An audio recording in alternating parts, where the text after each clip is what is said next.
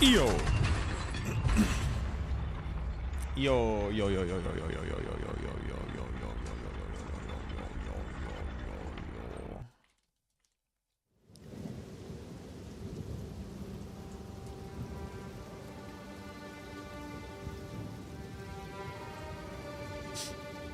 Yo, yo, yo, yo, yo,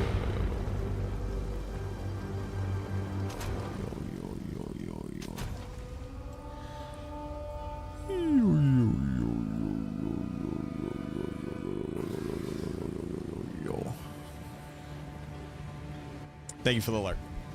What up, Grim? What's in my inventory? What did I do yesterday? Yo, look at this armor I made. Also, look at this other armor I also made, but I don't think it's as good as my armor.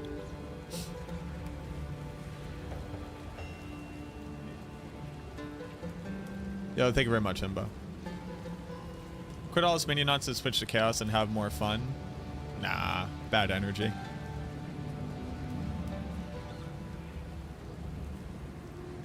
Bad energy. Nobody likes that. Thank you, Shingoku.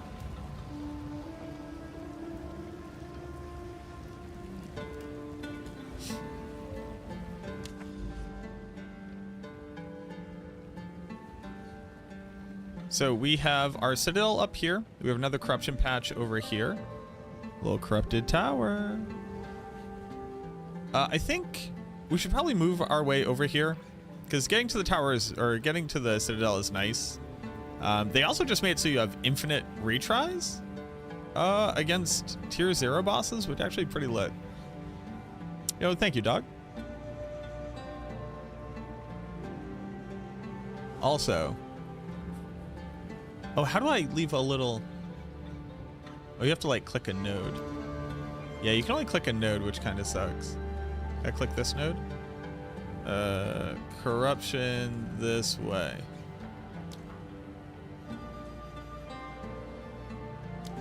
Oh, that's kind of sick.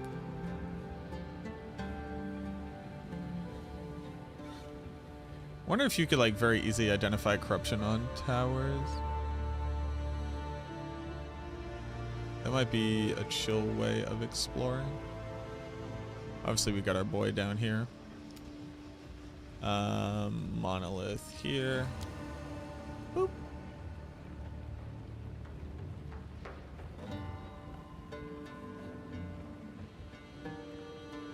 But yeah, let's move towards here because we want to get more points because more points just makes everything we're doing more valuable.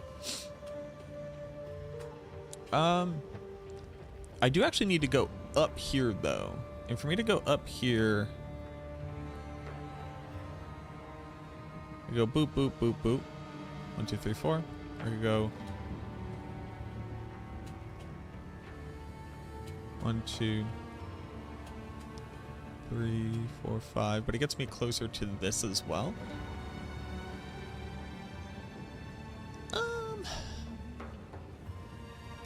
Yeah, we'll just do it. We'll do it this way. But we'll work towards two things. Oh, thank you very much, Raven. I am feeling better. Well, I am feeling better. Is a good enough way to put it. Bloodright Guard. Also, they changed at least one of our Pokemon. Actually, they nerfed a couple monsters, which is kind of interesting because that inherently means that they are like worse Spectres. Is my power to wield. But we've made a couple changes, so I'm using Despair now, and I'm fully using my snipers for cutting armor. So the arsonists themselves apply exposure. I'm reducing chaos. They're reducing armor. Oh no, I just realized I'm very quickly building towards Grim's build. Grim, I might accidentally be doing what you just said.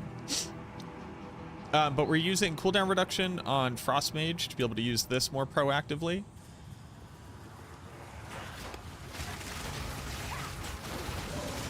And the idea is, the reason why I even did this is because I was using a Serpent Shaman.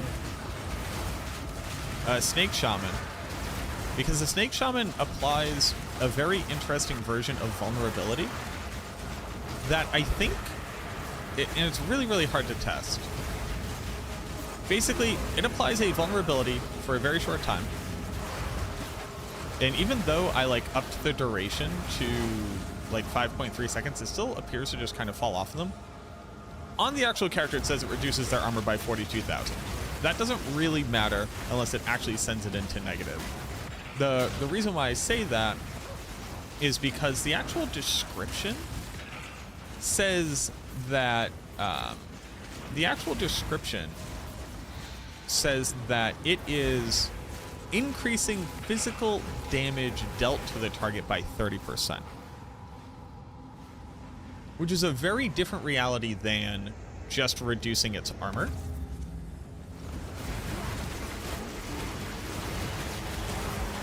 Like, it's not just applies vulnerability like your curse does. It has this secondary effect of increased physical damage dealt to it. So I was using it, and I was like, oh, this will be my vulnerability. This will be my vulnerability applicator. And then I'll run Curse. I'll run Despair. And that'll be interesting. Oh yeah, I was gonna pick this up. Talking about chaos. So that was a thought I was having. And I was like, do I like that? Do I like that idea? I don't know. And in practice, they were just kind of infrequently applying it. But what I noticed was my archers were doing like a decent enough job of shredding armor. You know, if I could get more greater jeweler's orbs, I can get them to do even better.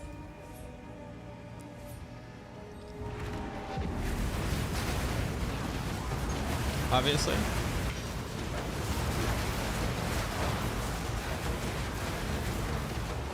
Too soon.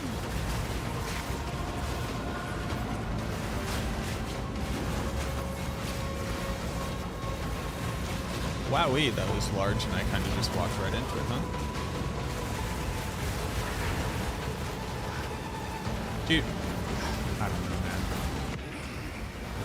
I don't know, like, the existence of Breach in its current form says that they expect you to be able to clear the entire screen multiple times over per second. Like, there's just no other universe where it makes sense that Breach works like that. Yet they want you to do combos, and they expect combat to be engaging. Like, Breach existing in its current format spits completely in the face of the concept of Division, where I just, like, I don't get how it exists and the game exists in its current format, and they, like, talk about it in the way that they do.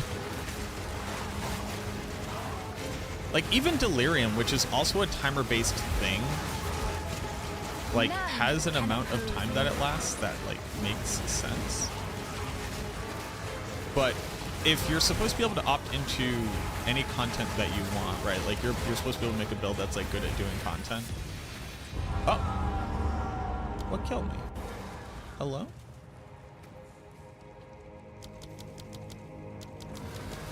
And Breach demands that you go that fast. Like, it demands a certain power, and it demands a certain playstyle. I don't know. I don't even have a fully fleshed out thought here, other than I just don't know how you're supposed to, like, get into doing Breach. Because Breach just feels like a thing that only your build can do on, like, exceptionally good gear. And if that is true, then it is the end game.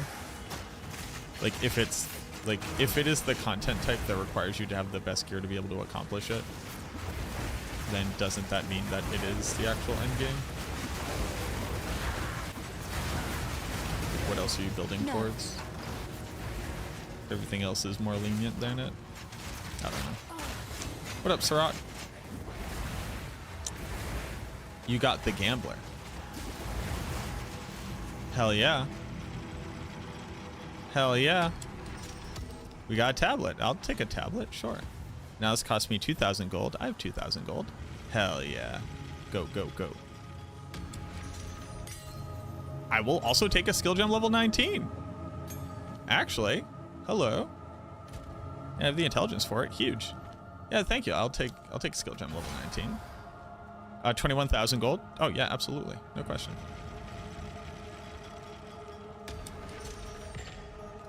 $20,000 gold for an orb? Sure. And 220,000. Easy.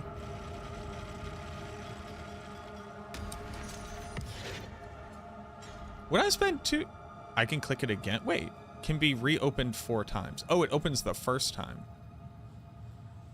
Well, I don't have 2 million gold. How useful. What am I supposed to do?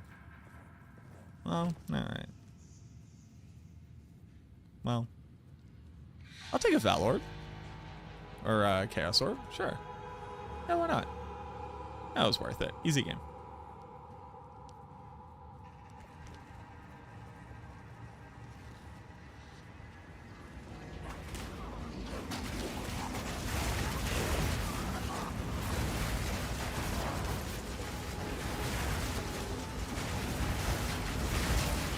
Rituals via logbooks.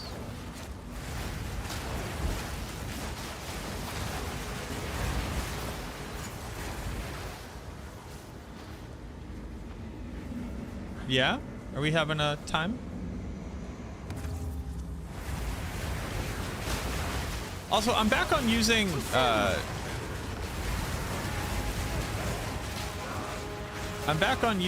what's it called? Death, take you.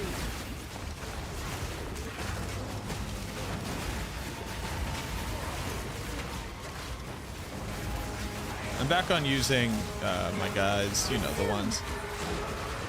Remnants of a Raging dead, obey me. Spirits. Holy.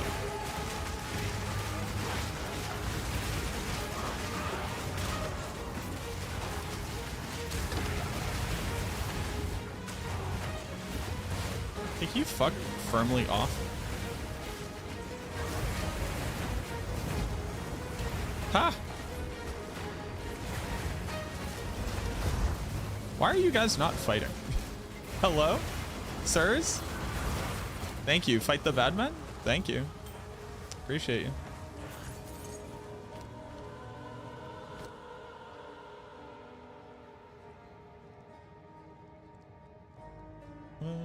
Dun, dun. Dun, dun, dun, dun. Dun, dun, dun, dun. Yeah, give me this. Join a sick day. Ooh.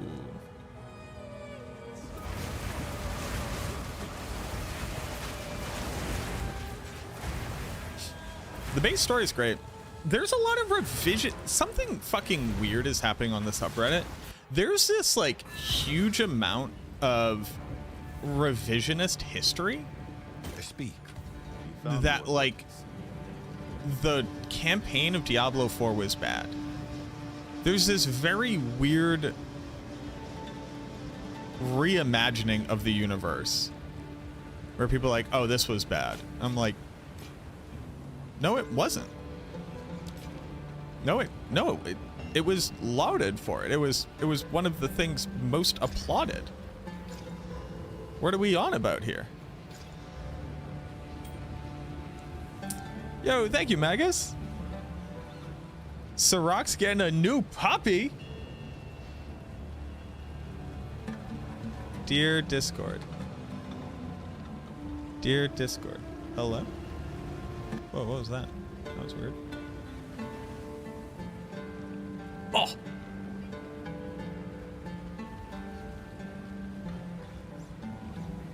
Wait, where's like the pop-up? Oh, they changed everything. Discord's different now.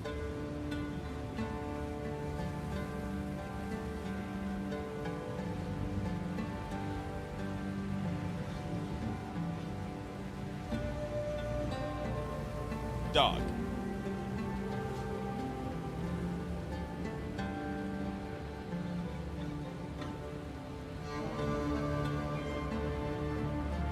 That is a puppy.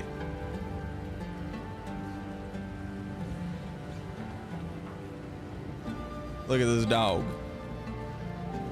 That's awesome, man. I'm sorry to hear about your dog. But I'm glad you get to get a new dog.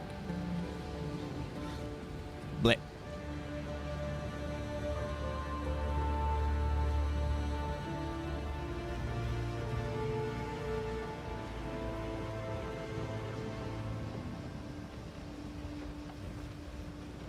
That's a good dog.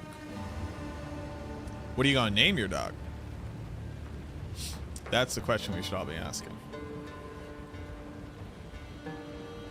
Oh yeah, they added a little border so you can see stuff faster. That's cool.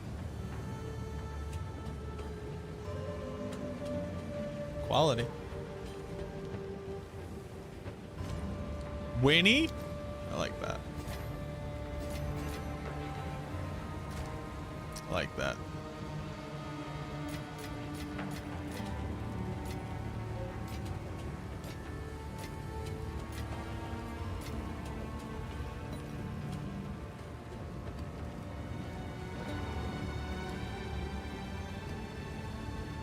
Good eating. Also, rest in peace to this ring. You were almost anything. On with the work. You rocked in Spectres? I am, yes. Suffer! I won't be off of Spectres until I get like 2 or 3 different perfect jeweler's orbs. Insolent wretch! And those are expensive.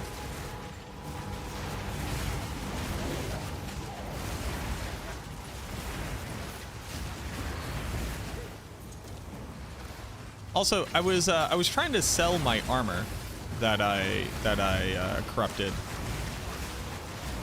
and I was checking up armors on the trade site, and like comparable armors to what I have are listed at like 1 to 3 divines.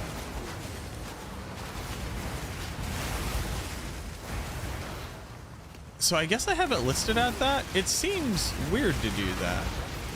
Because, like, I'm positive nothing I've ever made is worth that much.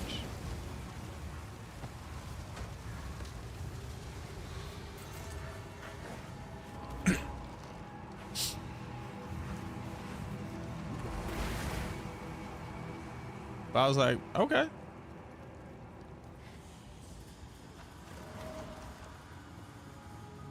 Got a Venter's Gamble and Perfect Jewelers and Gamble box last night. Ooh, very nice. D4 campaign was really good. It was.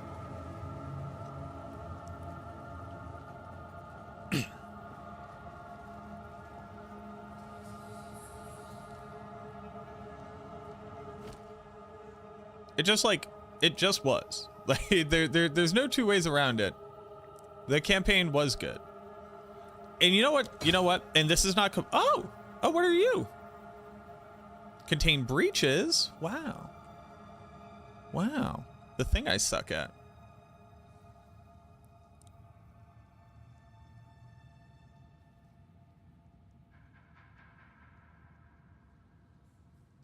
Oh, this makes you better at breaches. Hello. I would like this, thank you. I'll also take this, and I'll turn it on.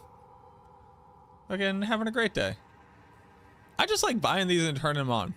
I don't really do anything after that, because who cares? But they're free. They're like, free, you didn't fuck up that bad, and I appreciate that.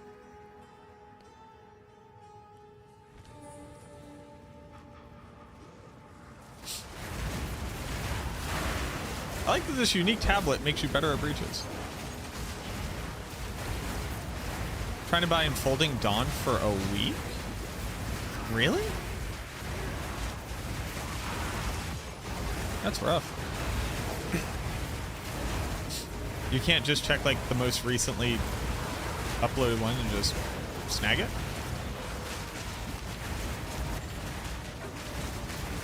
Suffer! I will feast on your Is that ignorant of me to assume? None can oppose me. Stuff that's really cheap is hard to buy? I can imagine that.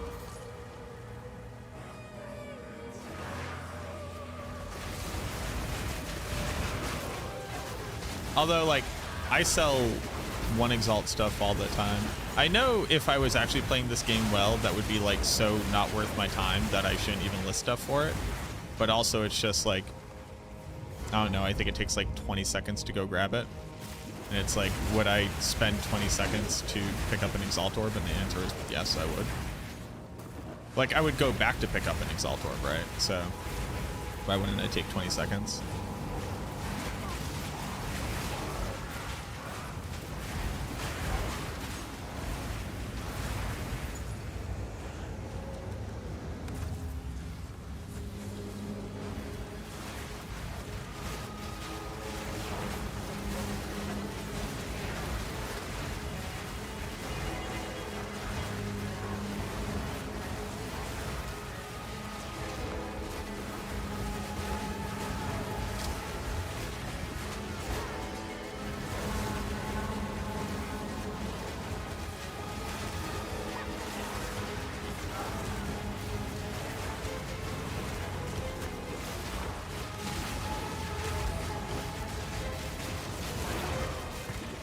Oh no, they spawned little plants back here.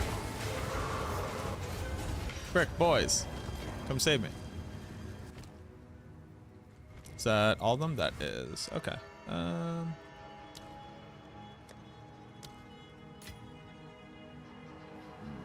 Zupa Tuscany. I don't care what it is. Let's go kill this boss.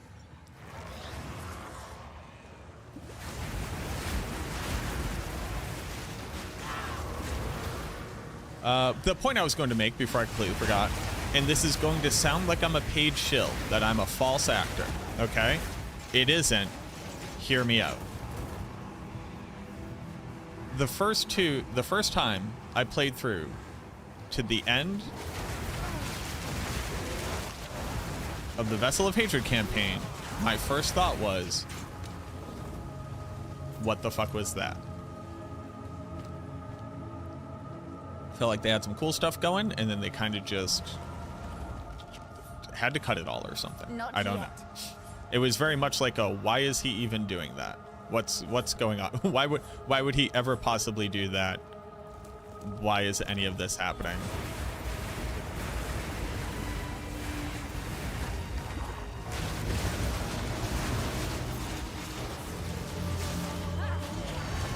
And then I replayed it. Hear me out. And then I replayed it. And my next thought was, oh, okay, yeah, actually I get that. That was kind of cool. The only thing that sucked about Vessel of Hatred's campaign is they very clearly cut out all of Urivar's story. So when you go to fight Urivar and he's just like, I offered them life. What did you do? You're like,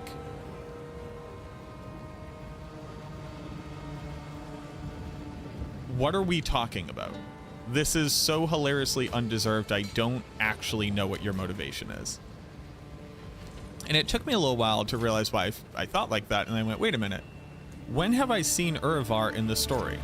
And then I realized he stabs you, and then that's it. He stabs you, and then you kill him. And I was like, oh, that's why this was bad. This is completely undeserved. So, when I go look up an armor like this, an armor that only has one dead stat, which is the stun threshold, which has decent spirit, a decent roll on the faster energy, that are also corrupted for damage recoup. When I go look this up, it's like 1 to 3. Nobody's offered to buy it for 2, so I'm going to bump it down to 1. Similarly, this shield, when I go look it up, is like listed at 1 divine. How many exalted orbs is a divine orb?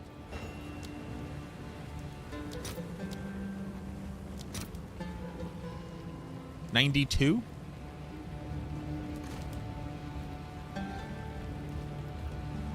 So can I like list this at like 60? Is that a thing?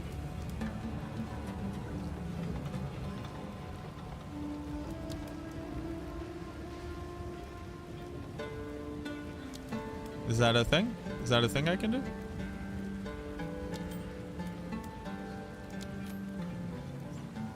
Joe no say. List it for a 90. I'll list it for 85. I'll list it for 85. How about that? Also, I found this armor, which I thought was pretty cool. Is there a build around this?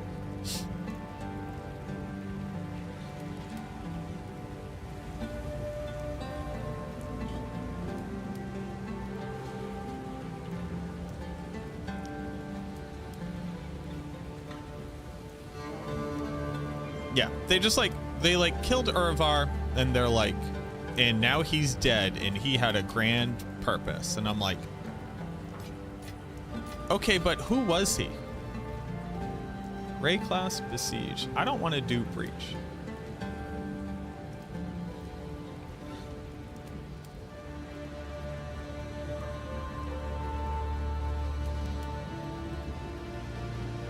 Oh, this thing rolls.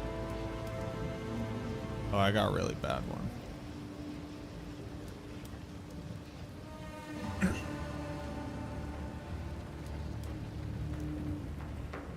I'll just use it myself.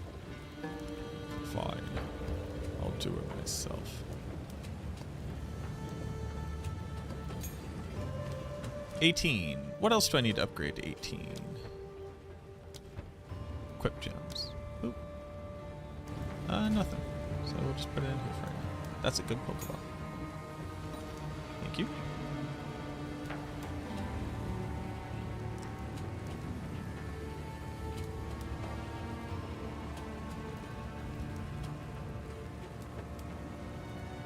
I love wearing Urvar's mask. Urvar's mask is probably my favorite cosmetic in the game.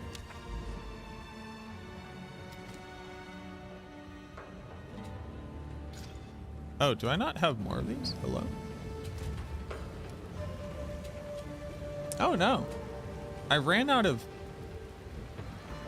orbs of augmentation?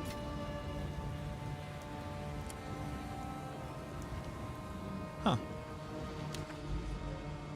Well, I guess I'll just die.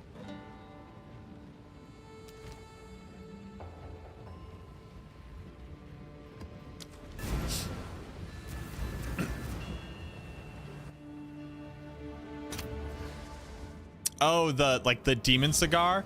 That's how you know he's evil, because he's smoking an evil cigar. I fucking hate that attack so much. All right, new thing that I'm gonna bitch about in this game. Monsters that have devastating attacks have very large animations, which is like the thing that typically makes it so that damaging attacks are fair, because the animation is so big that if you don't react to it, it's like a learned skill issue, and you will overcome it. Yo, thank you, Zelgreth.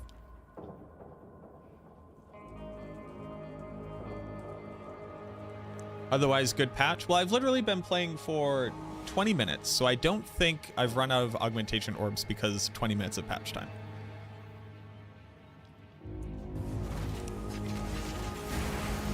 I do not believe that is a proper causation analysis. I think I ran out because I aug orb every single pair of shoes that I find. So the point that I was making about large attacks that do big damage because they have large windups.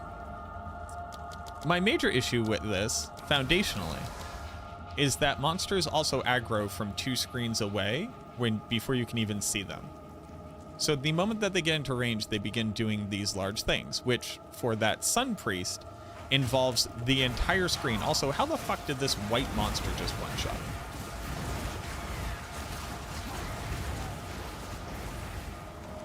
How do we exist in a universe where that happened? So my counter-argument to why it is okay for there to be large, very big damage attacks because they are like quote-unquote telegraphed is the fact that, like that one, where is he shooting me from? I could not tell you where that monster is. I have not seen this monster. Oh, here he is. Jesus, actual Christ. Real life Jesus of Nazareth. What was that? So my issue with these attacks is that they happen from places you haven't seen yet. So it's not fair because it's not actually telegraphed, because it occurs in a universe that I'm not a part of.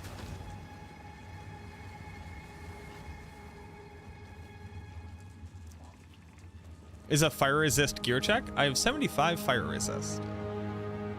I think it's a bullshit monster with the bullshit attack. That's bullshit.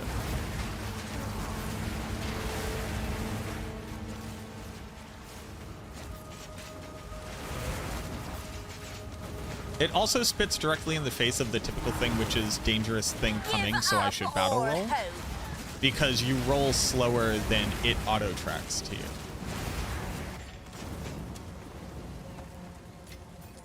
So it's like directly built to fuck you for doing the thing that the game has taught you to do in those scenarios, and it fires from off screen.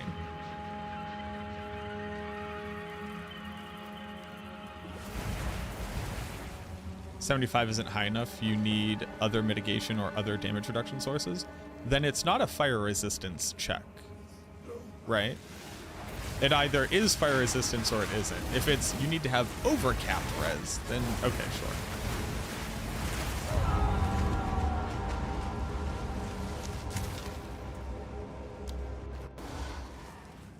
What am I, hey, what am I dying to? Hey, what's happening? Did I... This was like a blue map. What am I dying to?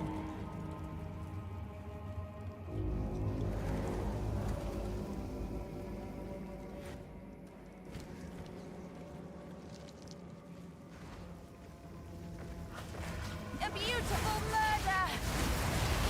I don't understand how I, like, quite literally laughed on my way to the bank in the previous map, where the only thing that, like, vaguely came close to killing me was a sun priest laser beam, and just like kind of sitting in the middle of explosives. But like, what is happening in this map? What is occurring? Is God here? Did I piss off like real God? I'm sorry, actual God.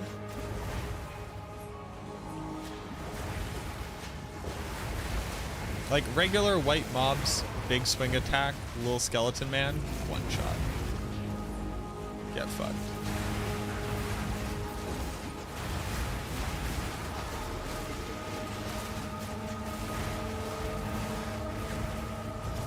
Boop, boop, boop.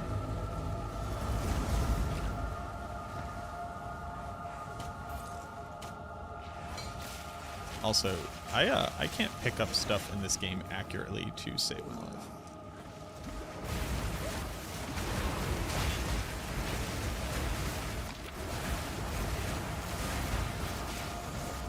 I need mind over matter.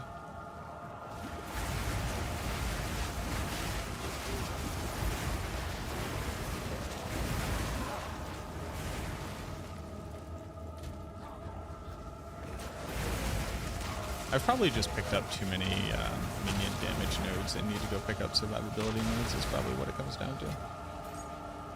Or get good. And sadly, I'm not good.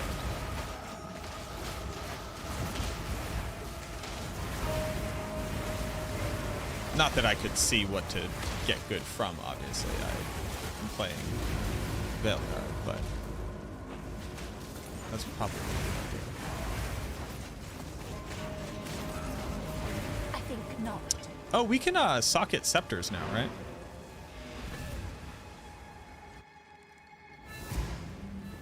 I had chaos. The chaos balls hidden by fire. Gotcha. Well, nothing I can do about that, because again, like I said, I'm not good.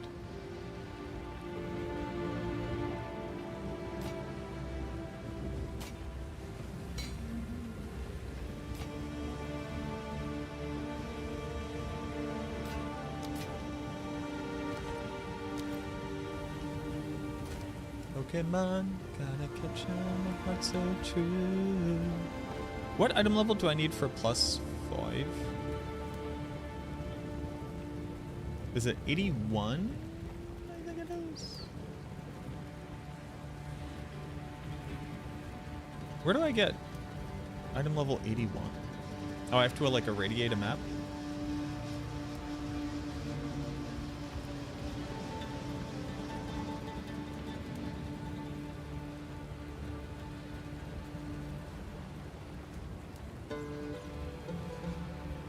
Oh, it's only 78.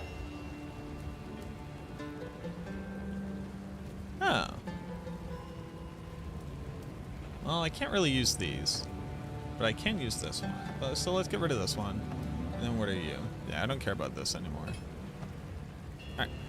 Oh, you're my best friends.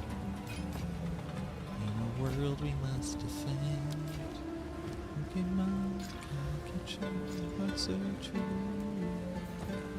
Courage will pull us through. You teach me and I'll teach you. And I am getting one shot because it's not this. So I am just getting decked. Bang. How's the endgame experience? So not only was the campaign absolutely fine, but the endgame experience is significantly better than it was before. I would argue probably my leading issue with the game currently Get out of my way! is that, like,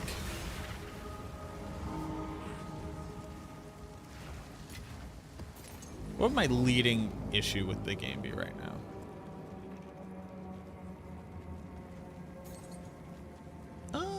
Do I have a leading issue with the game right now? Like, I think a lot about the game is just like generally unfair and sucks, but like in very small annoying ways. What is hello?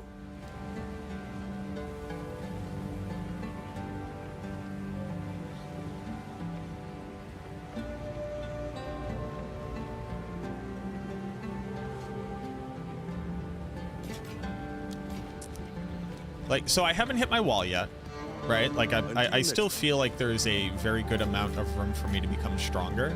It's all strictly gear gated. It's strictly gear gated.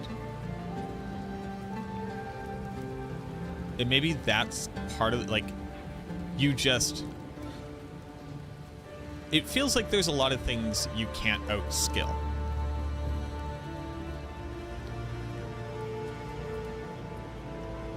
And that sucks. That's most ARPGs. To you know, to their credit, that's most ARPGs.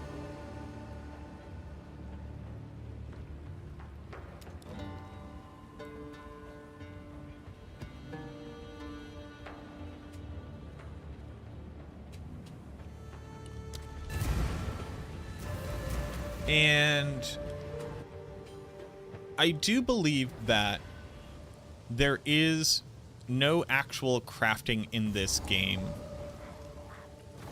actually at all.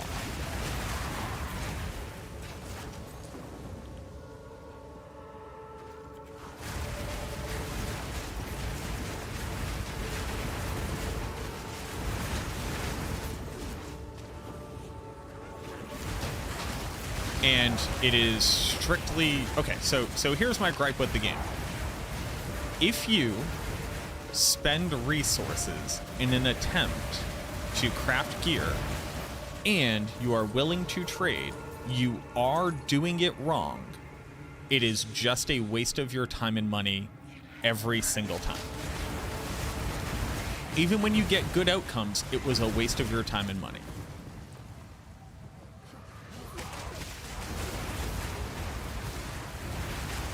And that sucks, considering it's a game about having, you know, dozens upon dozens of ways to theoretically engage with crafting, when actually all of them are just strictly RNG and there's nothing you can do about it.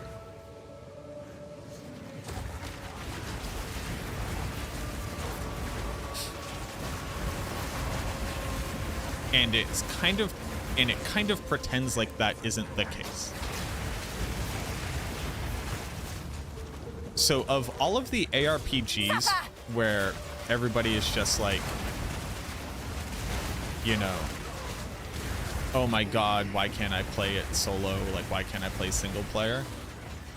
This one is the worst amongst them.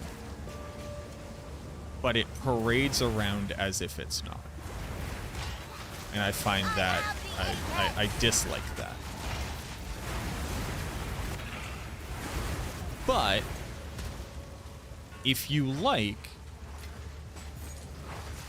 the illusion that you'll eventually get rich enough to be able to have less gambling crafting, not deterministic crafting by any means, just less RNG gambling, then it's a great time. Like, I'm having a really good time playing the game.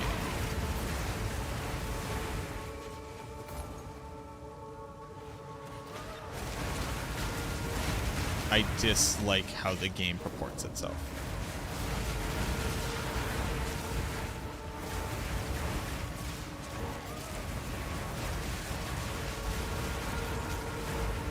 Did they make pinnacle bosses easier? They made tier 0 pinnacle bosses easier, and you can try them infinitely.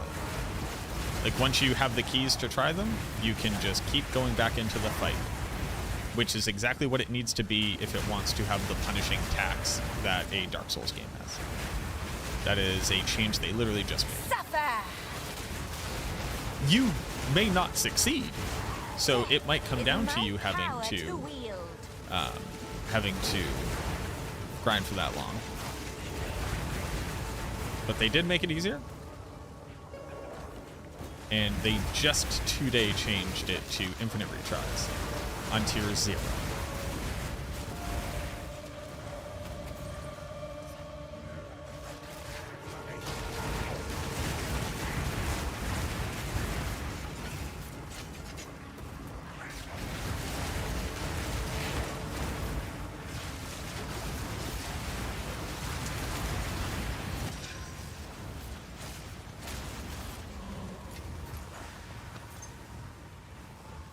Good timing. The Aren't spirit. you beautiful?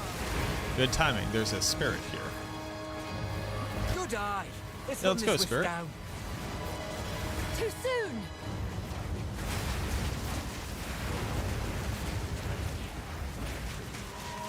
Keep on him.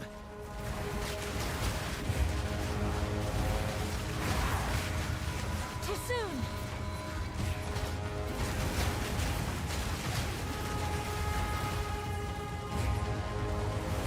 Rathen's flaring. It's getting stronger.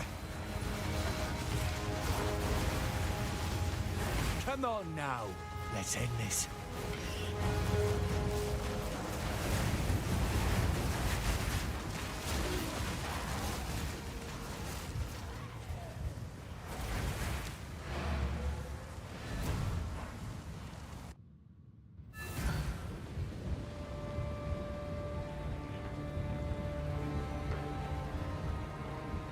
Doesn't help that minions won't be able to do pinnacle bosses, says who? What is it? Have you found more of what? Who has determined this?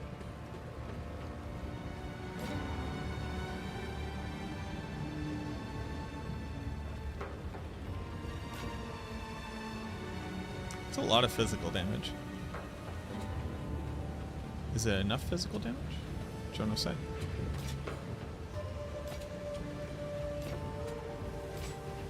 And the world may never know. Have you found more of what? Damage penetrates, light res. Waiting.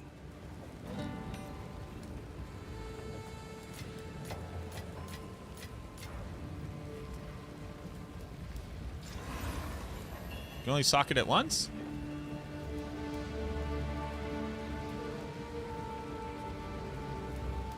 Wait, which one? Oh, talismans. Talismans. So I have to do as Merry Spirits specifically to get scepter sockets? Prove me wrong? Okay. That's not typically how the onus of proof works. So when somebody makes a claim, it's typically backed up by data. And then they have to prove that the claim is true. Somebody else cannot disprove a false claim you have made if it's not based off of a thing. That's why I asked who said.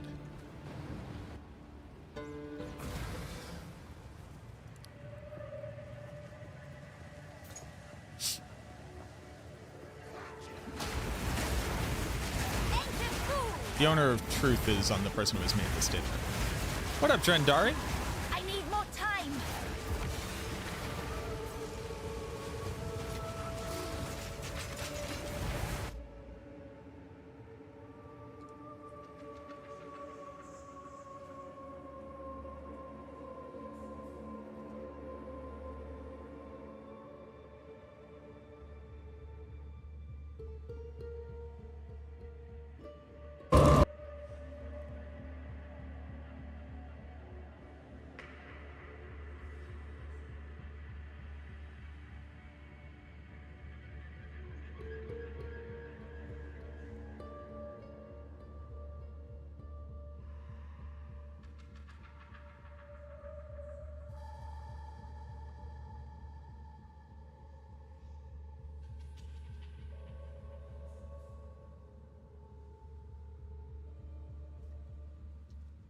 Oof.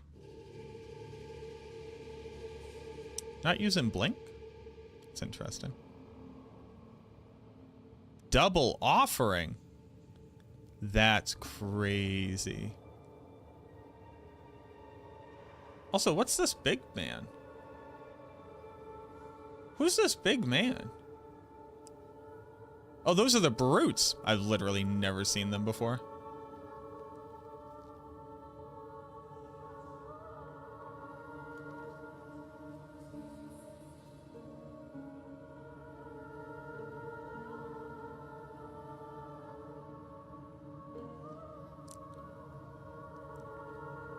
On cold mages, you don't spam. Oh, you do. Okay.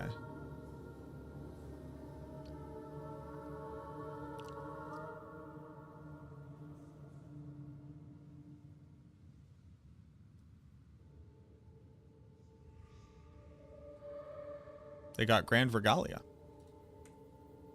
That was from 6 days ago.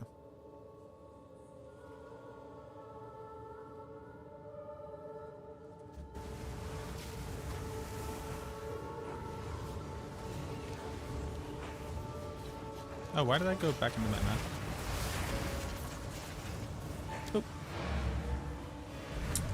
Oh. Better since the patch. Is it playable with controller yet? I haven't tried it on controller because I've given up on that entirely. It is much better. Go on. It is significantly better. It's still Path of Exile, so it is still supremely frustrating most of the time. But I would say it's much better. Also, I spent a lot of time trying out all of these fettered monsters. The fettered snake actually looks very cool. I'm gonna try to make something out of that. But I would either need another perfect jewel or to get the opportunity to get another one of these and then put it onto my current gem. Actually a very, very cool monster, I think. Why was I keeping these? I don't know.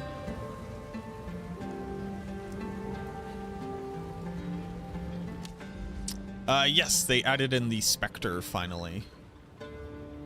They didn't have it for a grip. Okay, so I actually won't be able to get there from here. I'll have to go up there. All right, so then we about face. They're gonna crit a lot. Can I just like not run that? I would just rather not, you know.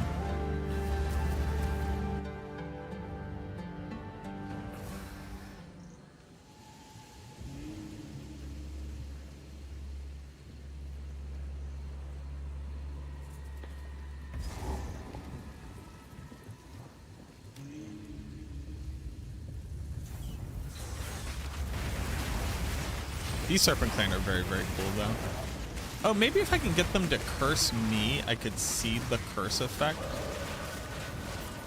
on my character. And can I do that without dying? Death, take you. Who knows? Not yet. I also have to remember to actually use my cold Supper! mages.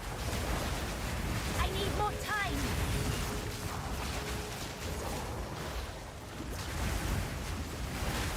Defeat Yoata, the loathsome. Loathsome.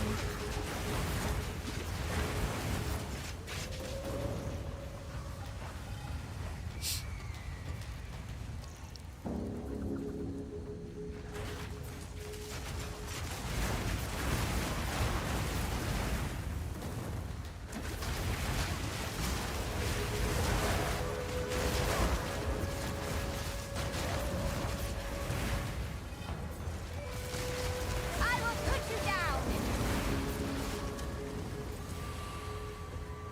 Oh, there's a spirit here. Hello, spirit.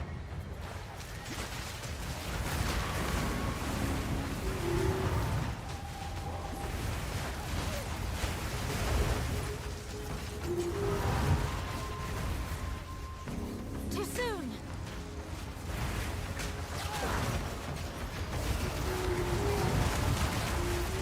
Oh,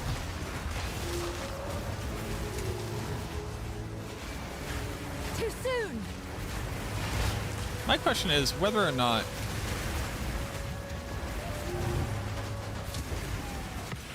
the raging spirits are doing anything.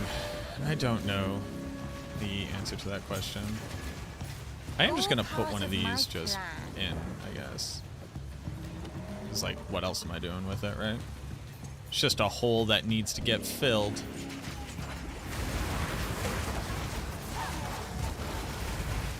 The thing that I found is that, like, I just didn't have anything to be casting Give other than, like, up Flame or Wall, which hope. does, like, technically help my damage a little bit.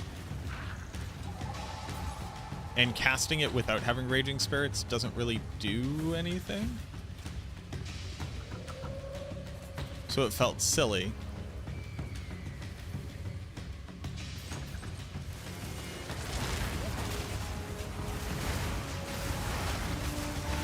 I need more time.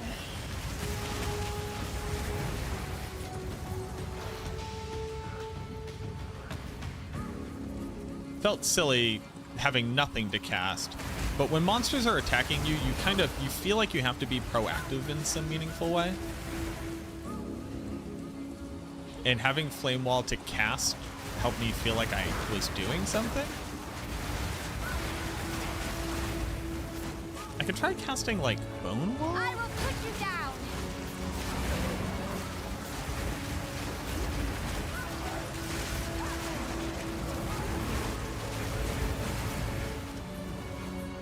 Maybe I can just be, like, spamming a cold spell? They took away Eye of Winter, so the question becomes, like, so what do I do? Too soon.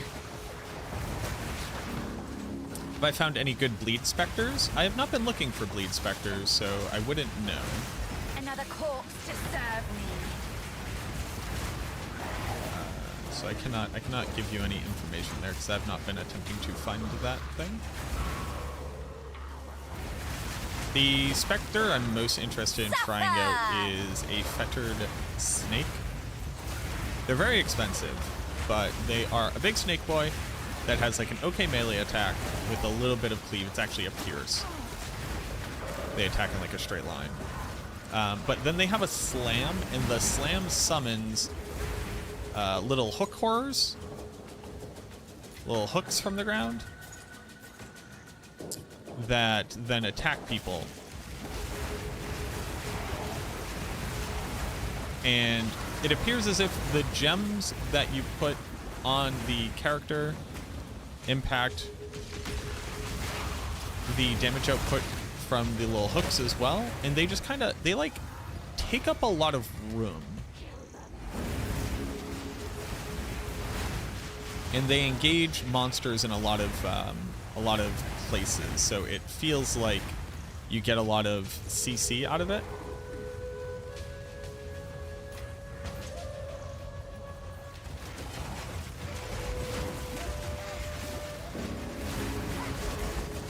Maybe I should be dropping the Raging Spirits and just be using some kind of like Frost Nova.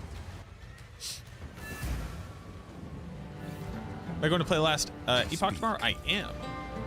Need to create. I am. In fact, tomorrow. So a lot of people have been saying basically like happy stream anniversary, which is awesome. Thank you very much. I very much appreciate that. My anniversary actually starts tomorrow. I will be a full-time partner, a Twitch partner for 4 years now.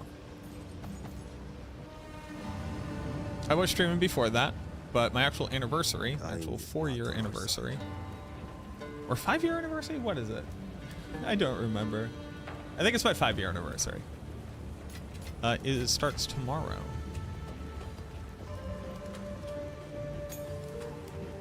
Which is very cool.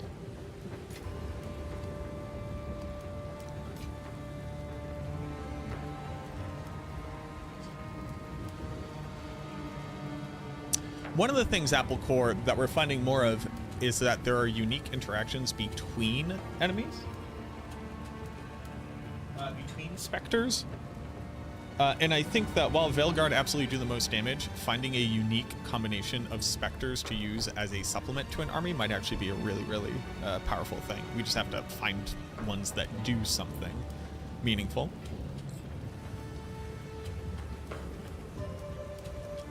I have, all of my Atlas right now is fully spec'd into Essence. You would have thought I would get more.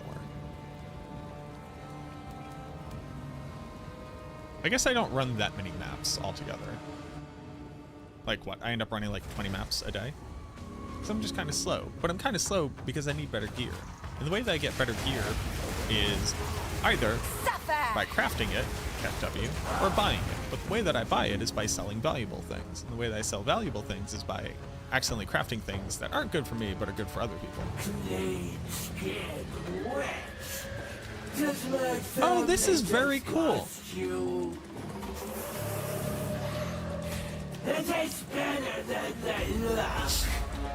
Bringing her to other maps like this, very, very cool. I've never actually fought the Queen of Filth in other maps.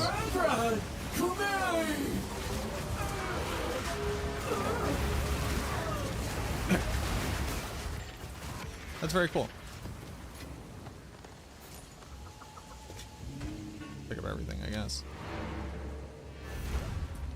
Okay, so I finally have another point available. I need to go do my last Ascendancy. Question is, what would I pick up? I could pick up more energy shield. I could pick up a gem slot, although I don't have gems to put into it. Okay, so I believe at this point I have the stats that would support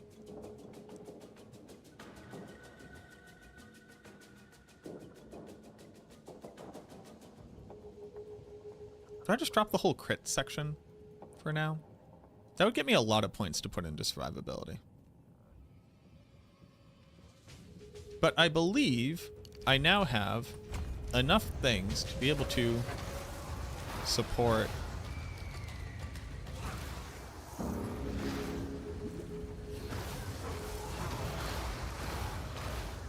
Do I? I don't know. I actually don't know, but we're gonna try. What is it? Like if I were to get out of crit,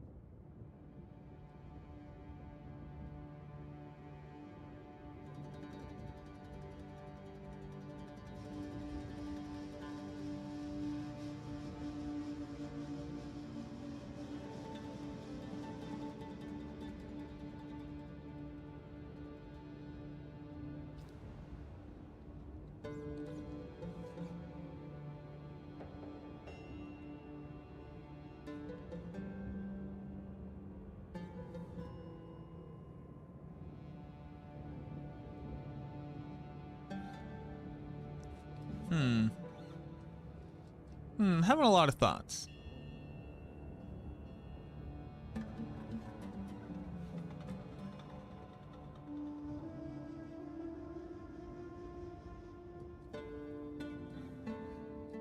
This is 1, 2, 3, 4, 5, 6, 7.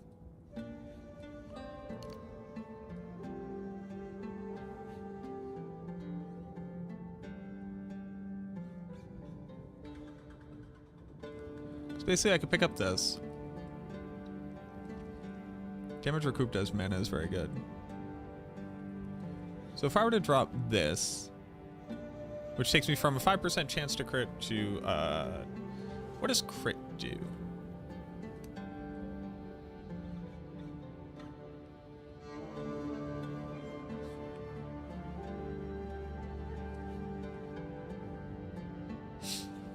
So, hold on real quick. Does crit actually do 100% more damage, or does it add 100%? It says it deals 100% extra damage, twice as much damage. I get that, I can read, I'm literate. But does it actually double your damage output, or does it add 100 increased damage?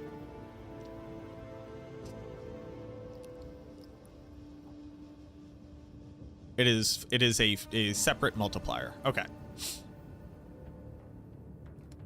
And then, so I currently have, minions currently have a 140%. So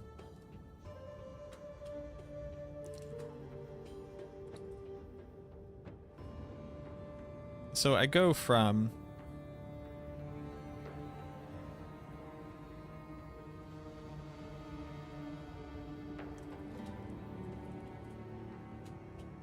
critically striking on average is a 15.4% increase in damage for me right now, as opposed to a 7% increase in damage on average. So I go from doing 1.154 to 1.07. It's about a 7% increase in damage.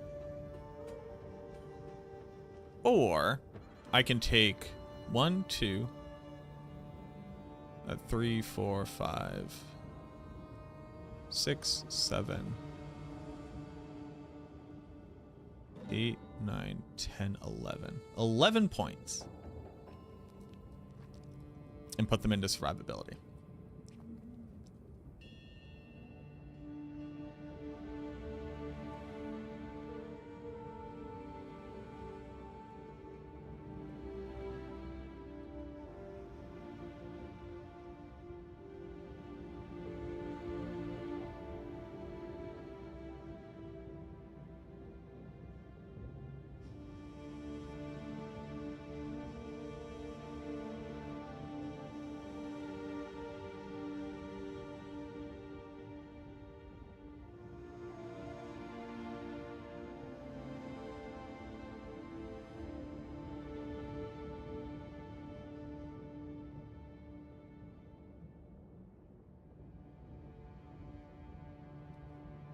Yeah, I think right now I don't have the crit chance to actually support this. The only issue is I do need these stats. Time to change. So I do need these stats, which is very interesting. So I'd have to put them elsewhere, and I'm not actually going to...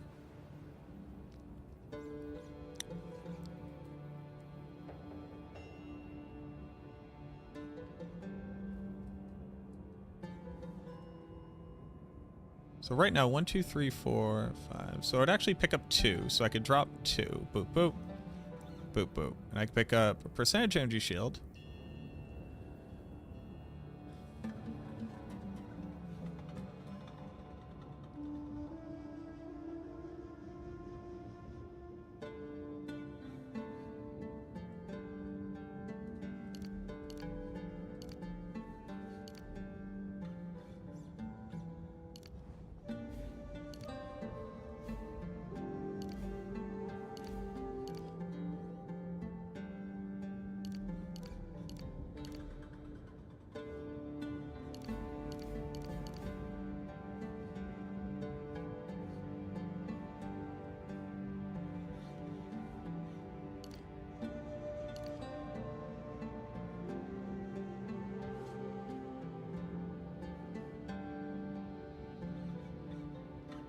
I would prefer to remove these points. Obviously, I just can't right now.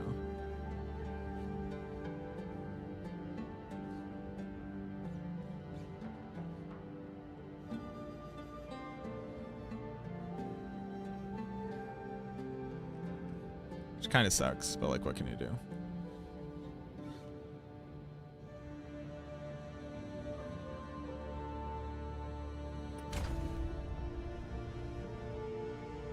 Yeah, 200 more mana, over 300 more energy shield, increased block chance.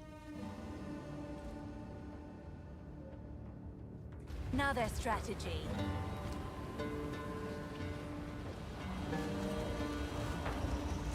Okay. Oh, hello.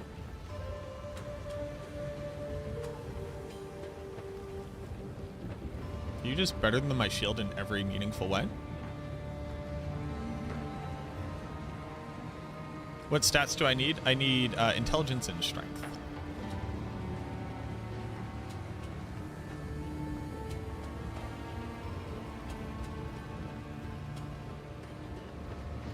There's some easy max energy shield up near the top. Oh, up over here?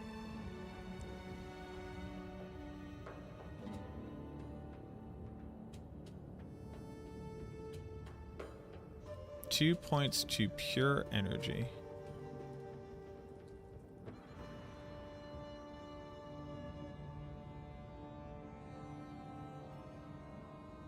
Ooh.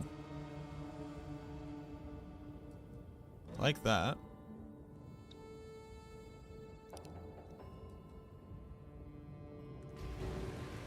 Speak.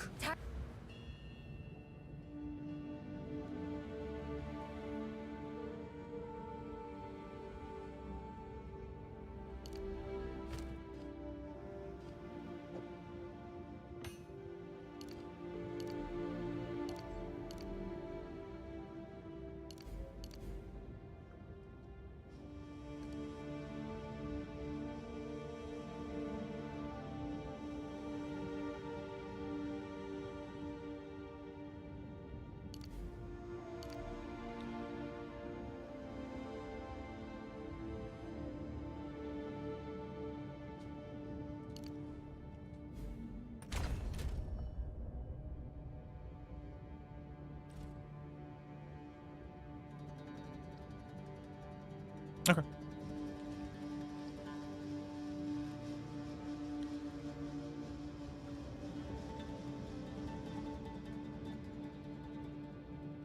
Also, this shield is just better than my shield. Just 100%. I just picked up a better shield. Yeah. Hey, good job. Time to change plans. Okay. Oh, this has 30 int on it. Damn it.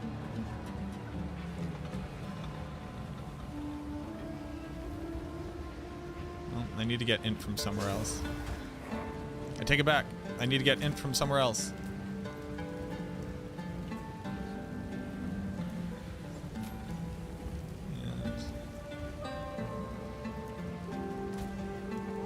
How much int do I need? If I drop 10, I would be at 89. I need 91. I have this to swap to, which I could swap here to get the Chaos Res from here.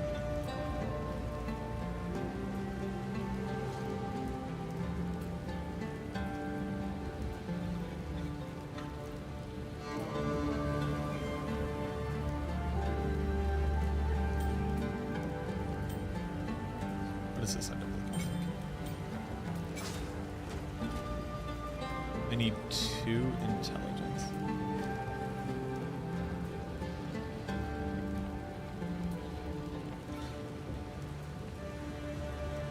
What's my resistances?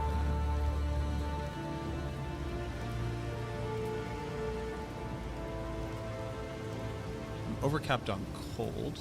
Does that do anything for me?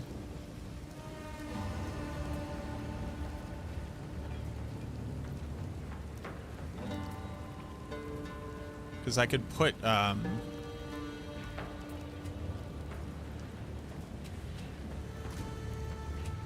but I actually can't.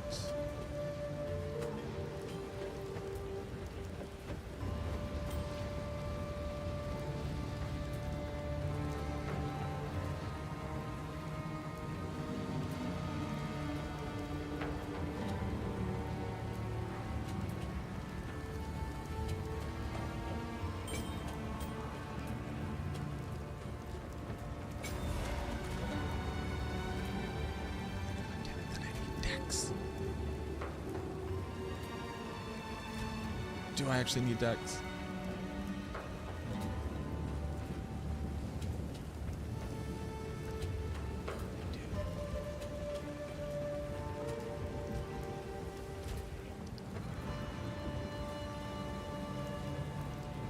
Because then I would just socket fire here.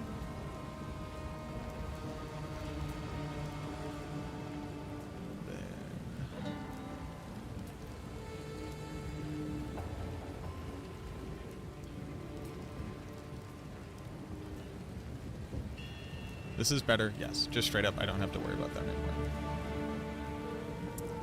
I need 10 dex.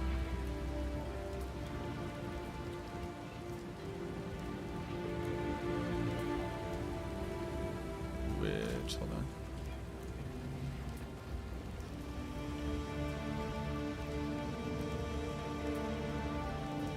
Does this come in 10?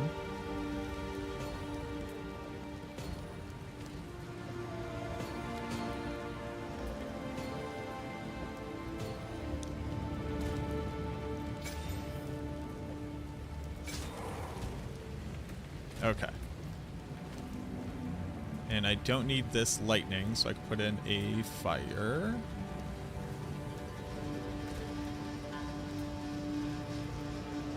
My one fire rune.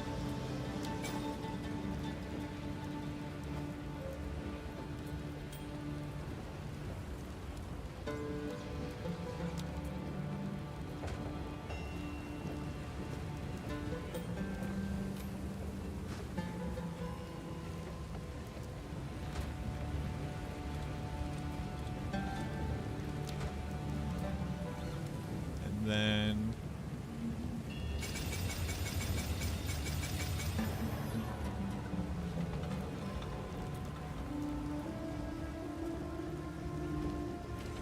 okay, easy.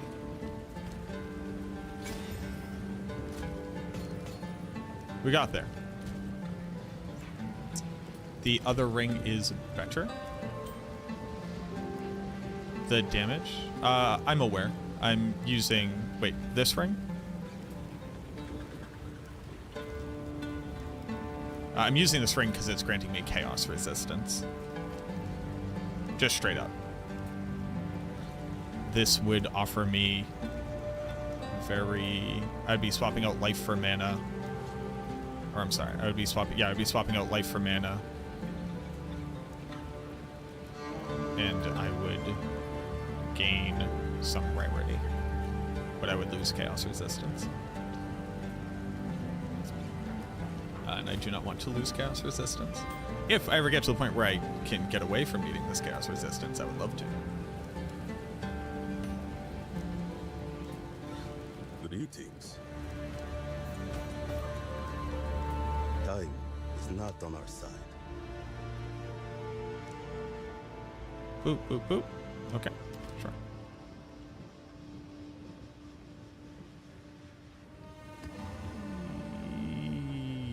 Yeah, sure. What up, Frostbite? How you doing? Thank you, Apollo. Thank you, thank you.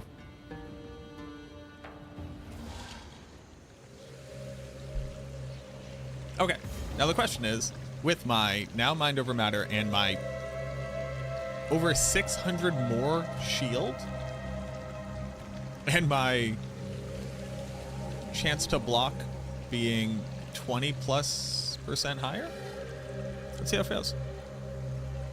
10 intelligence is 1,000 more mana.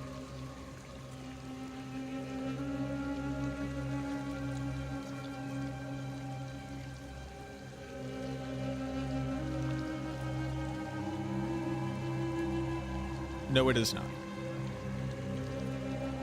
It is 20 mana.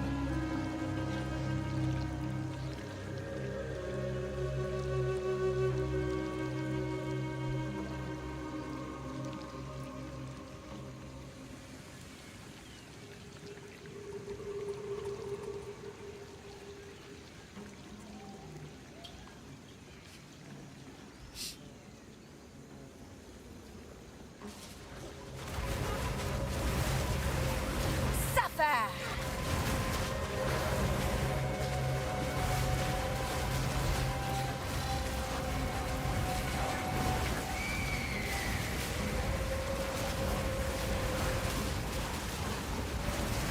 Death, take you.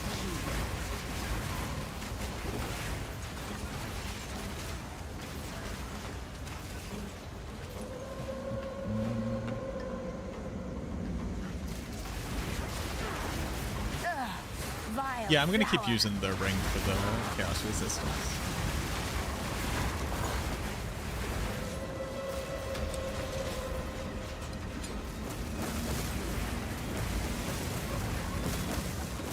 Oh, hi. You should have served me. More mana.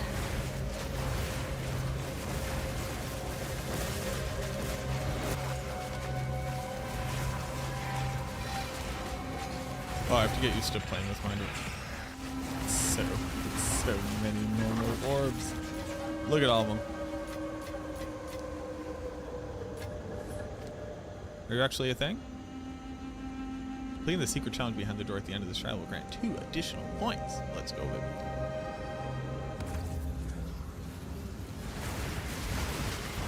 Suffer!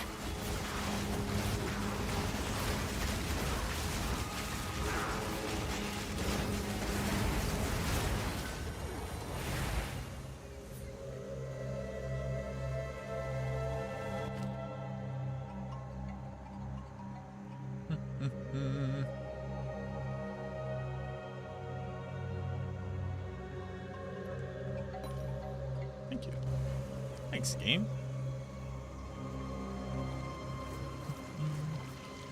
I need more time. More mana. This is the issue, ain't it, though? Out of mana.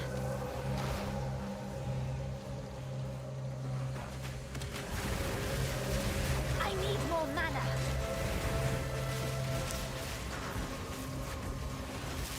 I can't run around with, like, no flasks. Because then I'm not even None giving can them the, oppose. God damn it. I feel like I'm so close to being able to use Mind Over Mana, or Mind Over Matter, and I just can't right now. Speak. I'm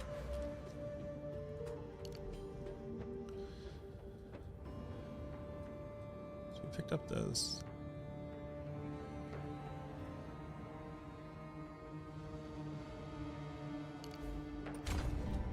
must keep calculating. I guess in 4 levels I will. Sure.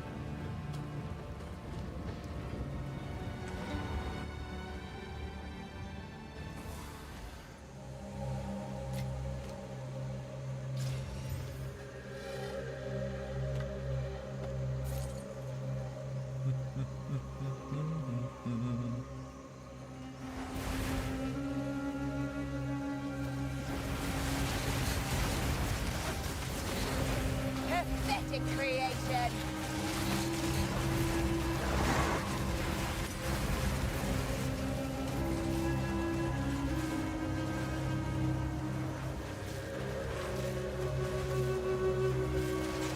Shouldn't these all have higher...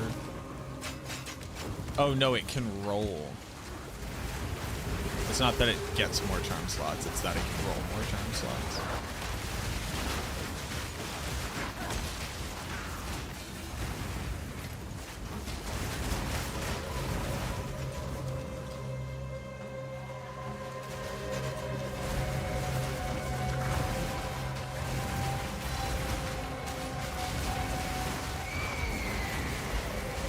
Another Actually, corpse to serve me. What would my mana regen be if it wasn't based off my maximum? Suffer! At this point.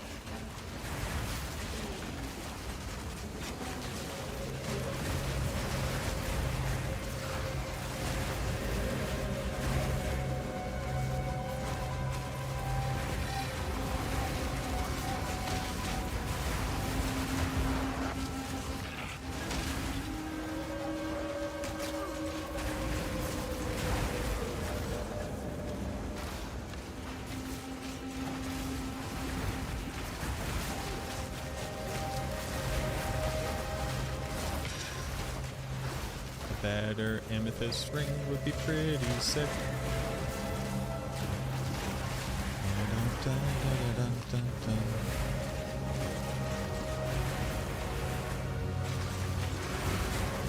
Give up all hope.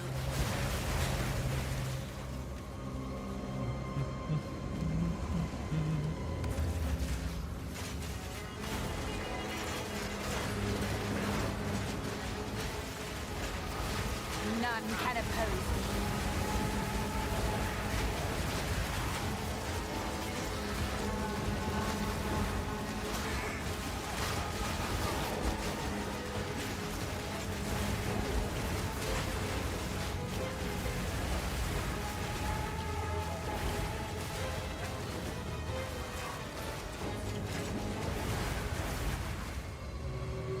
I think not. Luxurious slippers.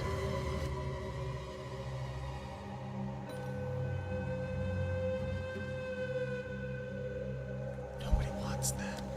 Hey, my guy, nobody wants that. Nobody wants to deal with that.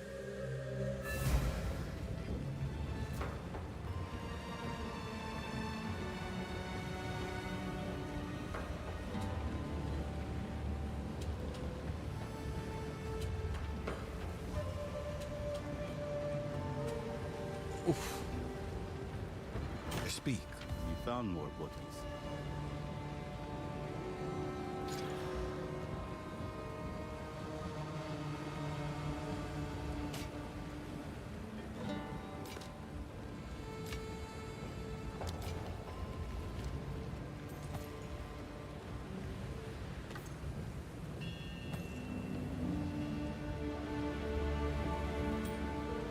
Sure. Of suffix. I actually don't care about suffix so much. I don't care about suffix so much, it turns out. Boop, boop, boop. Another prefix. Boop, boop, boop. You are garbage. You are trash. What do I have for regal? We'll add suffix. We'll add prefix. Do I care which one? Not so much.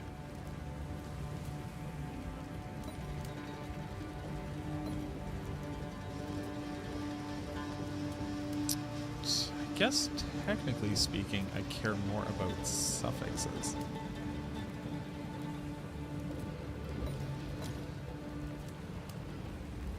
Does that matter? I guess it matters.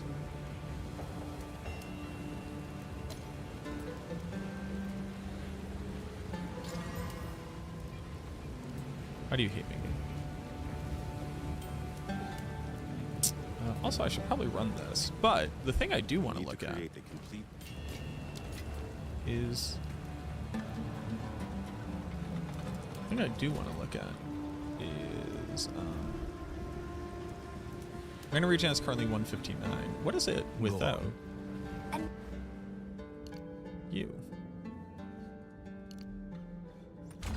Another strategy. 71. Well then. Thank you very much. I will keep them.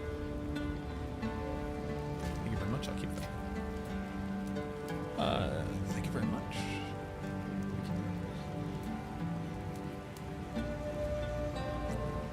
It's very, very interesting, right? Like,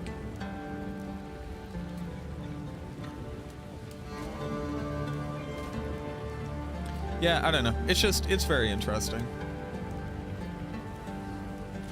So, if I were to lose 26 here, 70 would be 69. Nice.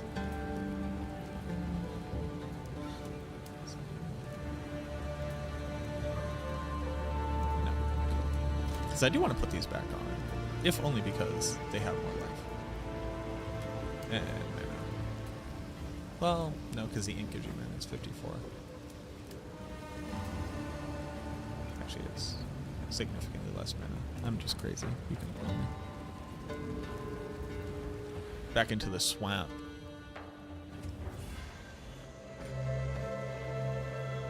The things that I'm like, especially like omens, right?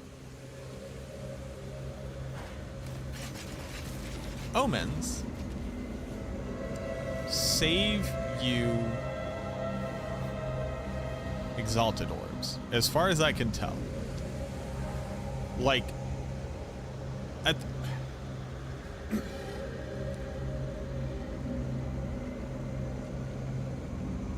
like the omen for the Alk orb, right, where you hit prefixes. I would only want to craft on this armor if it hits spirit. Okay. I use the omen. I use the Alk orb. I don't get spirit. Cool, I saved 2 exalted orbs. How much is that omen?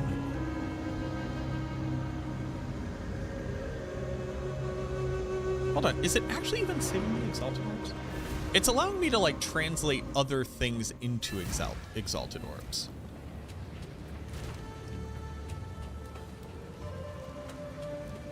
So, Sinistral, Coronation, and an Alk orb. How much is an Alk orb? Hello.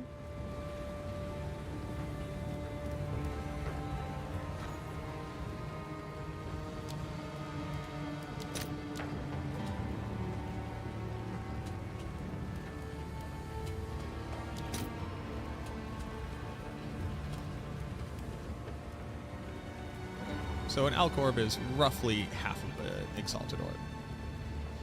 So for the price of half an exalted orb, I get 1 exalted orb worth of functionality, and I save money. What about Sinistral?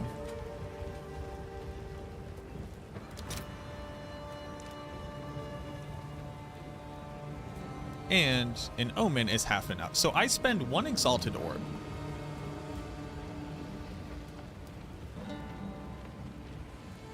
to save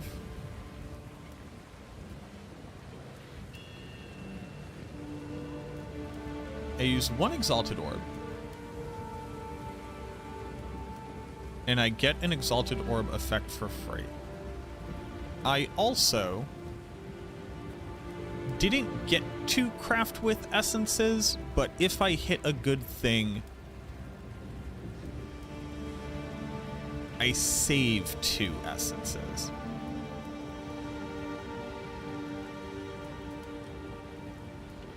So if I have a white base, I have an omen of Sinistral Coronation and an alchemy orb. I save, so in the worst case, I save a transmutation, augmentation, regal, and exalted orb.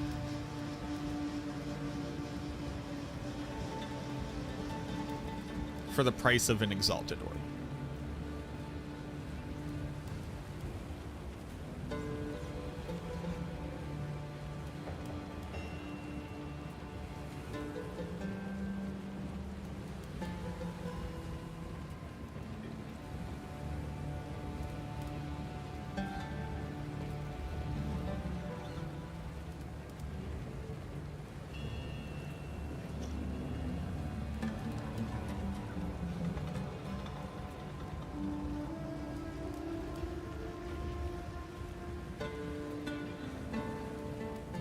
price of one exalted orb.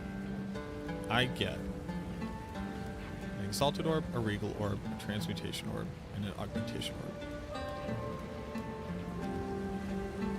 I lose out on the ability to use essences.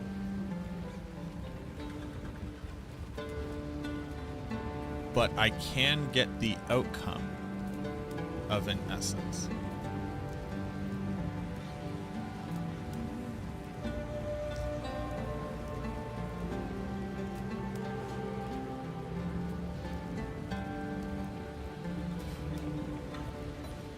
It saves you time. Yes, we need to create a complete. And it potentially saves you 2 more exalted orbs. Which could actually be... What's the one that does there. 2 exalted orbs for the price of 1? Don't even get me started on these things. I literally... Like, how much are these? 2 to 1. Huh.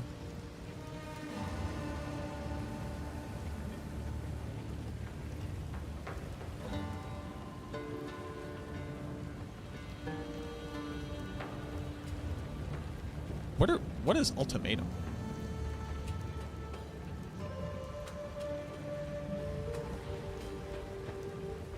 What is ultimatum?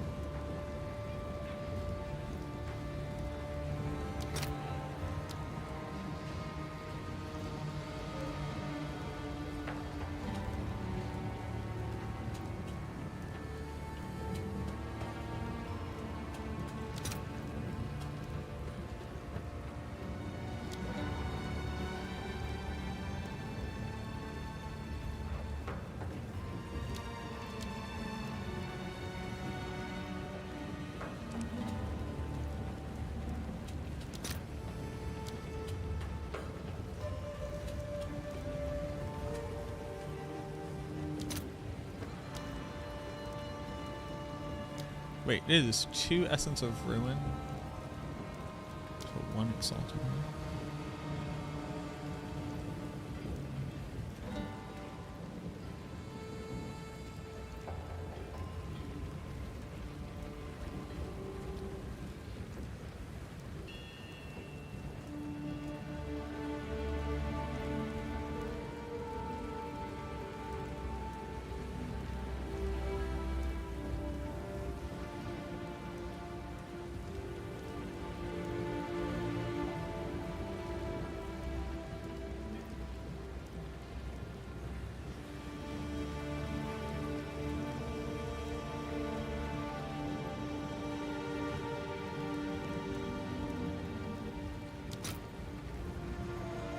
So Omen of Greater Exaltation is 1.5 exaltations.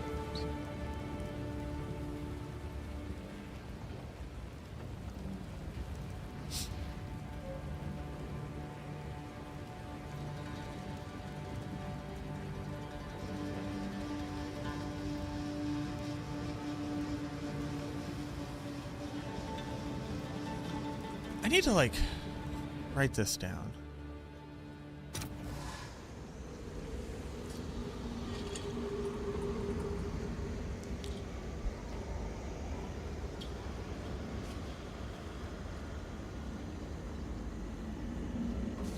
You cannot essence craft spirit, sadly.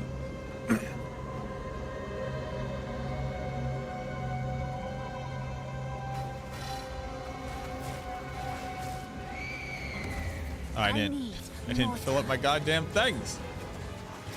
I need more time.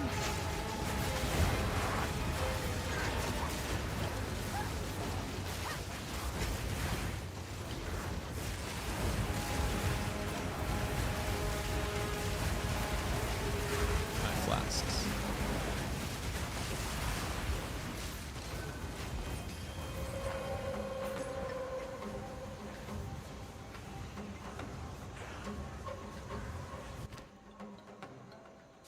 Energy shield, spell damage, mana, reduce cast speed, take skills as physical damage. Take 91% of mana cost you pay for skills as physical damage. Scold's Point.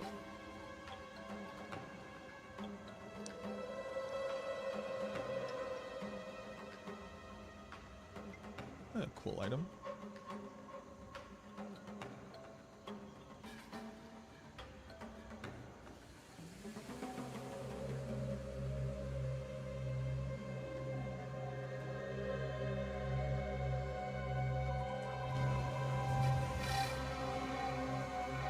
What up, Nathan? How you doing?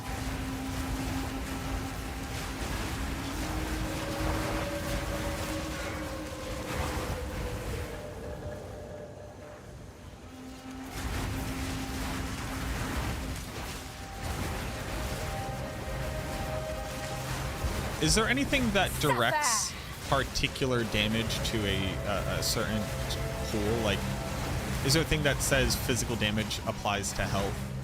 Or elemental damage applies to health, like ignoring energy shield kind of deal. Man, I really hate know this. what you're doing.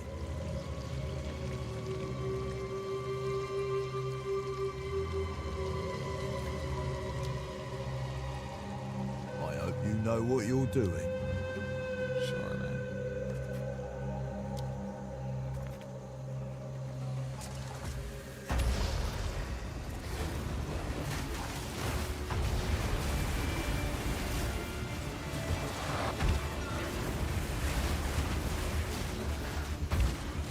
Another corpse to serve me. Too soon. Insolent wretch. Stay safe.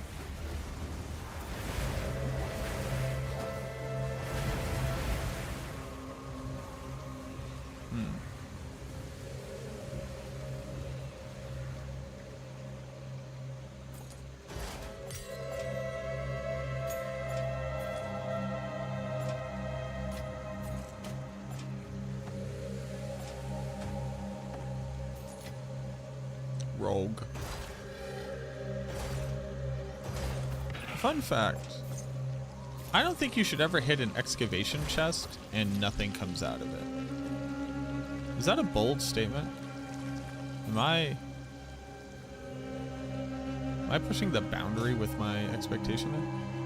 What's the point of the chest popping open? What's the point of making me click a thing that doesn't? That wasn't a reward. I was not rewarded for my time. I was neither rewarded for my time nor for my accomplishment. How dare you, game? I need more time. Could be your loot filter. I don't use a loot filter, so it cannot be my loot filter.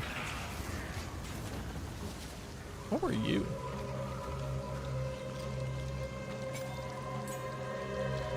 What was that? An Undertaker. What's an Undertaker? Undertaker. Has anybody looked at this thing? Probably. Undertaker. These look interesting. Okay. Let's look up Undertaker.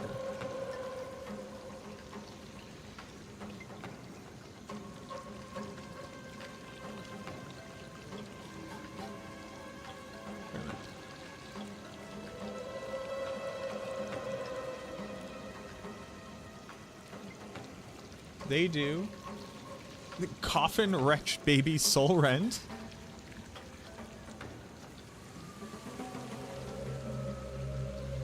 Okay, what was that? What's that little maneuver they're doing there?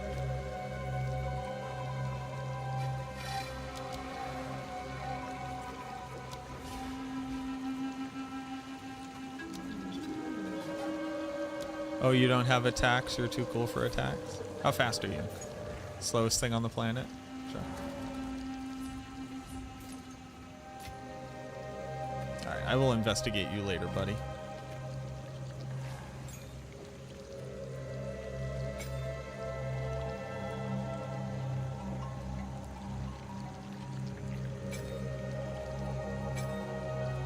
I need to find my other ritual.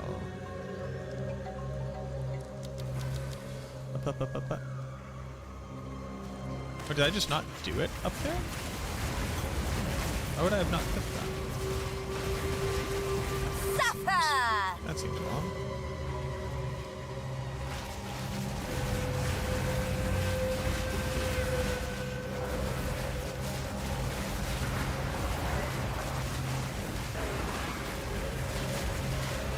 What the fuck was that?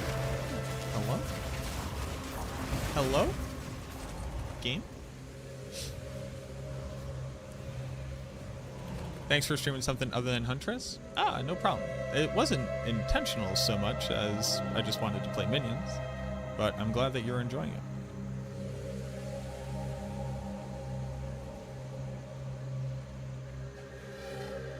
It's just like the only build I like kind of knew anything about, and I wanted to at least be able to spend time researching the Spectres. Where? Donde está my other ritual? Ahí? No, ahí. Okay.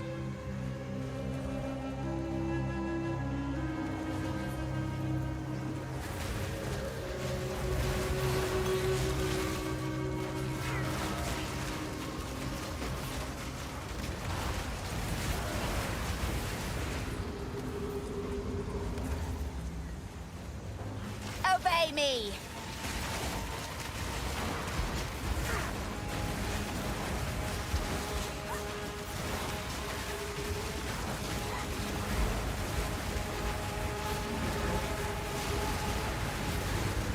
That can create better.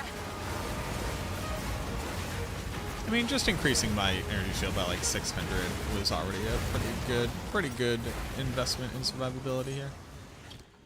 Hello, give me my Alcorb. Yeah, you know what?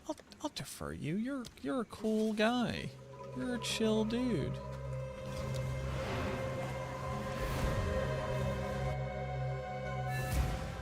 Expedition logs are messed up drops. Yes.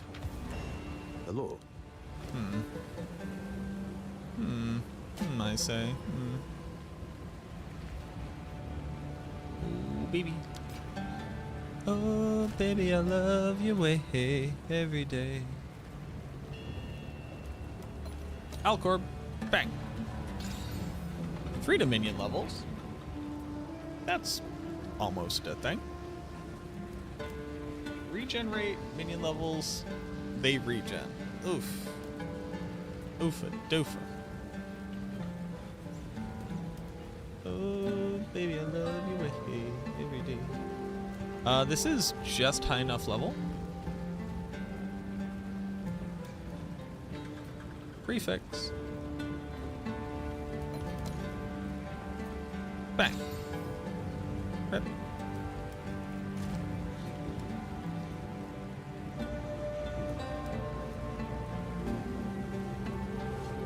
Somebody would probably buy 3 Dominion levels, but I'm not really looking to sell it, honestly. Boop, boop. Boop, boop. Okay. Have you found Okay, bud. Okay, you're doing a great job. Okay, bye-bye now.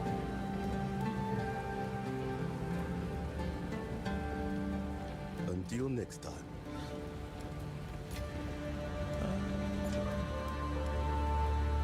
You go put my little cups in there, take the Undertaker, and maybe another Pokeball. We have a bunch, yeah. I have one right here, sure. Okay.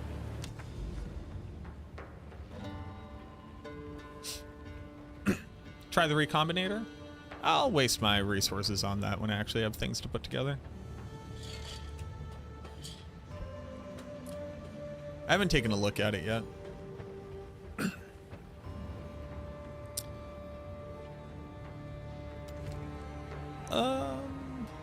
Am I gonna want to juice this area?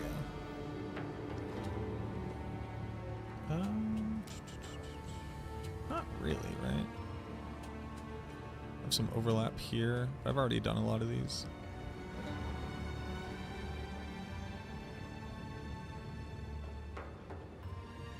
The chance are low. Yeah, that's generally the consensus I was getting.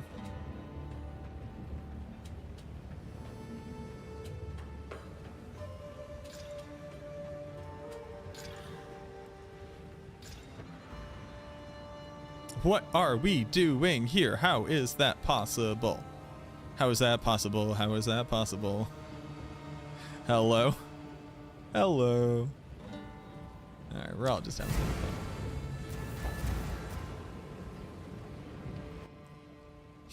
Yeah, basically a lot of people are like, alright, cool, so I want to get this stat and this stat together. I like almost have a chance of that. Then I want to do one other stat, and my chances fall down to effectively 0. So what is the point? I need more time. And the more and more I look at it, and I don't know. It's really interesting.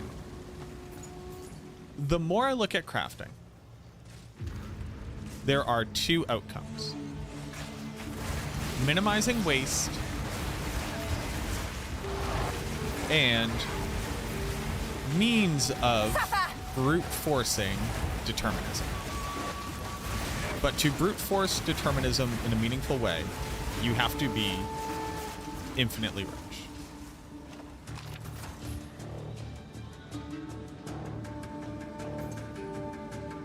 Which, like, if the only way to realistically be able to eventually brute force determinism in this game that is ostensibly its claim to fame in PoE 1 was the more you learn, the better you get at crafting, the easier it is for you to craft.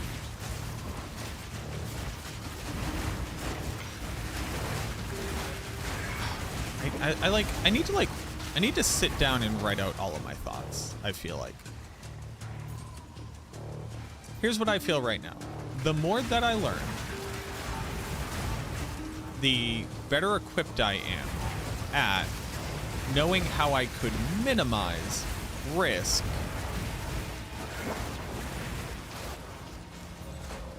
not even risk, actually, just minimize currency spent to attempt to craft. And the number is always, it is strictly better to buy gear or to attempt to save up for and pay the mirror price to be able to.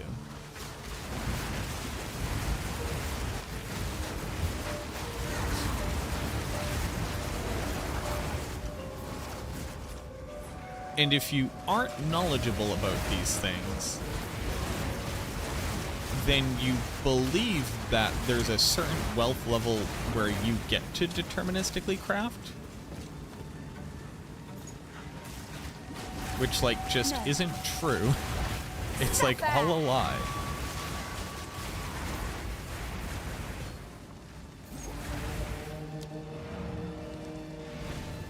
But they balance the game around the fact that they expect you to just fucking buy your gear. Go on. You need to create a So then the question becomes, why the lie?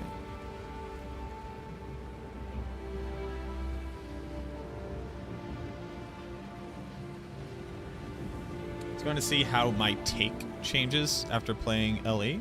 Well, I've played Last Epoch. I played it when the game released. I don't know how my take of the crafting that's available in Path of Exile would change from it, because this isn't like changing my opinion of what is not good crafting. I already know what the perfect crafting system was. We already experienced it. You need to create a complete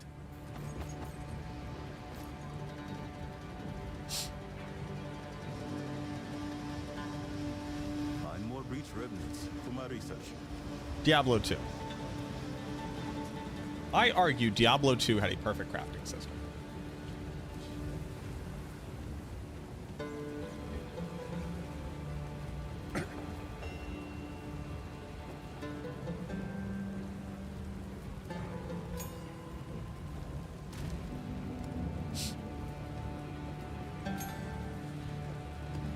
But the reason why Diablo 2, you think my nostalgia's showing?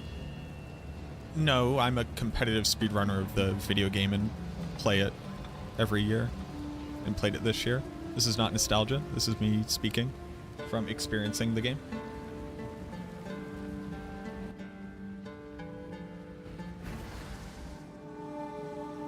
This is not nostalgia at all. It's actually a very well-informed opinion.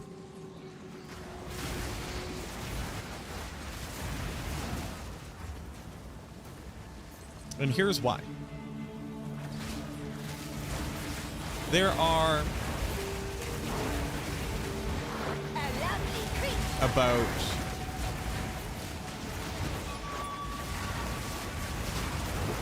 the crafting outcomes from Diablo 2 are random. None can oppose me. Suffer! Are random within the confines of the possible outcomes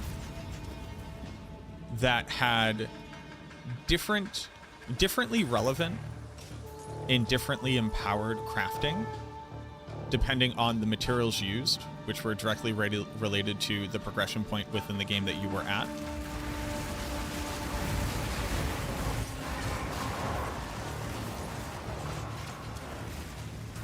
And it's more so that the game of Diablo 2. Too soon. This is like the really, really funny part. Diablo 2's itemization is garbage.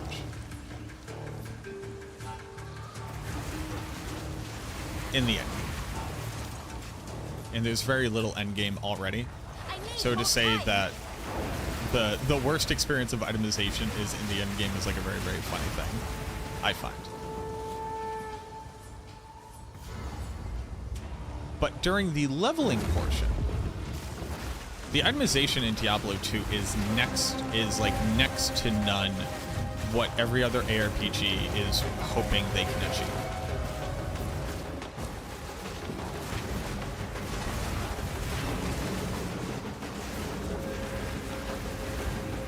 And attempts to strive. And very few people nowadays would give it its just due when that is a true statement. But let me explain why. Oh, I can't pick up any shit. Okay. Let me explain why.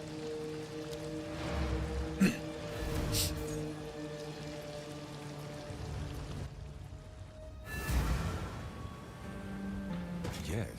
Have you found more of what? It takes so long to explore. It's like such a massive, massive, massive thing.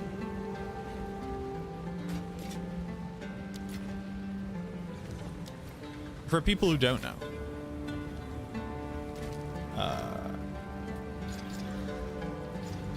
I've done things in Diablo 2 like I have beaten the game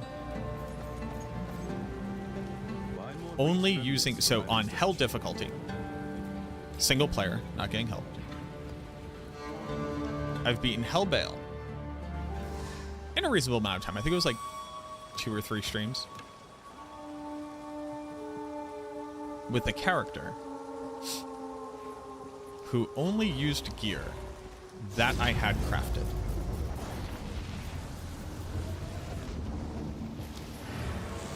Never picking up and equipping a thing off of the ground. The things I was able to craft for that character included a relevant weapon, a relevant shield, relevant armor, relevant helmet, relevant belt, relevant gloves, relevant boots, relevant rings, relevant amulet. I did it on a Hammerden. I actually want to go back and do it on an Amazon. I think that'd be a lot of fun.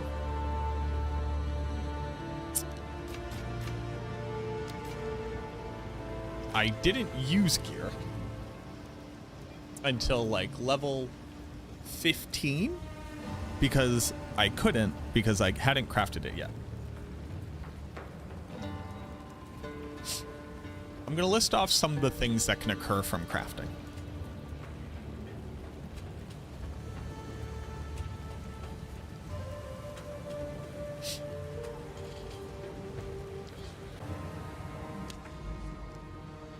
there is a craft in Diablo 2, which is any magic weapon. So I naked punch monsters to Andariel? I did, but with Holy Fire activated. Oh, right, you have to regal these.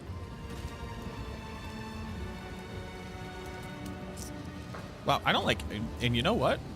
We don't have to run these.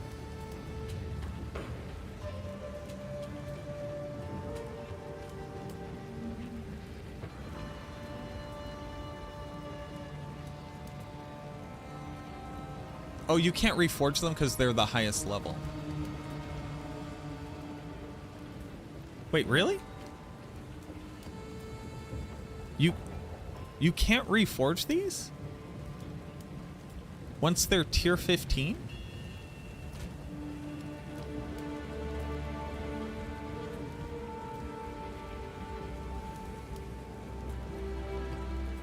I'm not trying to get higher. I just want to take these 3 items and make a new one of the same thing. What a silly, silly, silly system you have here. What a silly system you have here, game. What a dumb, stupid, fucking stupid thing. What up, Devin? Am I streaming on Twitch? I am, yes. I stream on Twitch and YouTube.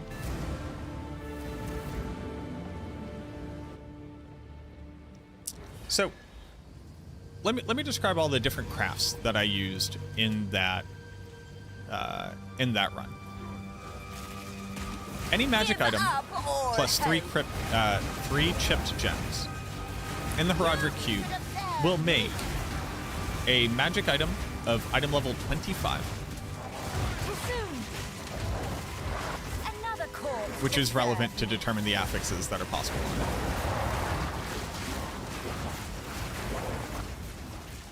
With 1 to 2 open sockets. And it can also roll whatever stats those items would normally roll. So, because in Diablo 2, certain class-specific items can have things called staff mods. These are plus skill ranks. You can get a magic item with a prefix and or a suffix. I'm sorry, it will always have a suffix. It may also have a prefix. It will be item level 25.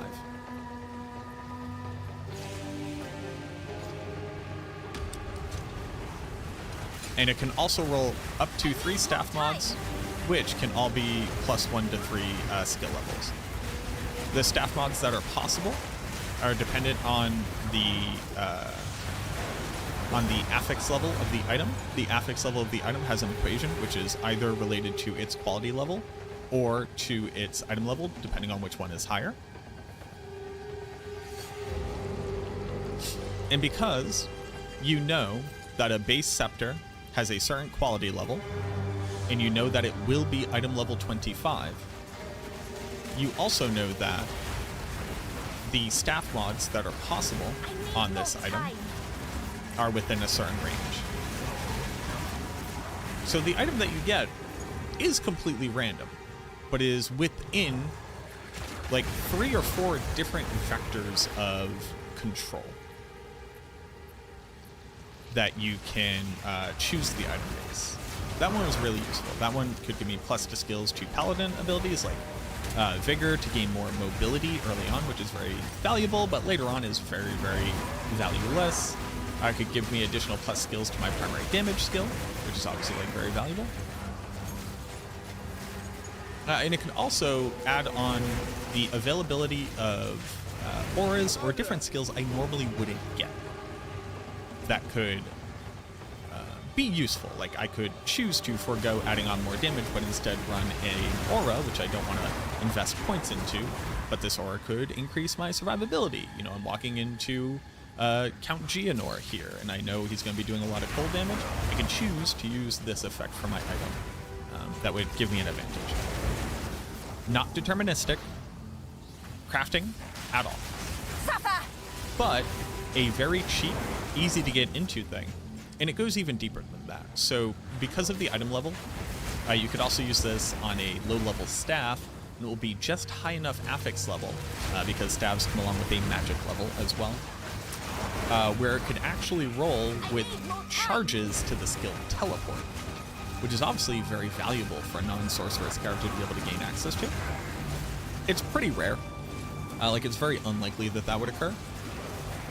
But if it does occur, one, it gets you access to this skill before you typically would be able to, or the knowledge that you will have access to it, because you actually can't buy a staff with that stat on it until Act 3, which is only one act away,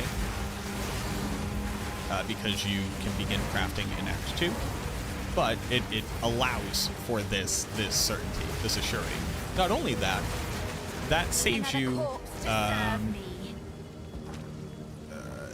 somewhere between 16,000 and like 150,000 gold, because of how much money it can cost to be able to purchase one of these from Act 3. So very, very cool.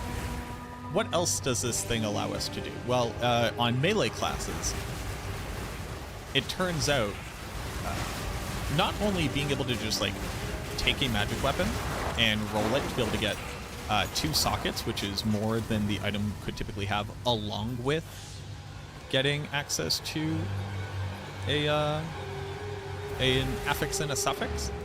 Very, very powerful. It allows you to socket in some things that you might find off the ground to like pretty vastly increase your damage output. This is very good on the Barbarian speedrun, where gaining access to multiple sockets along with, that's a pretty good little shield right there. Gaining access to multiple sockets, etc. is typically very valuable. So that one, oh, it goes even further than that too. So the other cool thing about it is that oftentimes, even if you have a very big, like a very high level weapon, it turns out crafting it at this level would vastly reduce the item level, which would mean that the Q level would take over for crafting purposes. So the affix level that you can get up to can be like drastically different. So you have like such a high Q level that you can still get all the affixes that you want, again with 2 free sockets on the item, which is something that typically is very difficult to do on a magic item. In this one crafting recipe exists in 3 different forms at increasing levels of cost that just change the parameters of the item level outcome, but doesn't change the functionality of it. So one crafting version at 3 different cost levels allows you to move items within an item range, an item level range, to be able to do these 3 different things. That is one of the crafts that exists in Diablo 2. The other cool part about it is that since magic items can roll staff mods on them, that typically makes them worth a lot of gold. So you will very often take 3 chip gems, pop them into, you know, your cube with a staff, and come out with something that's worth the maximum gold cost. Something that you can use to not only like pay for all of the teleport charge repairs that you're going to do, but something to just generally generate gold throughout a progression run, so that the next time you go to the shop, you'll have enough gold to be able to like gamble or purchase stuff. I think that's already very, very cool. Bare minimum, just as like a thing that you can do in the game. But we're not done there. I just talked about a single craft that exists. The next craft that exists that's typically very relevant, that I actually used a whole bunch, was just the ability to upgrade the base of a weapon or an armor to the higher base. So you find a very valuable weapon, but you find it on a very low quality base. Yo, thank you very much, Lenzer. Thank you, thank you. That item isn't now useless just because it didn't roll on the elite version of the base. You will be able to, with a pretty decent investment. Like, it's actually like fairly expensive to do this. If I were to try to equate it into costs here, like to do the base level is like 10 exalt, and to do the next level is like 30 to 40 exalt. So it's expensive to do this thing, but for the price of basically maybe never coming across this item ever again, you can save up and invest heavily to be able to upgrade its base. Very cool version of crafting. that exists. That's one that I use because, again, I couldn't use non-crafted gear, but I found rare armor and had really good stats on it. So I wanted to hold on to it, and I eventually got lucky and got the runes that I needed, and I was able to craft it up into its next base tier, which comes along with like slightly better defense and different stat requirements, but I was still able to use it. Very, very cool outcome, IMO.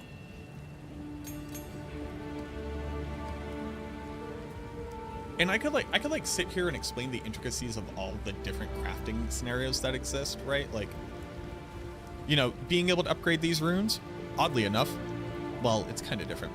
Being able to upgrade these runes to the higher tier runes, even though now they actually just stop dropping, so why can we upgrade them at all? Sure, whatever, I'm not gonna argue about it. But like, upgrading runes just comes from Diablo 2, right? Take 3 of the same rune, put them together, you get the higher tier rune.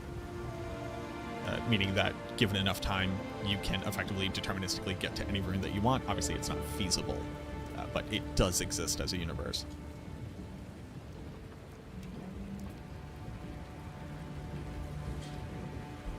In a modern ARPG audience where a crafting system is an expected feature, is it correct for a developer to introduce an arcane system such as a cube with literally no direct suggestions?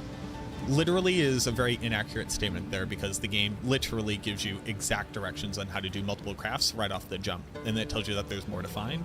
And then Blizzard had an officially recognized fan wiki called the Ariat Summit, where they directly listed all of the recipes there. So should a game do it nowadays in the way that you just said it? No, but no game has done that I have played.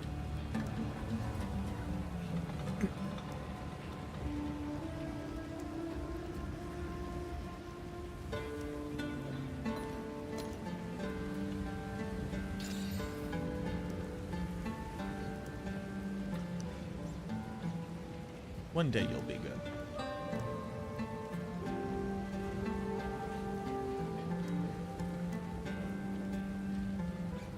Oh, you get another chance. Like, this thing right here, I think is one of their, like, kindest crafting that exists in this game. Oof. But no.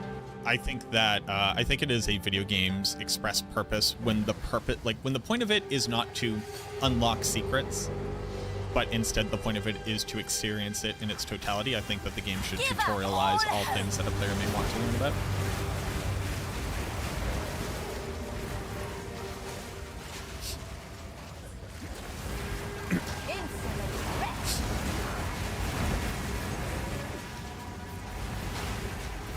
And then you get to endgame crafting, which also is like significantly more interesting in Diablo 2. I think it's actually less random, which I find to be very, very funny. It's actually less random, which is very, very funny to me. An Orb of Annulment. But the highs are rare. The highs are rare. Absolutely valid. The lows are expected because the cost is it's not nothing, it's just time. With the ability to get rich, minimizing time, as opposed to differently enabling your ability to participate. Here, getting rich differently enables you to participate.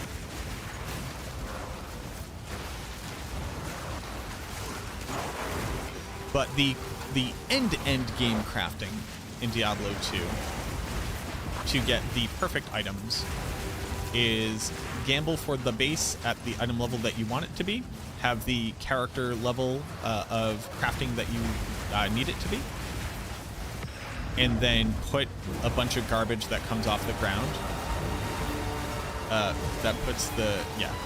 Pick up a bunch of garbage that falls off the ground. And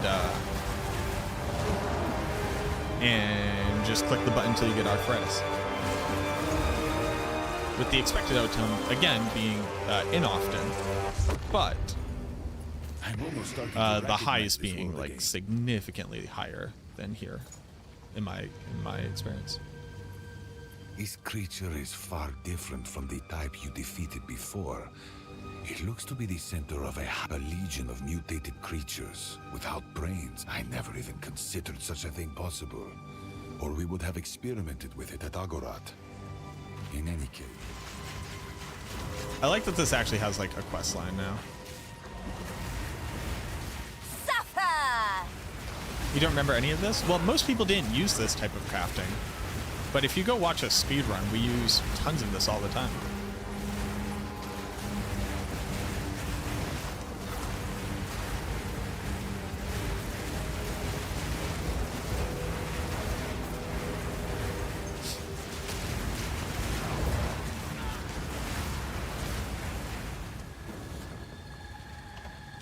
In Diablo 2, the crafting was unnecessary to progress. Crafting isn't necessary for you to progress here.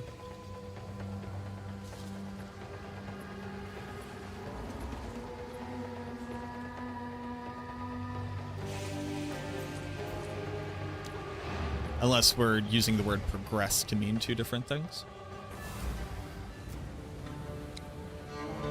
Continue clearing corruption.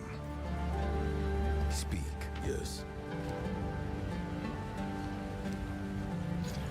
Although I'm not 100% sure what that statement kind of means, I guess.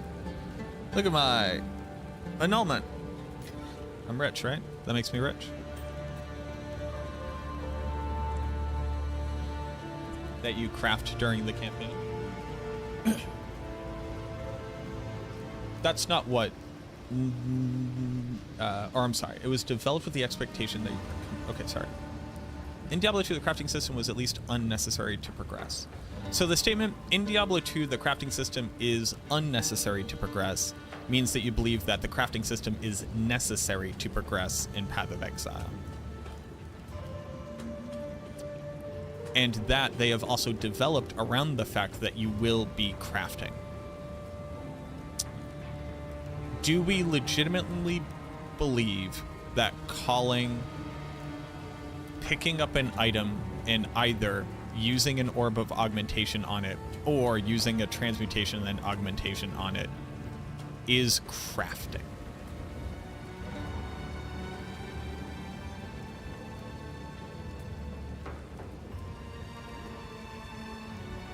Like, are we calling that crafting? Because if we are, then I do believe that we have different definitions of what crafting even means.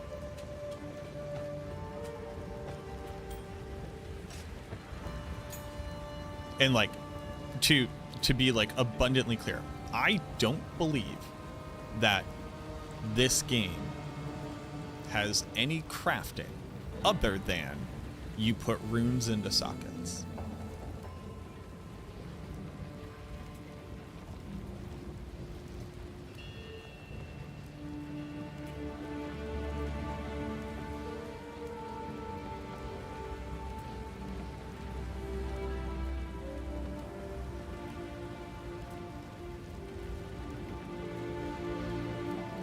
Yo, what up, Jinxie? Thank you very much. I appreciate it.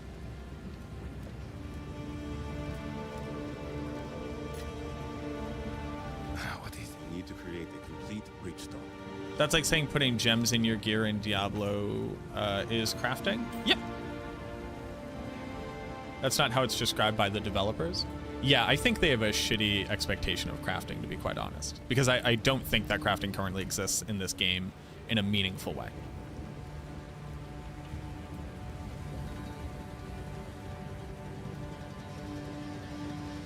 Unless you like severely widen the definition of crafting, right?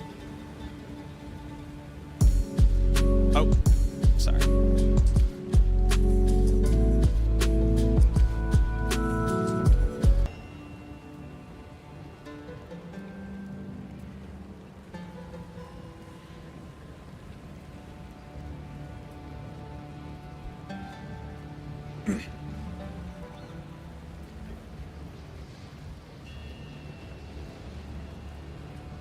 Whether you dislike it or not, I don't know what that means. I did not talk about my displeasure. nor was I seeking to define it for them. Actually, real quick, if we could jump back a couple steps, what conversation are we currently having? I was talking about the very cool crafting system that existed in Diablo 2, and then we kind of got into a place where whether or not it's necessary in that game versus this game, and now we're on to like the fourth thing. So I'm a little bit confused.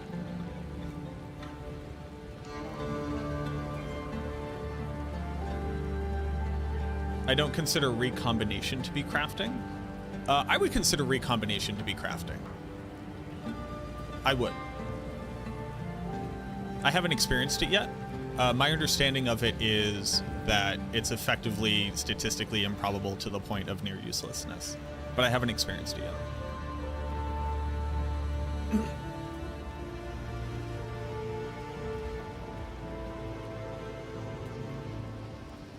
Wanted to know about the D2 system. Yeah, so like D2 crafting like goes like, it's just so much more interesting. And for crafting to have value, there has to be RNG in it, no question.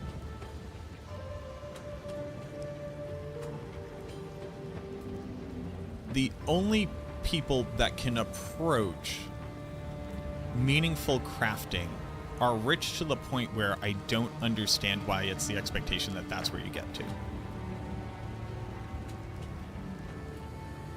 I going to play Last Epoch? I am, yeah. I'm talking about cube recipes? I am, yes. Yeah.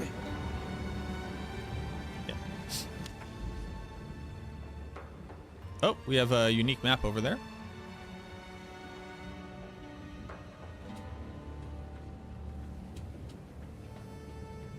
The Sun Temple.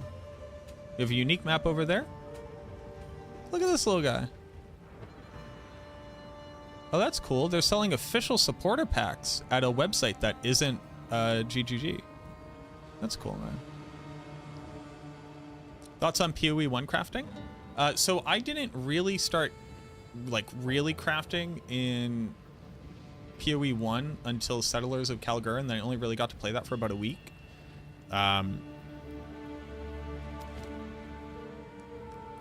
But there's like a lot of very cool, like different things that you can do there that I enjoyed. Where was I going next? Oh, I was going to pick up this, right?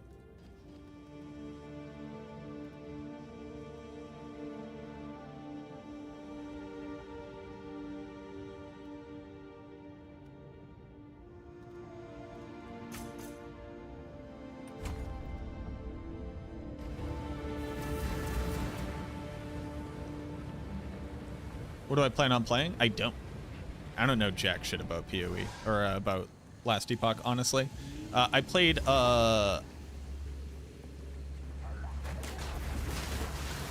do they have a witch in that game? What do they have in Last Epoch? Is it a witch? A beautiful murder.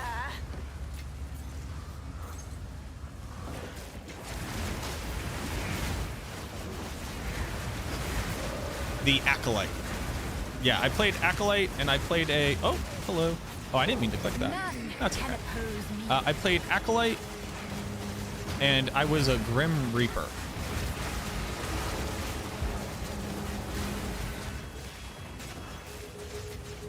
I was a Grim Reaper and I was an Acolyte. That's what I remember.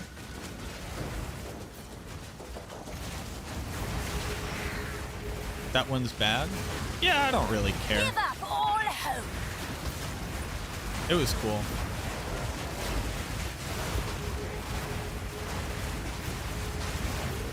I don't know if you heard me. I was a Grim Reaper.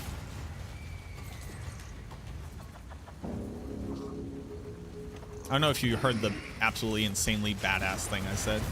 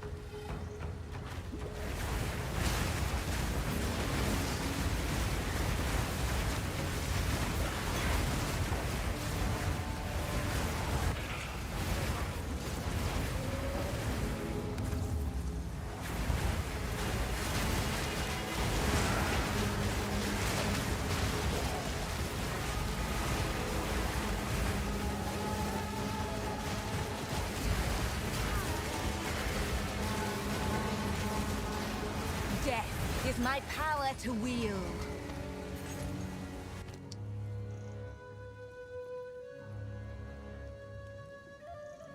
Hello.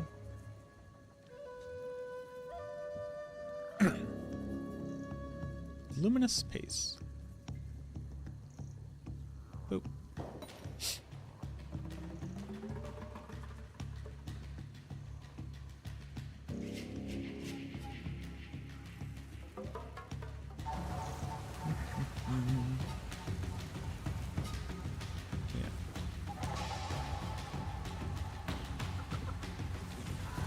Excuse me.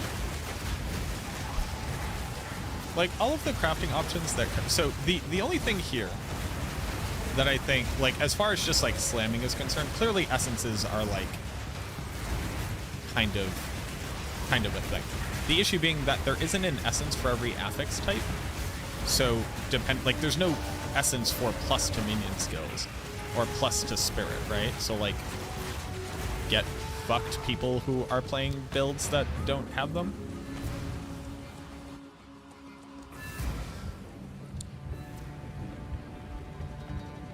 Just tried to talk you into being a literal shadow priest. What is it? In PoE2. Yes. Literal shadow priest? Yeah, but that's not what the Grim Reaper wasn't being a shadow priest.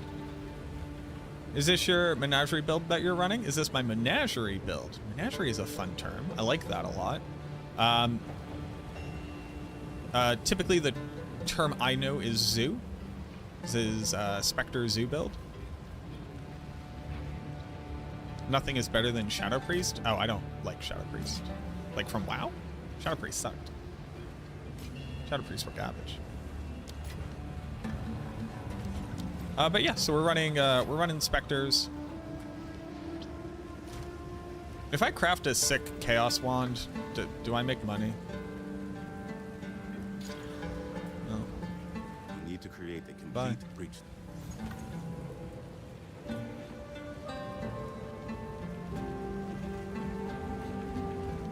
On with the work.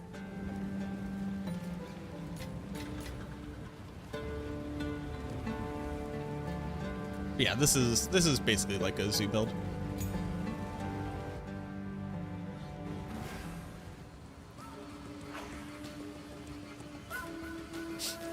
But like essences are kind of crafting, right? Still random, but within a more defined, more deterministic set of outcomes. A lovely creature.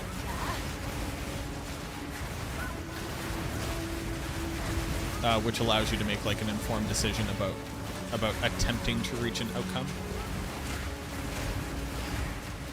Requires game knowledge. Rewards game knowledge, I think, is a better way to describe it.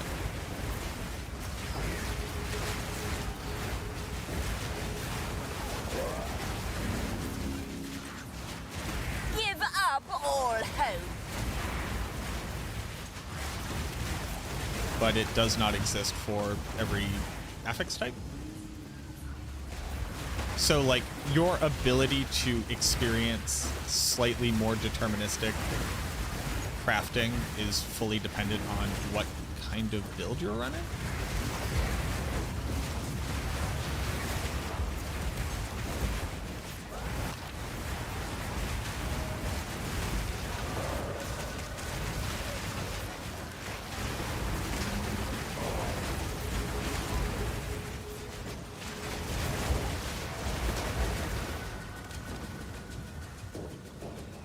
And that sucks. Theoretically, they might get to the point where there's an essence for every affix. And then, like, it'll be slightly better. But then it also, like, requires you to... Well, it doesn't require you. You can still do some other content type without having to invest in it. That's only if your build is like so typically economy is a way where you can get the benefits from doing an action that you otherwise would not want to do or are otherwise would be slower at doing. by being able to purchase your way into it. So, being a Blizzard sorceress is a really good way to farm Shaco in Diablo 2. Everybody generally wants a Shaco. Getting a Shaco the most efficient way possible is typically just killing Mephisto a whole bunch.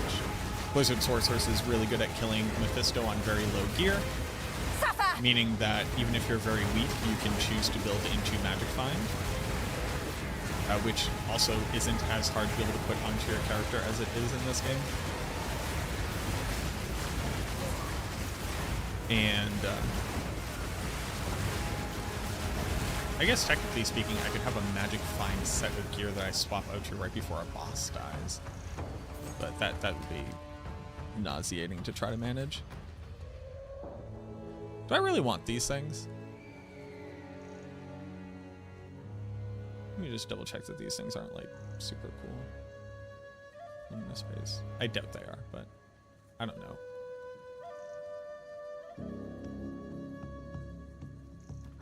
No, nobody cares about these. Perfect.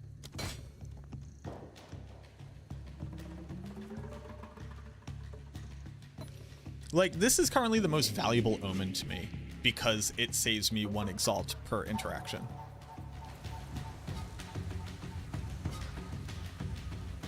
Because it is worth half an exalt. Alchemy Orb is roughly worth half an exalt. So for the price of this thing and an Alch Orb, meaning 1.5 exalts, I get a piece of gear that is already rare at 4 affixes, meaning at least 1 exalt, where the outcome was all of the prefixes are taken up, so I know whether or not the item is valuable. I am the apex. Like, where I could ever possibly get a valuable outcome. Because very specifically on armor, I would want Spirit, and then the other one that does suffixes means that I would know whether or not the item has minion ranks on it. So I know right away whether or not the item has any value in crafting or not. So I save 1 exalt minimum and 3 exalts maximum. So if I was blind slamming it, it saves me on average. So what would be the outcome? I could go suffix. So the worst outcome would be Og and Transmute Give up all hope. get prefix. Technically the Regal Orb could also hit prefix, but those things are effectively free, even Regal Orbs at this point. They're not I could evaluate them. But like the worst outcome would be like prefix, suffix. And then like in the case of my armor, I could hit suffix, prefix. So it saves me on average like 2 exalted orbs to do it that way. That's not approaching deterministic crafting. It's just letting me know whether or not this item cost me, you know, whether or not this item cost me X amount or not.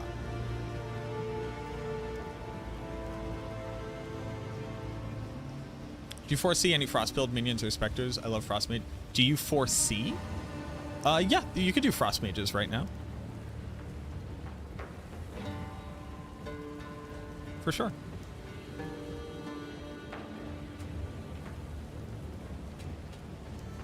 Oh, so these will always give you prefix suffix. So it would be, well, I mean, the outcome is still prefix suffix, right? Because a Regal Orb can hit the prefix. I was inaccurate about how these two things interact, but the outcome is still the same.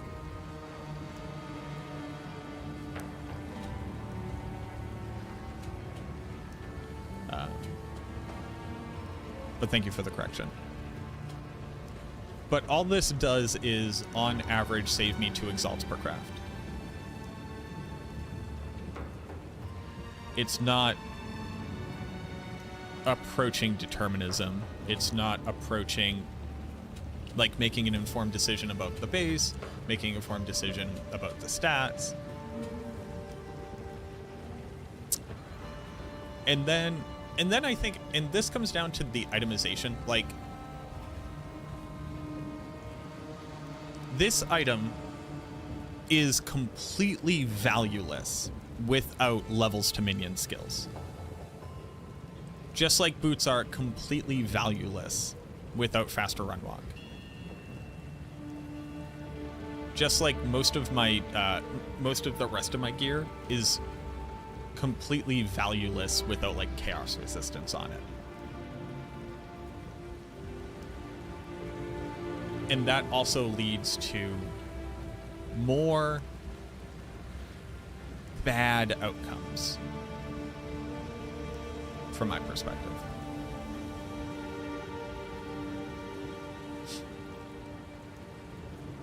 And I don't mean when you first pick it up. Let me just clarify. I don't mean when you first pick it up. Since all of the damage from your build comes from ranks to the skills that you're using. Like, it's not even close how much more powerful that is than anything else. Well, okay, on a minion build. Yeah, you know what? I have to say a lot of things. Maybe... So, I still think all these things about the crafting system.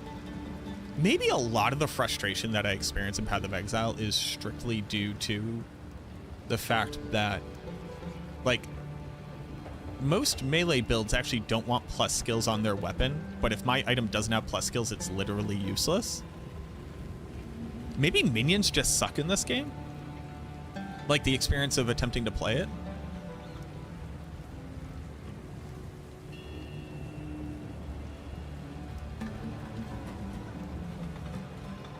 Like, there are so many hilariously dead stats. Like, these having 6 to 10 physical damage on attack is so hilariously useless that, like, sure, you wouldn't want, well, physical damage is actually kind of nice, but, like, let's say whatever, you're like a pure physical build and your gloves rolled like lightning damage. You don't want lightning damage on your build at all. The funny part about having lightning damage on your gloves is that, like, there is a non-0% chance you'll apply the shocked status, which is, like, funny.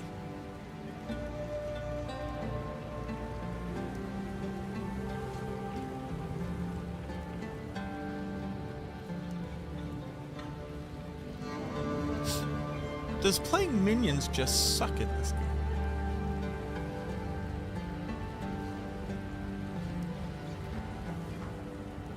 Or rather, a much nicer way to say it, disproportionately negatively impacted by the lack of determinism in the crafting system.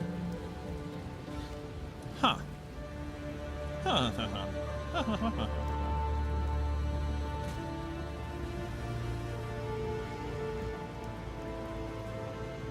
I only have one greater essence. I could try to roll one, but I won't hit that. No. Regal orb outcomes. We'll only add prefix when we add suffix.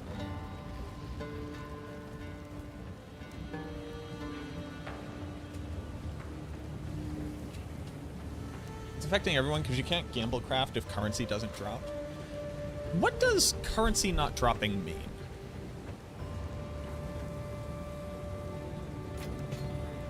Which currencies are we saying, like, don't drop?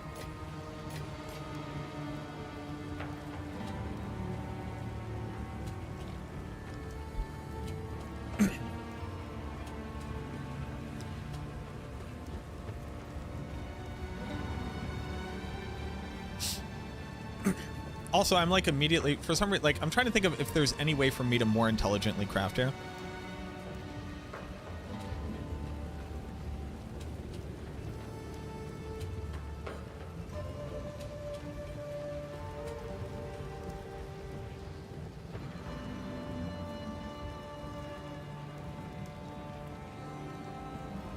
Also, why are there so many omens that are like recover flasks when you hit low life? What is an omen meant to do?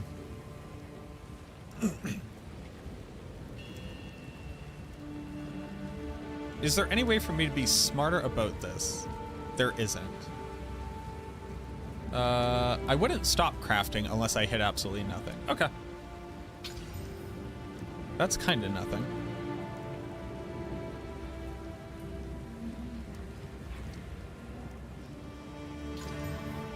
That's also nothing.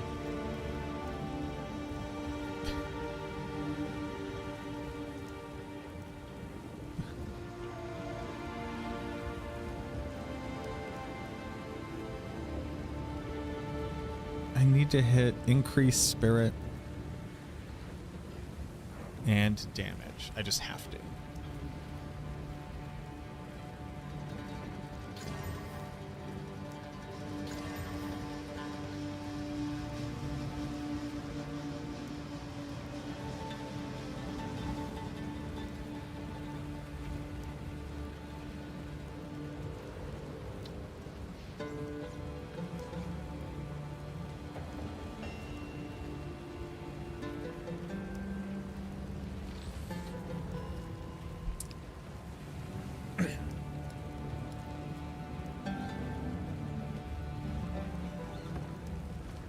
Where's this recombinator? How do you work?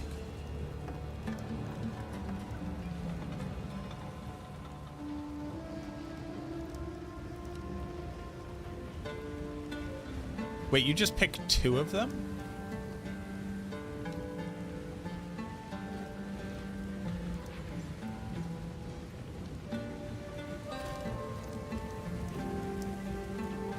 I need more broken circles. How do I get more broken circles? I can buy them, right? In a gambling mood? Not you. How goes the search? Damn it, I need sun artifacts. Farewell. Well, I need 1 sun artifact. I could trade for it. Hello. I want this. I want this.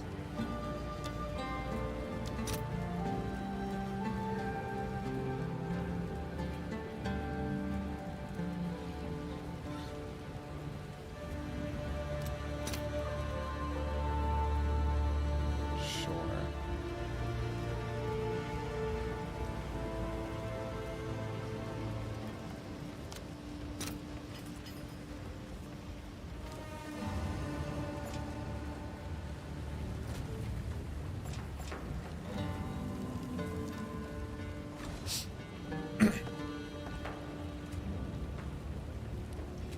Would I want attack speed? I guess I wouldn't.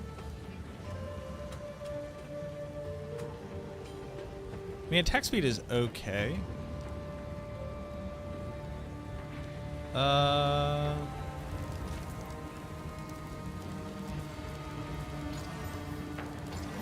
don't know why I hit that again. I got the one that I wanted. Boop, boop. That one, that one. Why is this 24% chance? Recombine.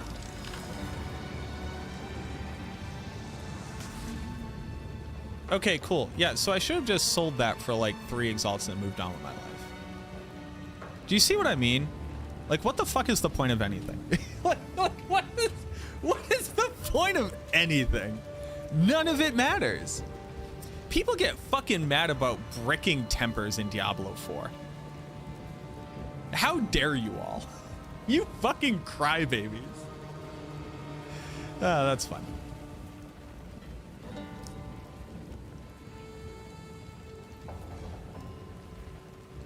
Is this anything?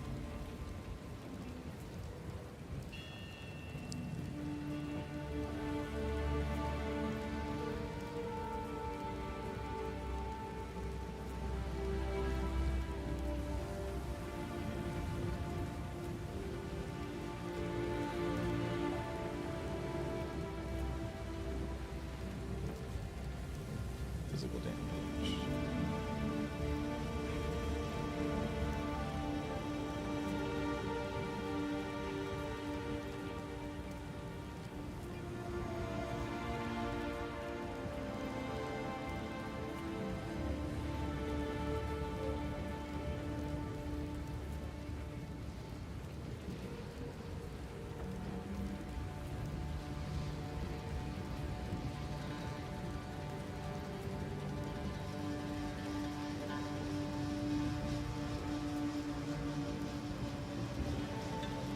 Nobody cares about this. Okay, cool. Greetings.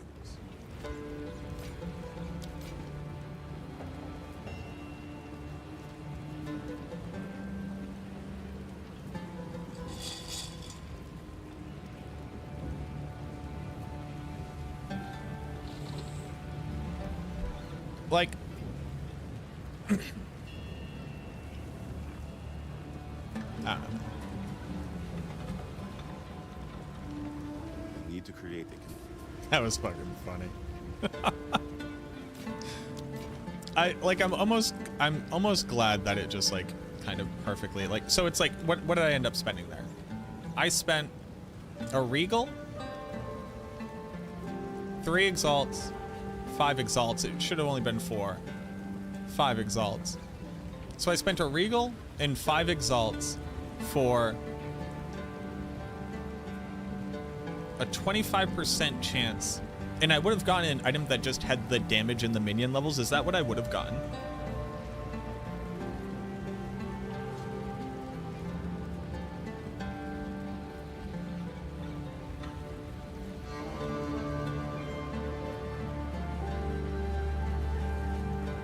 The poof saved you from spending more currency? Oh no, that item.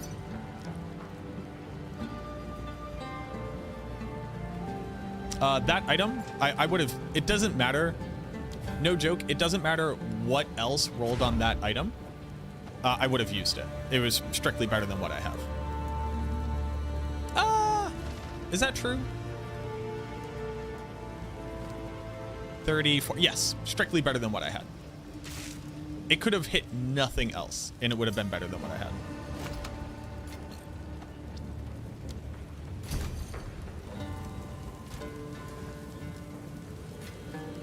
Because I could actually afford to lose the what's it called?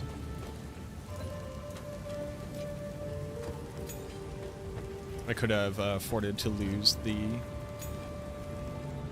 found more spirit on my scepter. I would have just run 1 less archer. on with the work.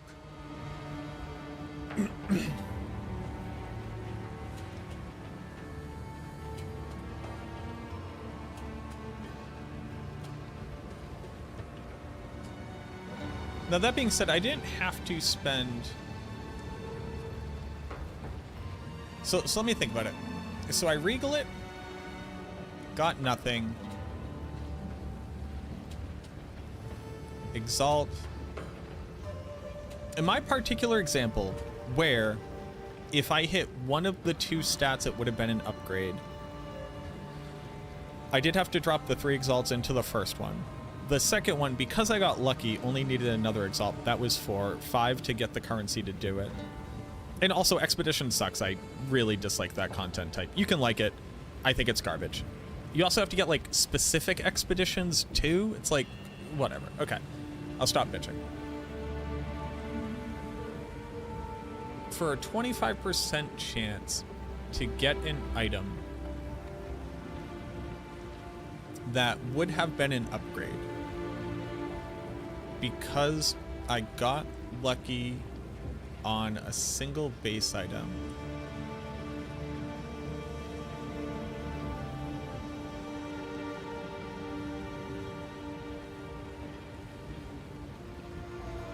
so thinking about the recombinator, because the chances also get lower and lower when they're higher tier mods, right?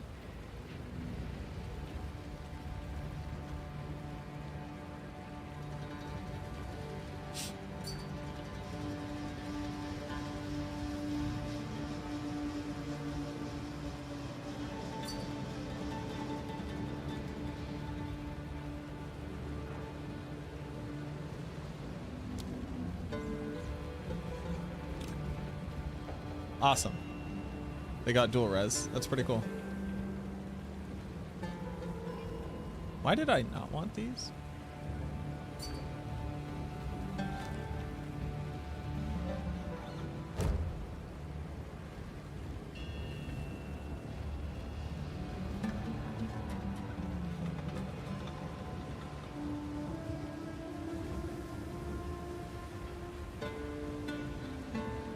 Oh, the dex requirement. Yeah.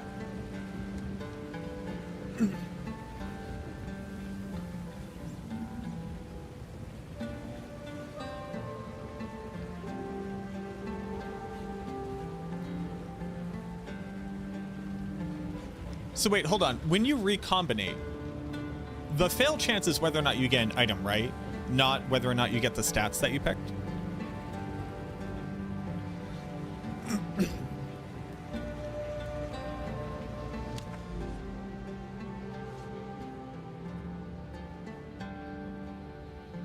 It's poof or good. Okay.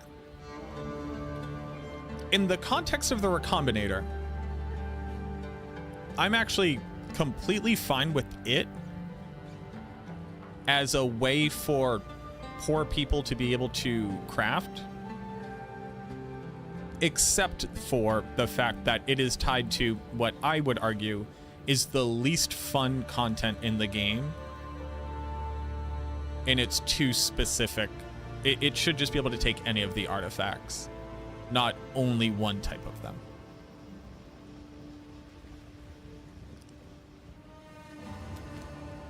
I'm actually completely fine with that right there, other than it's tied to expedition, which sucks.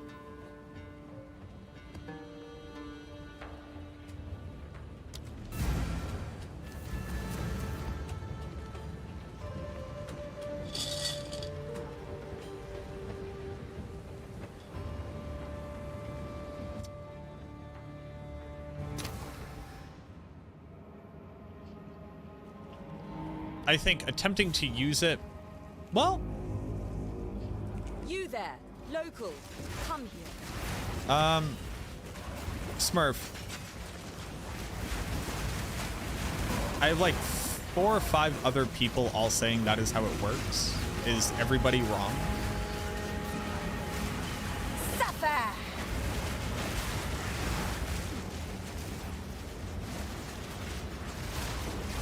A beautiful murder!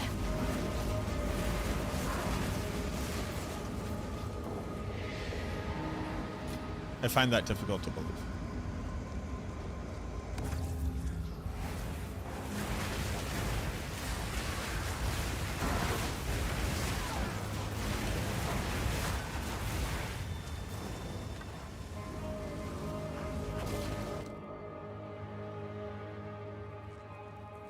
Oh, and Path of Exile 1, it did a different thing. Ah. That would make sense.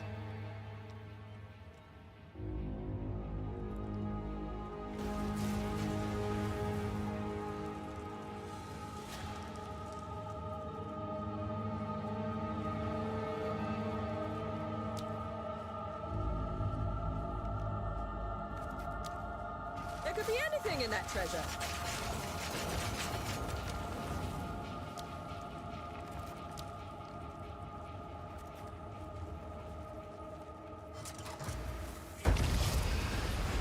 Too soon!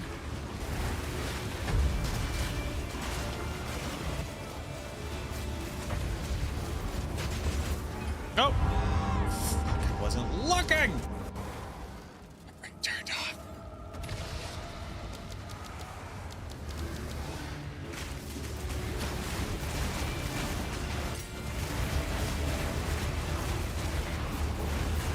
Man, when you actually like have to fight to live in this game, you actually have to look at it a lot, which is bad for me because I like to look at chat a lot. Another corpse to serve me.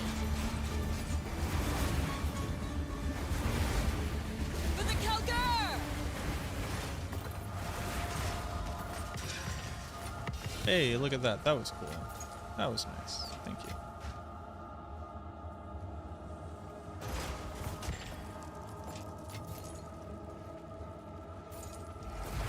Escape is a pause button.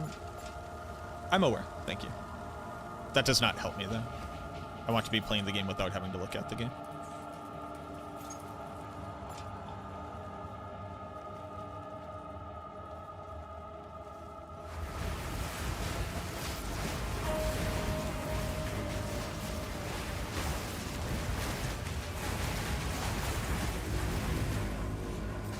If you use a fractured orb in the recon, you will it'll keep that one? How is that fair?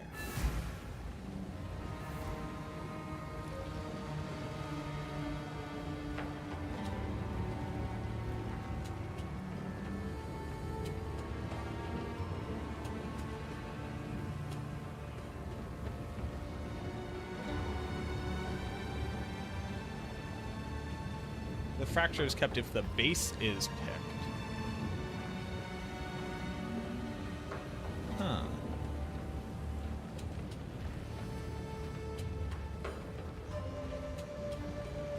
It's weighted.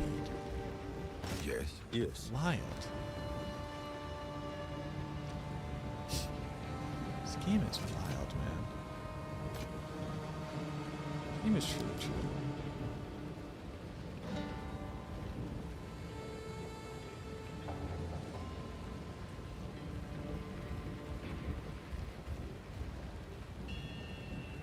What up, Yo, what up, Cannon?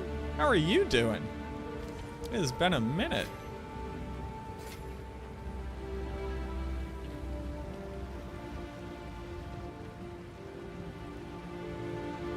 I'm doing really well, man. Thank you. We're buying a house. That's my big claim to fame right now. We got some house money. Do people care about this? I don't. Yo, thank you very much.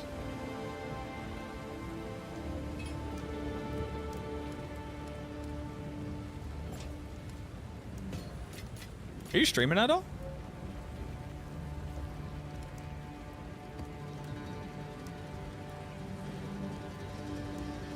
Just got yourself PoE2? Hey.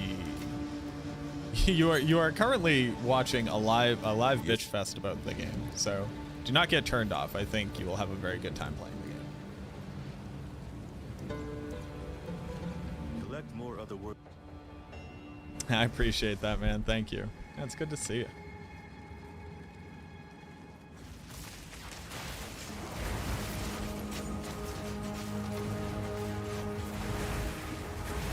Suffer!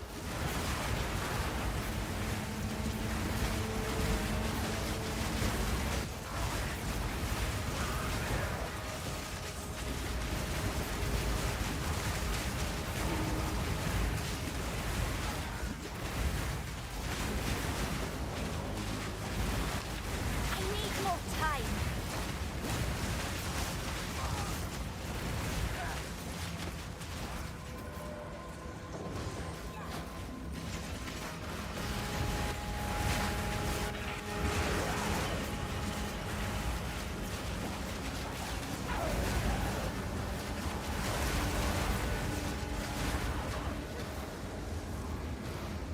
I think that people who are complaining about the Veilguard, I am the apex. like in their Wisp form and then not being able to like use them and stuff, which is very valid. Like it sucks that that happens. Are legitimately not clicking Too soon. target with their like command minions, like target minion key function enough while moving. You do have to be continuously clicking it, but you also have to be doing that continuously to be maximally efficient with your minions.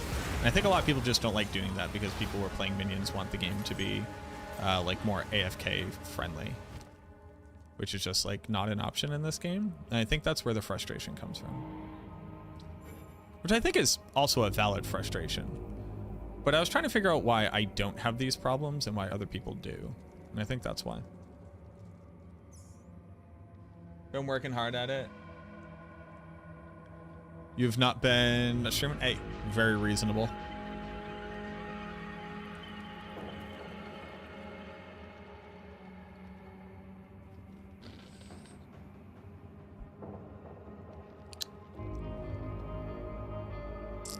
Boop. Like very frustrating, but I was trying to understand why I was not experiencing it. And I think that's what it comes down to.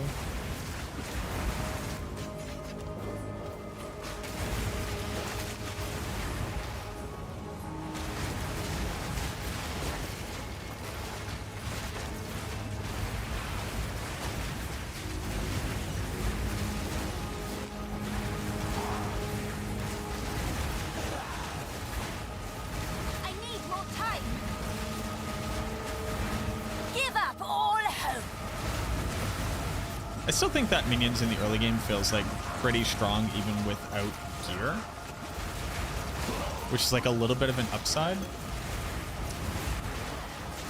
But I 0% believe that a build in the end game should feel bad just because it has an easy time in the early game.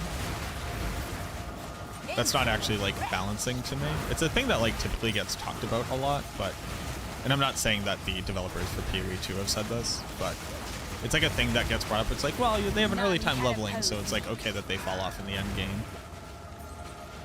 And I'm like, well, leveling is a skill test of efficiency and is not actually the game at all in any ARPG. And I don't know why we pretend that it is. There should be a good leveling experience, but we should not seek to evaluate builds off of their leveling experience when the leveling experience is often less than 1/100th. Well, in Diablo 4, 1/100th, but like here should be like less than 1/10th of the time spent played.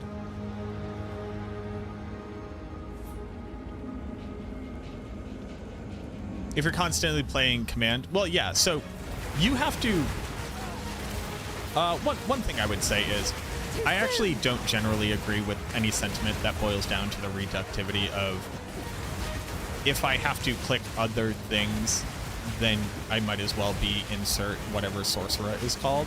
It's like a very common thing with minion builds and like necromancers. It's like, if I have to do stuff, I might as well be a sorcerer.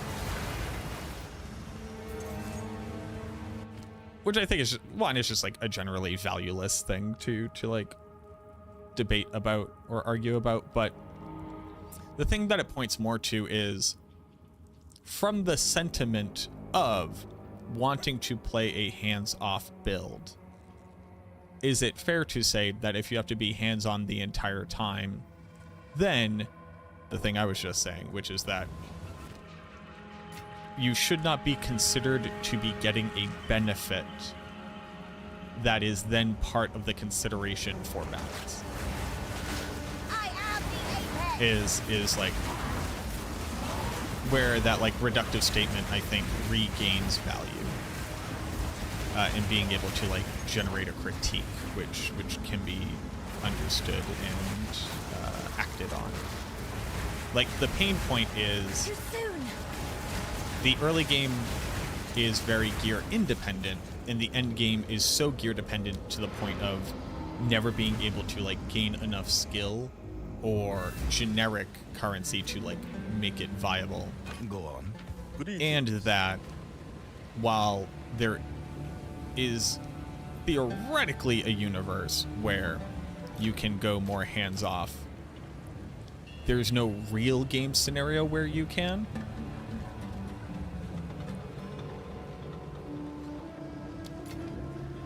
And that since it has the same amount of investment in like action economy as any other build, then it's not really gaining this value.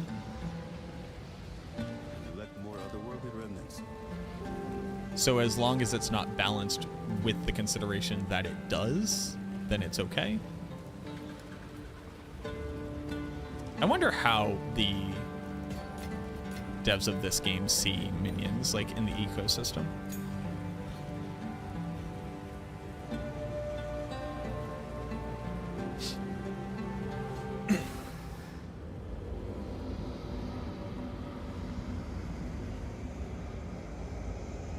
Tested this just now on 2 fractured bases. So you had 2 items. Oh, I didn't fill my god. Hey everybody. Hey, real quick. When I go back to town, why do I have to click a well to fill my flasks? Why? Why is that a true statement? Why is this not considered like hitting a checkpoint or something?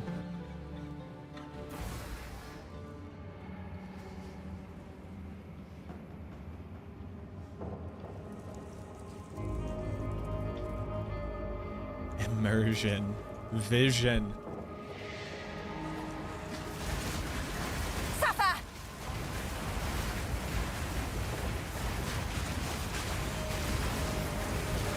Like, the well existing is answering the pain point of having a belt with potions on it that you have to refill, which is a very antiquated gameplay experience.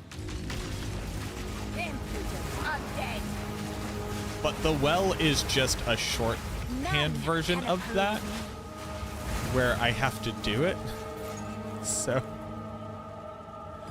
it begs the question, why? This is just buying potions, but faster. You still just have me buy potions in 2025? Can you buy well cosmetics? Ooh, I don't know. I doubt it, but I wouldn't be surprised. I actually wouldn't be surprised. They have, like, if you killed a monster, fucking, like, Rocket League style goal cosmetics.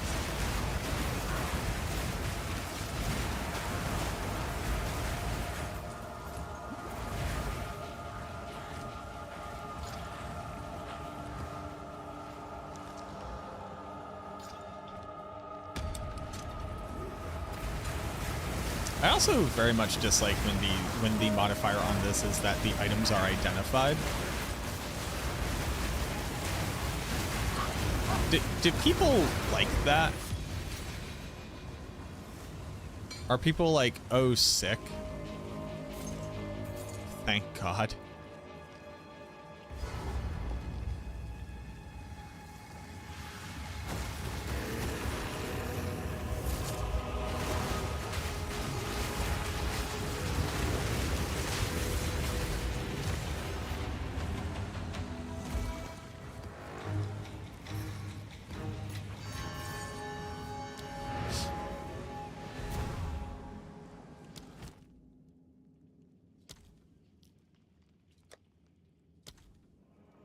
Defer it twice.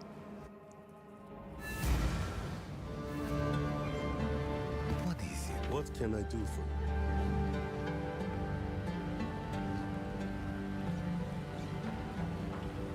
you? Calling strike against frozen enemies is pretty cool.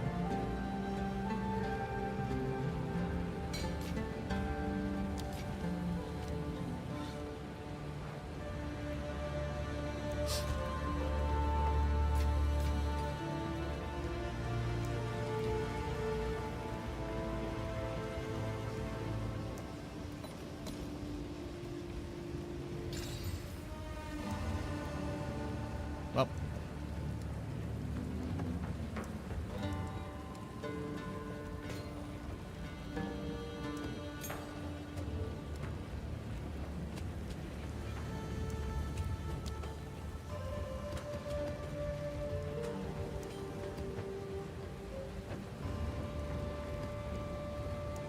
area contains additional shrines is like crazy. Need to create. That's absolutely insane. Absolutely bananas. I also need to do this so that I remember why I'm holding this. I also haven't stood up in 3 hours.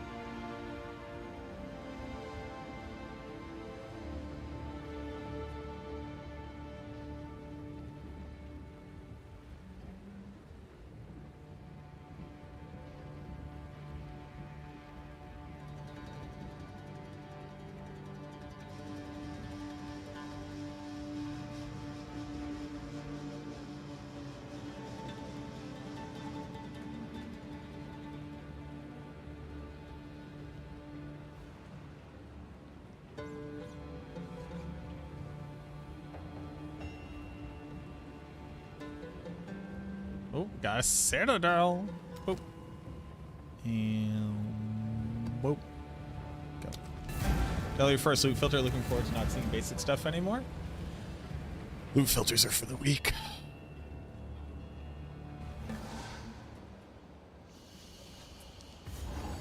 No, I don't know what things I would even want to filter out or filter in. Give up all hope. Oh, the bad. Is this the bad scepter? Guiding palm.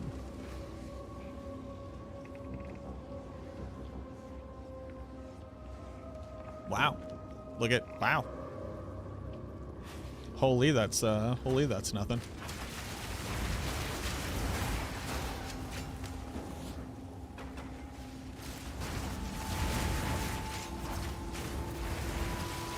I need more time.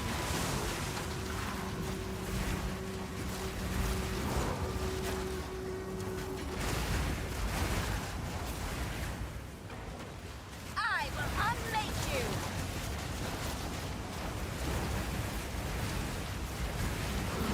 None can oppose me.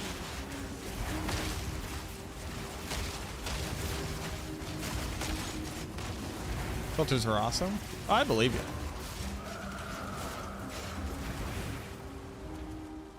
But I lose the ability to learn about the game if I don't even know that things exist by using a filter while being uninformed.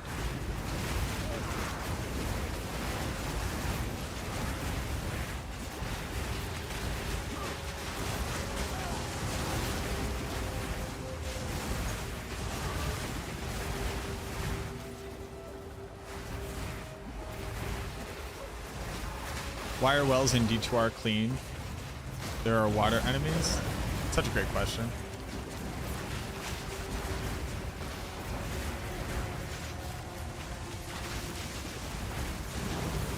Having to make them click stuff is terrible. So it turns out that there is a, like, I have yet to play an ARPG No. where you are not strictly better commanding your minions to do stuff, and to play efficiently, you seek to do it all the time. I don't know of a game where that is not the case. Too soon. And I don't think it actually exists.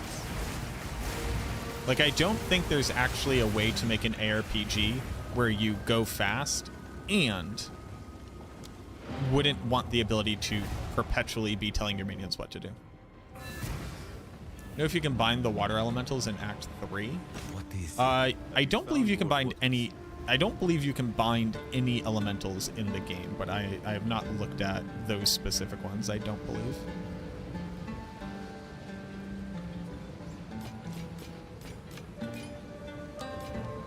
But I do think that it is a myth that there can be an ARPG experience where commanding your minions perpetually is not strictly better to do and you would want to do all the time to be efficient.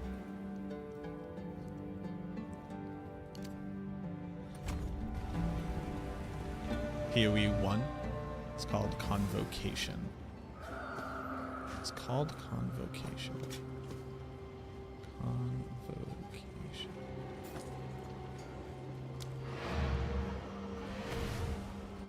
Convocation. Convocation. Minions PoE.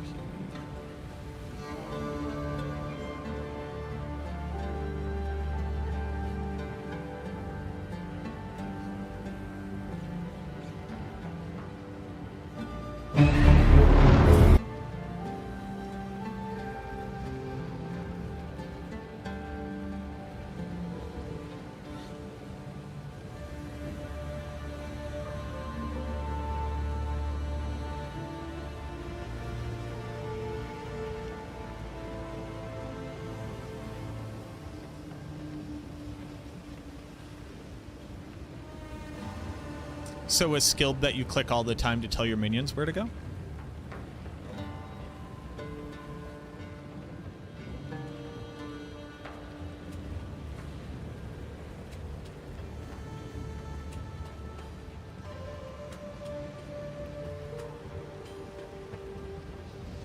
is that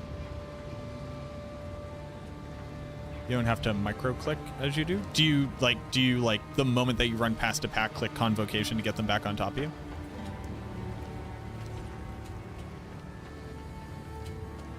It doesn't direct the minions at all, they just dogpile on you. So it's like a really bad Enigma teleport from Diablo 2.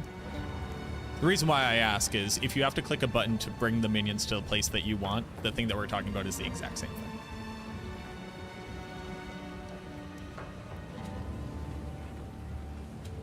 It's not? Oh, it 100% is. Yeah. If to be maximally efficient, you have to teleport your minions on top of you so that they'll attack the monsters that you want them to. Because you don't have a different way to be able to target monsters. The thing that we're talking about is tele-stomping from Diablo 2, which is using teleport to be able to maneuver your minions around, which is using continuous button clicks to be able to get an outcome that you want. That's why I'm asking. Is that what it is?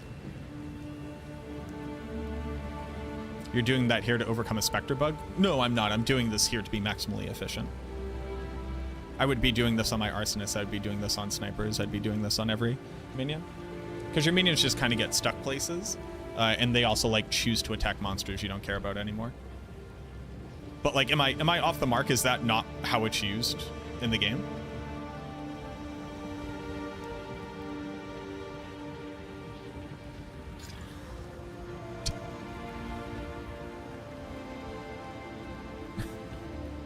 Huge. Absolutely massive. It is not. So then why do you use it?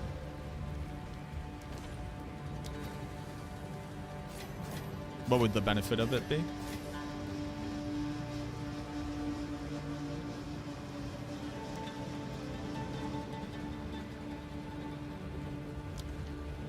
Have you found more of what we seek?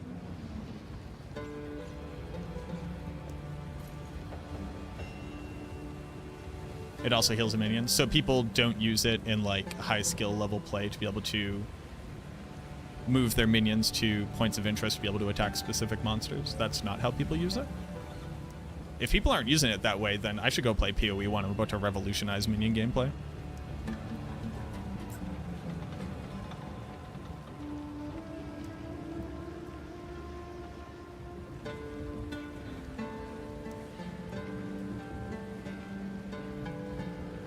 Oh, that's 100. It's 1,000% how they do it. Yeah, absolutely. I don't know why. I mean, like, there's no universe where the only way where you can target your minions onto a thing. I'm stuck in my generalization. I don't think so, boss. Like, I can go read about it more.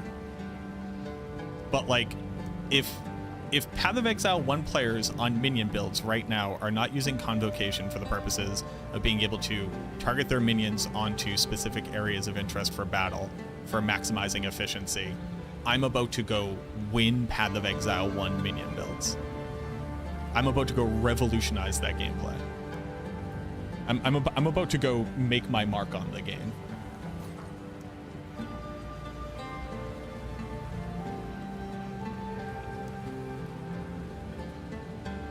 And I can't believe for a moment that that is not the value of that thing.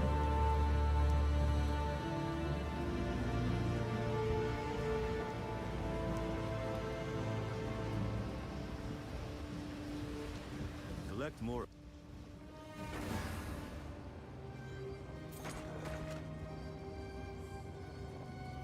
But the argument that you attempted to make was that there is a video game where people do not have to micromanage their minions.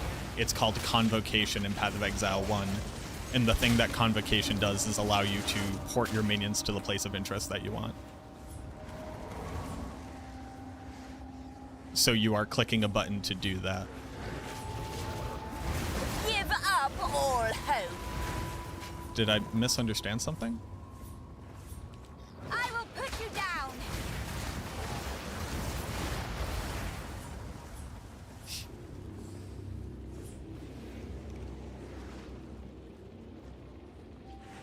I misunderstood. Okay. Could you describe it in greater detail? Because I have multiple people telling me simultaneously, yes, this is why people use it. So I'm confused.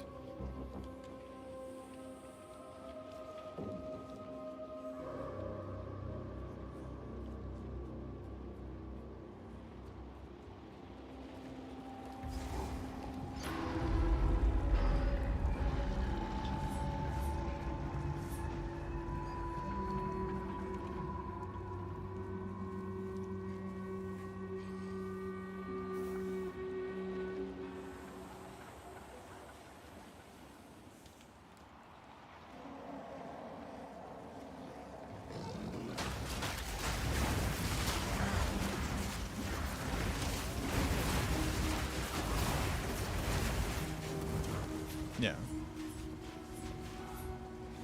It's just, it turns out that minions in ARPGs suck. It's just a truth. I need more time.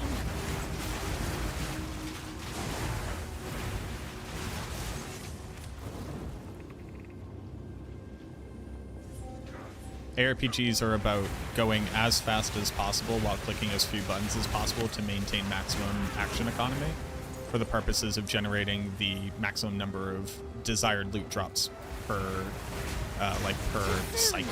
We'll call it cycle.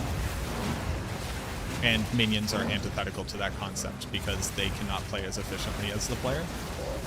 So games either directly or indirectly give you means by which to increase their effectiveness. The upside benefit of minion gameplay typically is that if you want to, it does not have to be as action heavy, and it's typically a very good accessibility point for an ARPG.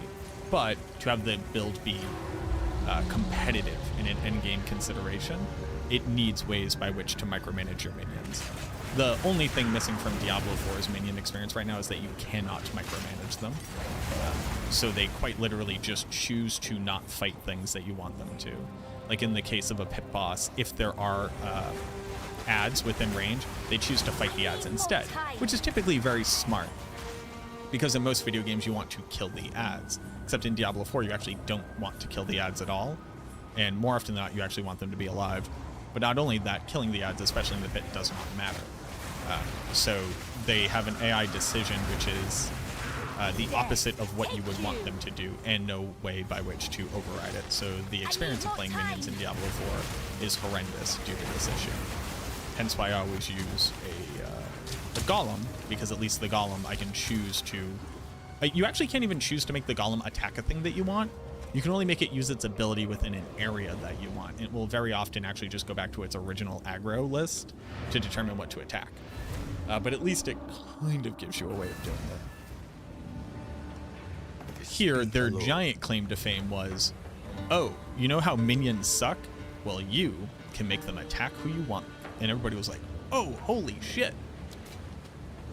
And then they made like the rest of the AI just like absolutely garbage to deal with. But at least you can target who you want to, and that is massive, and I will never attempt to take that away.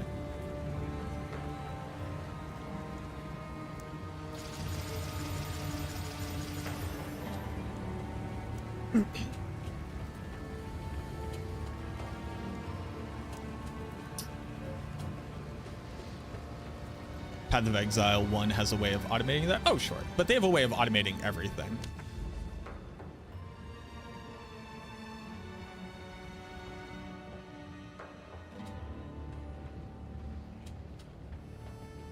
Yeah, Path of Exile 1 is like a game whose entire purpose is meant to explore the idea of what if you could trivialize even playing the game, which I do think gives it a very unique place in consideration as far as like game balance and build can like even considering builds and like how they work.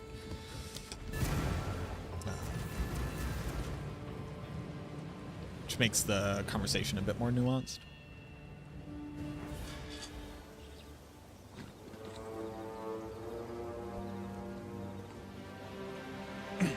After this map, I'm gonna get up. I haven't gotten up in like 3.5 hours.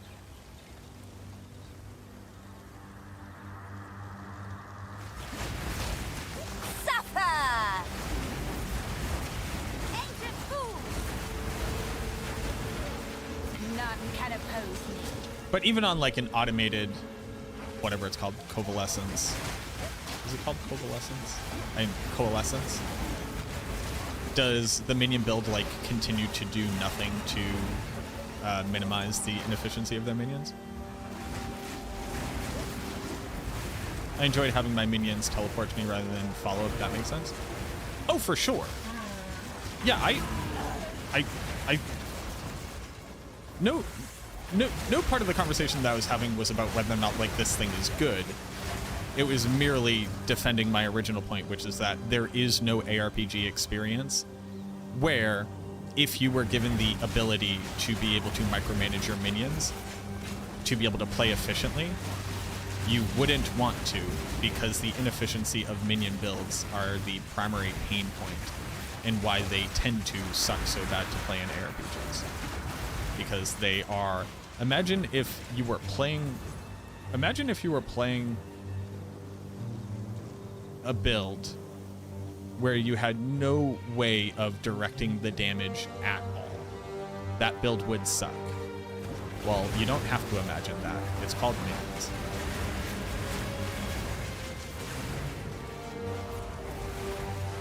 You could choose to not want to do it. Sure, that's just not part of the conversation that we're having, right? The conversation is, if you want to play a build efficiently,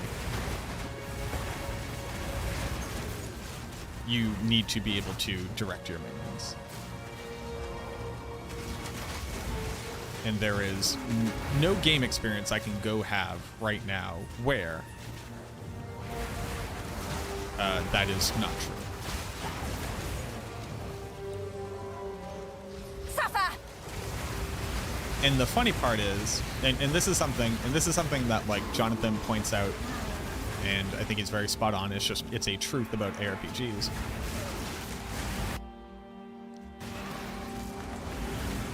Was more so implementation rather than you wanted to micromanage.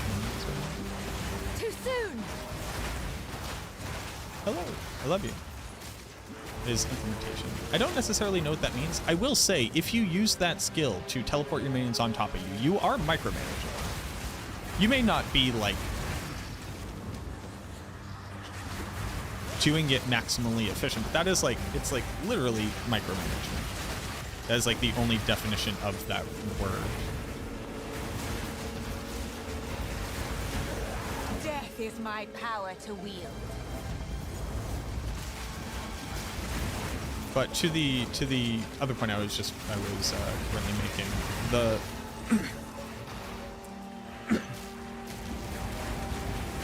here it's more tedious. Oh, sure. I need Yeah. more time. Yeah, no, I think playing minions in Path of Exile 2 kind of sucks out loud. I was promised a revolution where I would finally enjoy playing minions, and what I got was an equally frustrating yet at least higher efficiency experience than Diablo 4. Now that they've fixed a lot of the AI issues and a lot of the bugs.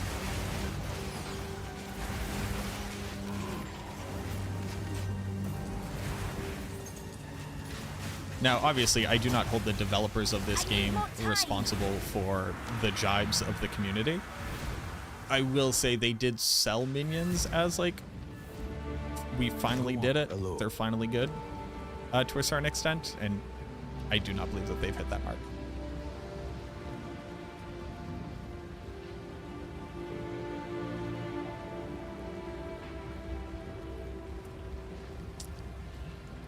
And choosing a target specifically with directed attack? Sure, but so in short, right? Like obviously, or I'm sorry, let me not say obviously. Sure, I agree with that concept. It's getting you as close as you can to. Like telestomping, your minion build probably excels at doing AoE and single target damage by the means by which the attacks of your minions and what they do.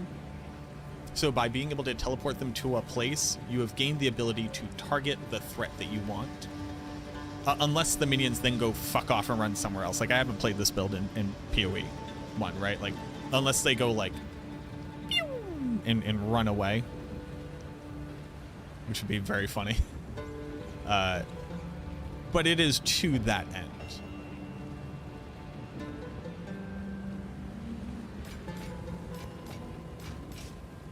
You've gained a means by which you can control where your minions are focusing their energy. Let more. Pew! Pew! There we go. It was a little bit higher pitched than the first time I did it. Suffer! That's the sound of... Of a dead empire. You know that sound? Oh, I lost my thread. What was this?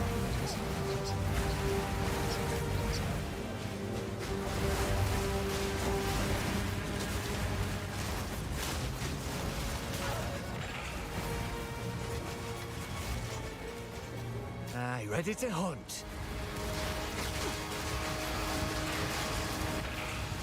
I am ready to hunt. Where's the guy? There, Oh, heart here it of the is. spirit. Oh, we're not going towards the closest one? No, not the one right there? That's cool, man.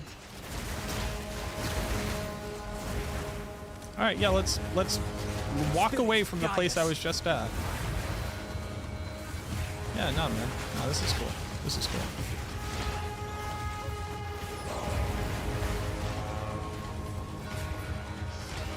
The spirit's made its choice. Time to finish this. Death is my power to me.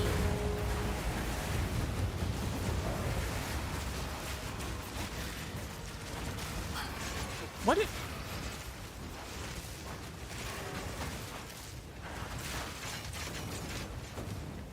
What's the point of the Asmeri spirit if they don't drop the goddamn thing when you do it? Give up all hope. It's like, do you want to... I guess it gives it more affixes, so it drops more items. But have I even seen it really drop more items? I don't know. Maybe I'm just being an asshole. Lucky hits, that's all I need.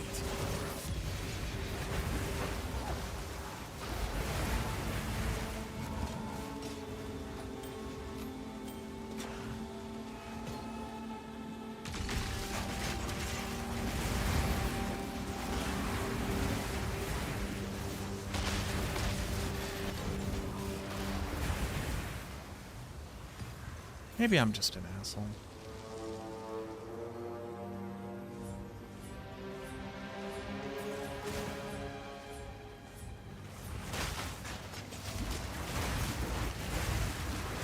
Minions in PoE 1 play specific map layouts for clear efficiency. How did you pick the map layouts in PoE 1? Like, did you get maps for different areas? Is that why they were called maps? Like, it wasn't just like an opened a random one, but like you got like augury maps. Give up all hope.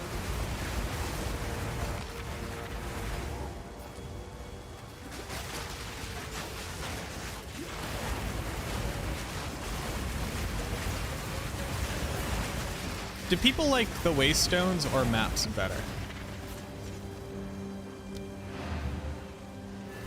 Like, do you like the Atlas map or random maps better?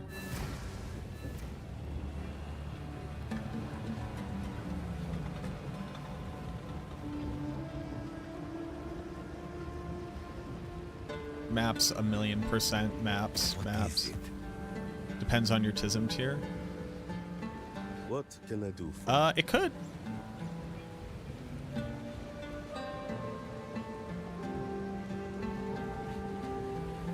Rampart Raptor. Rampart Raptor.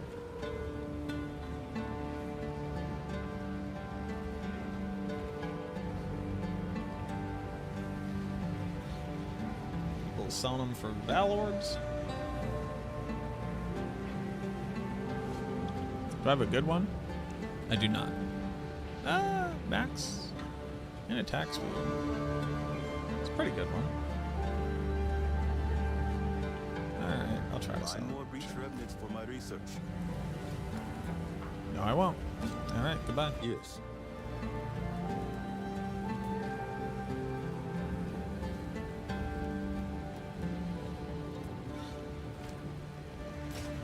It's not even a question? Damn, dude.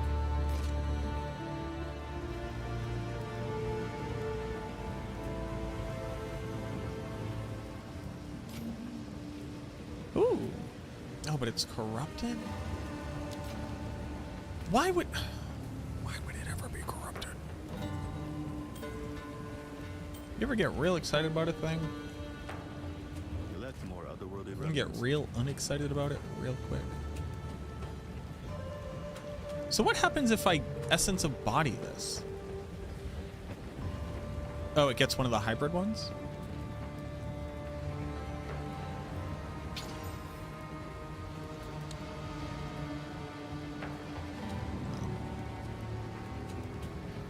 People care about that? You sure about that? You sure about that?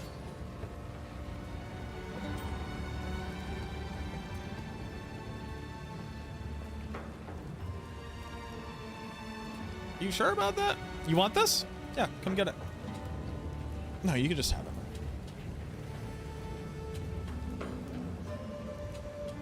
You're about to spend exalts even to get it.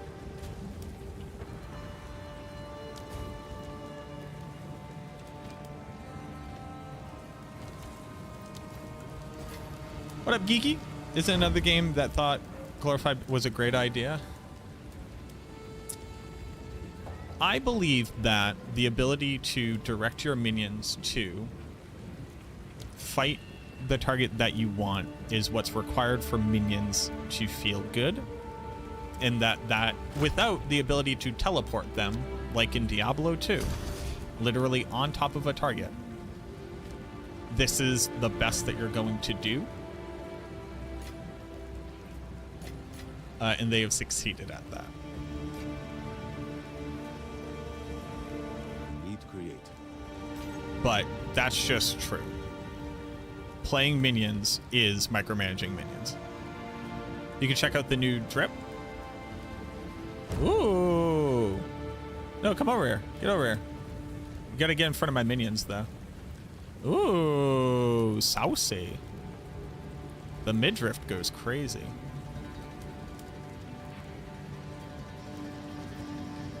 Why are you, like, kind of crunching? I like the cat. Do I have this cat? Do I have cool cosmetics?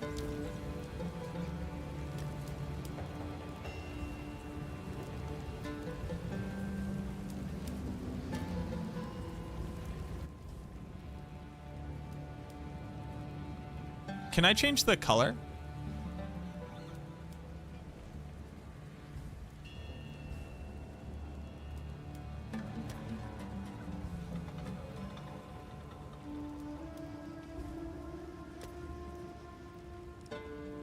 Yo, thank you very much. Yo, what did it do, Bloodshed? Thank you, thank you, thank you.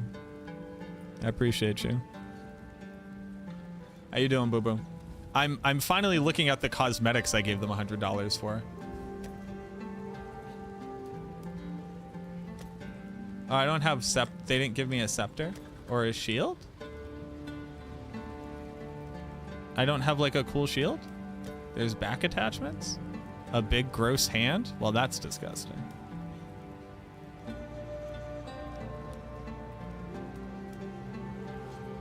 Yeah, we've been going for 5 years now, I guess. It's pretty crazy. All right, I'll just be Geonor, I guess. That's amulet skin. What does amulet skin mean in this context?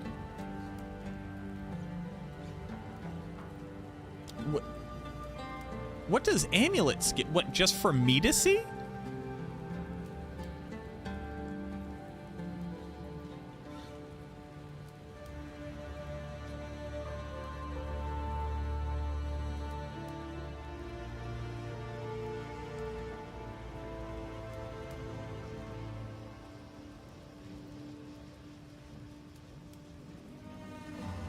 You do have a mark this enemy mechanic. It's called Predator, and you get a skill that you can mark enemies you want your minions to target. I thought that was true.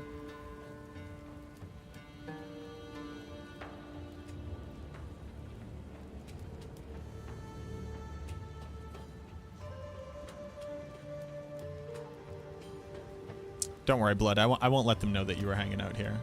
As far as anybody at Diablo / Blizzard / Microsoft is concerned, you were only working this entire time. I won't tell on you at all.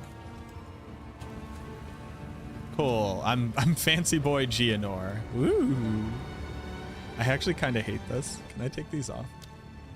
How do I take them off?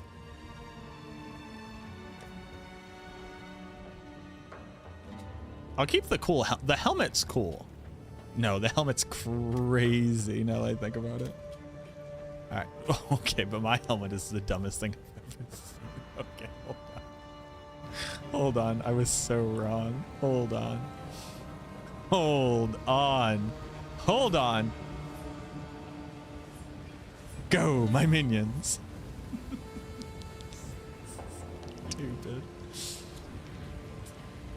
Oh, man. Oh, that's very good. All right, sorry, I was having a moment.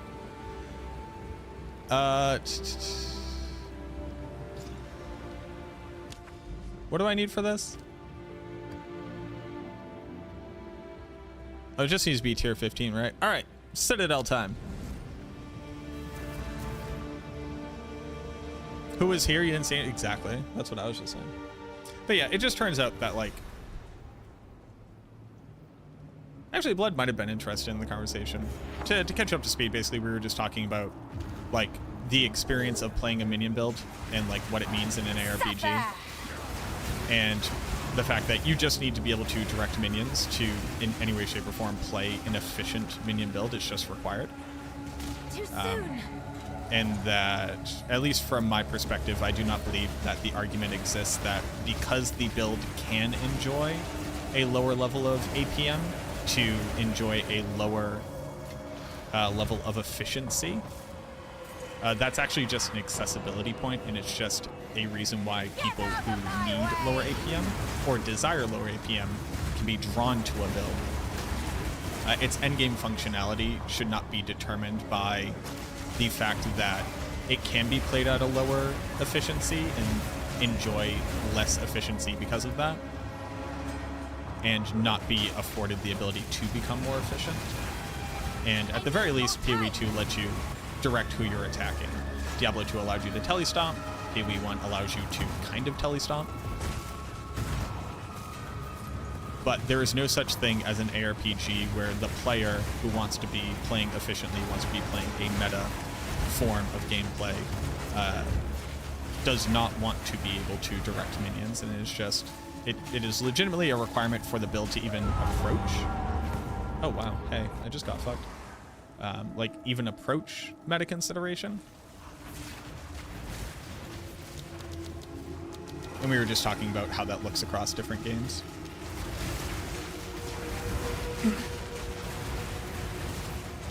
None can oppose me.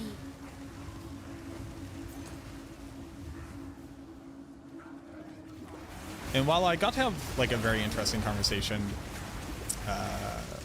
with Adam Jackson back at BlizzCon about the value of once you add it in, you can't take it out. So, like, once people know they could be efficient, content creator. they will feel like they have to.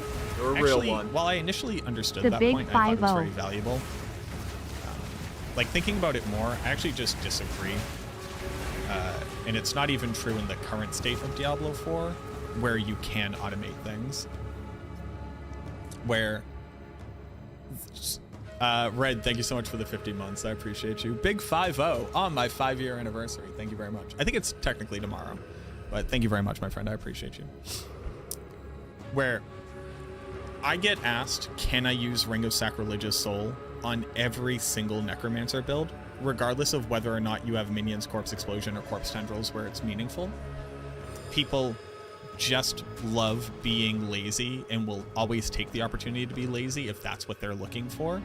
So if Minions got the ability to direct their aggro and they could still be played lazy, the people who want to be lazy or physically cannot would still play it that way. They would not be put out. While on paper it's like a very logical thing to say, I don't think that it actually holds up in the consideration of Diablo 4. Unless there are, like, very, very specific surveys that were done that, like, I'm not aware of, where, like, that exact, I think not. like, scenario was outlined and people said, like, no, this would ruin my ability to enjoy the class if I knew I could be more efficient. Which, like, the more you kind of like talk about what those like interactions would have to look like, kind of sillier the concept gets as you get like further and further away from it. D3, we could direct minions a bit as well, but I agree minion builds shouldn't be penalized. It's just like, we just need a way to be able to direct them. Not to make you hanging out here about Diablo 4, but obviously we're talking about ARPGs in general in the experience in ARPGs. But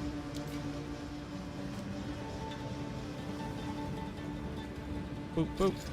We're also talking about the, you know, it's actually, no, that's too much. We're also talking about crafting, just in general, across games.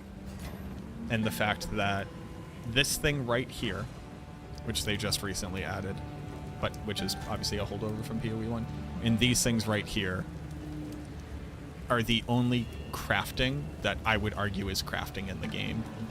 And even so, what they really are is just a minimization of waste while doing the normal crafting, which is completely random. Just, hey, yeah, I took 2 items that had 2 stats that I wanted, put in the recombinator, had a 25% chance to hit. It deleted both of them. It cost me 6 exalts to do that. And I was just like, I never want to hear another complaint about a temper ever again. This thing just took my items and took my money and said, enjoy, and then walked away, which is very, very funny. I did forget that, like, citadels are harder than me just doing a random map, and I probably need to lock in here. Get out of my way! That's crafting in PoE2? Yeah. I was actually extolling the virtues of the best crafting system that I personally played with, which is Diablo 2. Although Last Epoch's crafting is a very good crafting system that says what if the players had significantly more determinism. Wow, there's so many elites in here. Why are there so many elites? Oh, right, because I'm in a citadel. Oh, I get to fight Dr. Robotnik. Hell yeah, I like that fight. I also want to kill all these elites. It's basically gambling. It's not basically, it's only.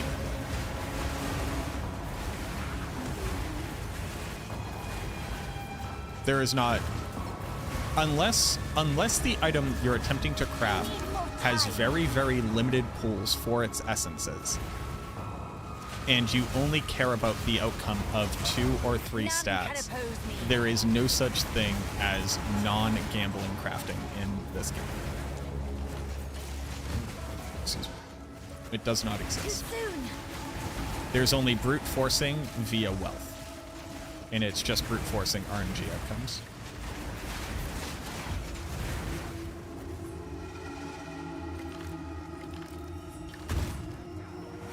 Give up all hope.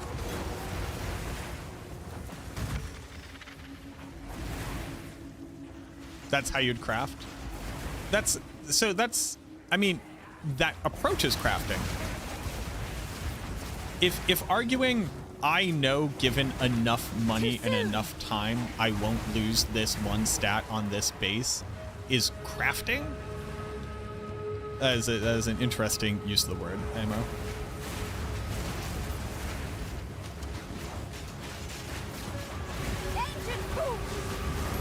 That's what they see as crafting. It's just not what fucking the word crafting is. You know what I mean? Like, it's just not, like, outside of ARPGs, nobody would ever say crafting and mean random outcomes. Like, isn't that wild? Like, how dare we call it crafting, right? In fact, why do we call it crafting?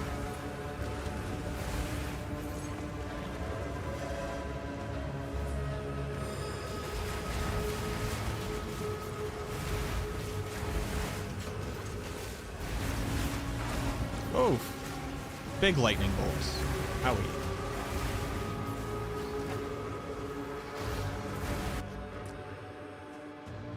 Speaking of Diablo 2, why do you think they haven't brought the Herodric Cube style crafting back to a Diablo sequel yet?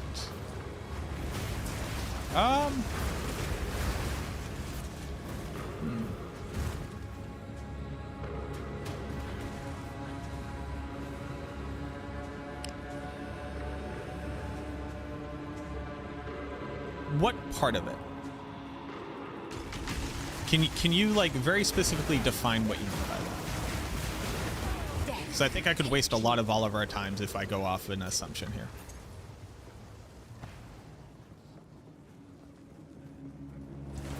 Too soon.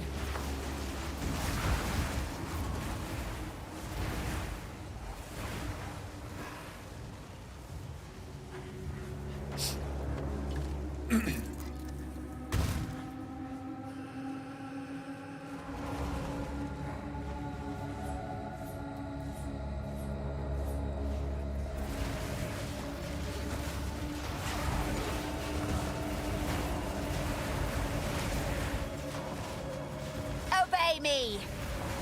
Because if the question is, how come we haven't been given a cube that sits in our inventory that we put trash into and then get items out of?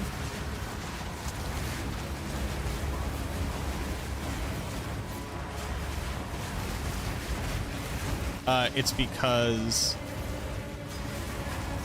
Well, to answer that question, I would have to know why the team went with the... Like, the 100 cube is just cool. And it means that you don't have to have crafting benches in cities. But it also means that, like, cities lose a little bit of their value. So it's just like, it's gaining the value of not having to have crafting benches in cities, but then your cities are less valuable. So it's a bit of a trade-off.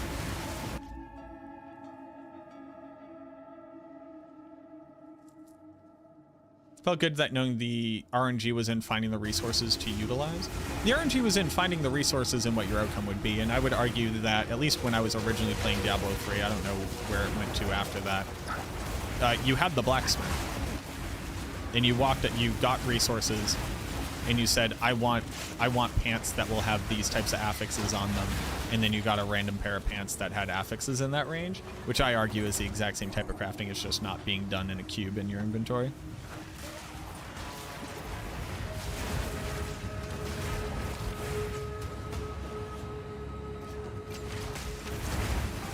Like, the determinism is in knowing that the outcomes are restricted to a certain pool. That's like as close to determinism as you can get while having RNG crafting, which is what I think a lot of people like. You can argue that in PoE2, you know, if I want to be reductive, I can say, well, that exists in PoE2 because items can only have so many affixes on them. But that's not really, like, that argument falls apart the moment that you remember that essences exist, and essences target groups of affix types, which are then limited by the item. So it can't just be that items themselves have, you know, I can't get minion levels on a shield as such.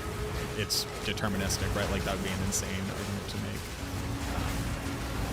Hence why I just don't believe that there's, like, really crafting in this game. There's just RNG with mitigators outside of essences. But, like, the difference in using an essence versus using, you know, an augment, you know, an aug orb is one is free and one costs half an exalt.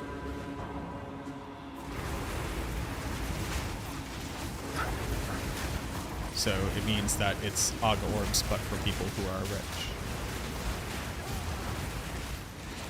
And I wanted to not have to be rich, but still be able to enjoy it. So that's why I'm building into essences in my, that's why I'm building into essences in my Atlas.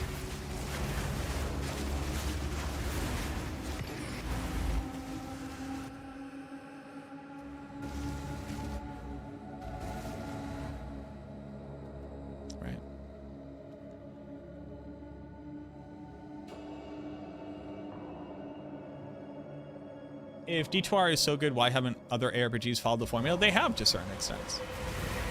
No. I think it is not truly representative of the world that we find ourselves in to say that the DNA of crafting from Diablo 2 hasn't made its way into other games.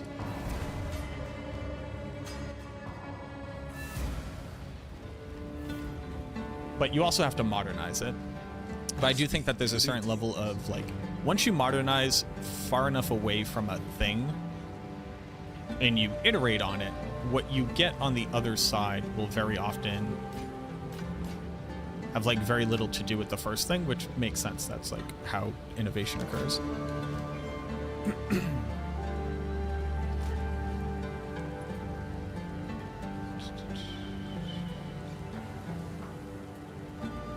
Oh no, I've run out of doodly boops. Is it even worth it for me to do it if I've run out of doodly boops?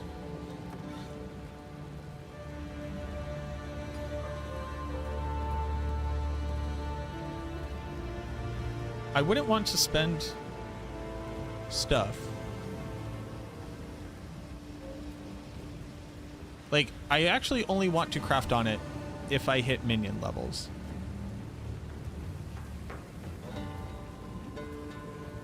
I have to do like a lot of analysis. So like, this already has the stat that I would want. So now I just have to hit minion levels.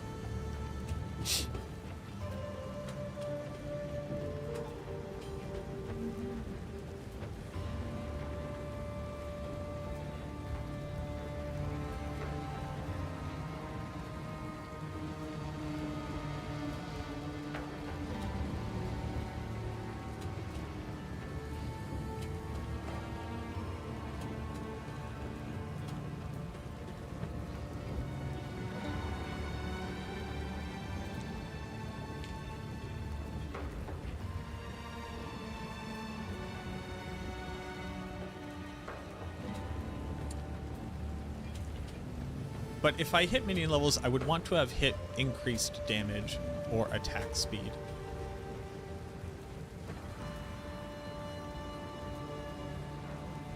I don't think it's ever worth it to use essence on it.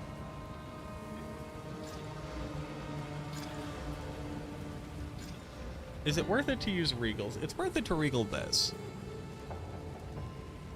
Sure. Okay.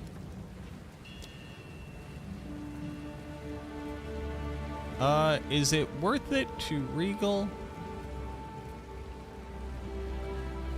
I'm never gonna recom again because I'm just never gonna have the stats. So is a regal for a chance at another scepter valuable? Yes.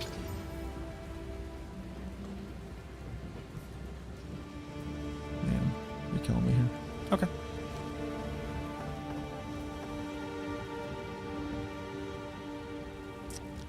So when the game launched, I played solo self-found. And I just hit a brick wall where I could never have enough. I hit a brick wall where I didn't get lucky, so I didn't have the things that you would want, so I would need to spend a lot of resource, and then I ran out of resource. And then I wanted to do hard content and slam my head against it, but I ran out of resources to buy keys. Hello. And then I went, okay, I'm just not playing until next league.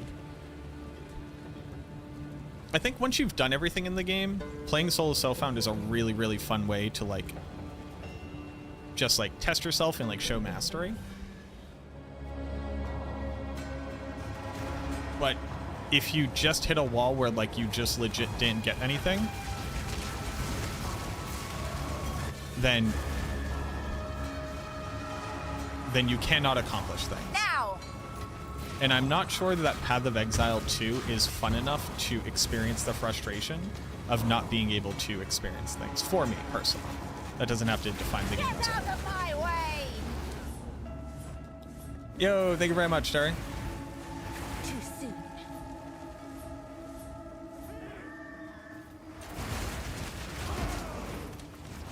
Is solo self-found just that?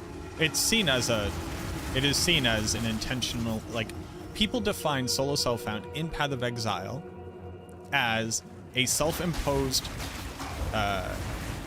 challenging game mode whose purpose is to either, like, better, like, define or refine your mastery over the game None systems. can oppose me. My only counter argument is that this is both a true statement and unless you get lucky, you do just have to be playing a build that does not need to get lucky to be able to do stuff, to be able to do stuff. Like, I could run tier 15 maps until my face turned blue. I wouldn't be able to run tier 16 maps effectively, and my gear would not support me trying harder content. So I didn't have avenues by which to get the gear that would make me strong enough to do those aforementioned things.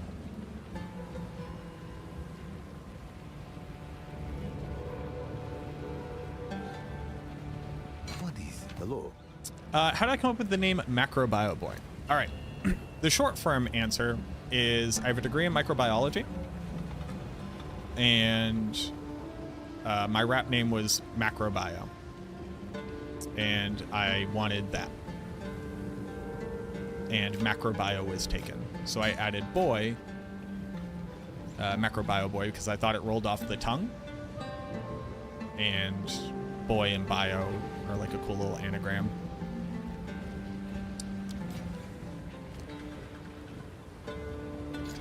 The longer form answer is that boy is also a gender neutral form of the spelling for boy, Time is not on our side. because I'm non-binary.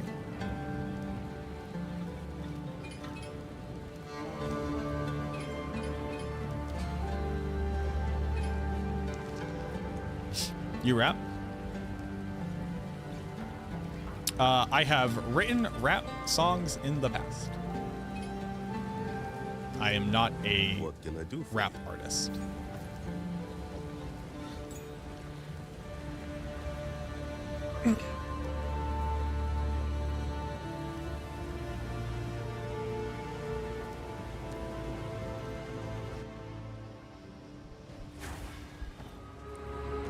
One day, I will click this goddamn well. Yeah. Yeah, I just play a boy on TV.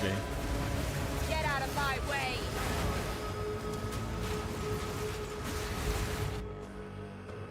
Current crafting system in Diablo-style games leans so heavily into the gambling aspect of RNG, opposed to how the D2 system. Party hat, happy partner anniversary. Yo, Bimmerbot, thank you very much for the 4 months, boo-boo. Thank you, thank you, thank you. Appreciate you.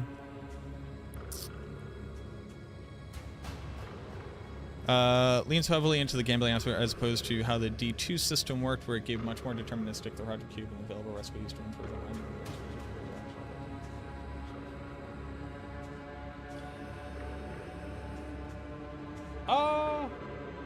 I believe that reducing the, I think that equating the determinism of the only truly deterministic craft when we're talking about transforming an item in Diablo 2 is only upgrading the base. That is the only deterministic craft when we're talking about transforming an item. So I think that reducing the concept of lack of determinism to a single craft which was available in Diablo 2 is not a fair statement.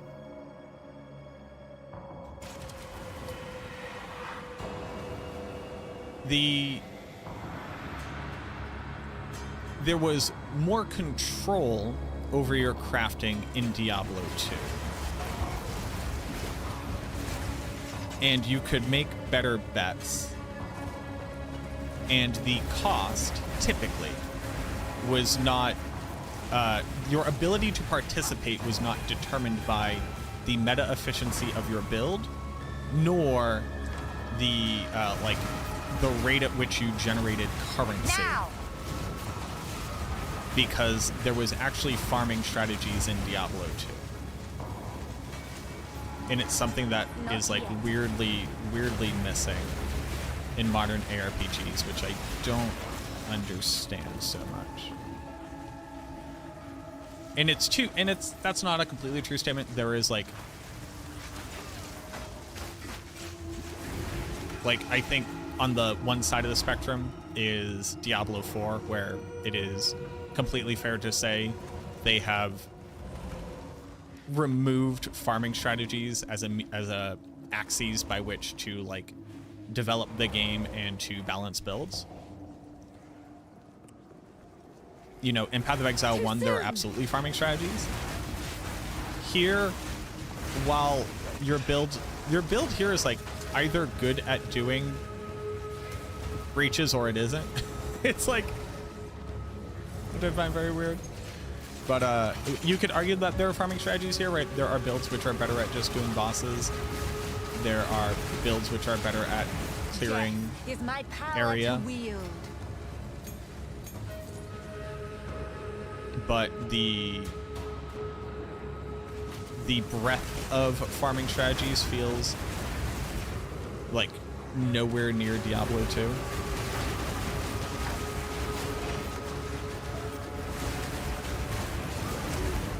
I find it very weird that modern ARPGs have less farming strategies than Diablo 2 did. I just don't believe that Diablo 2 got there intentionally. I think it was a great occurrence that was a bit happenstance.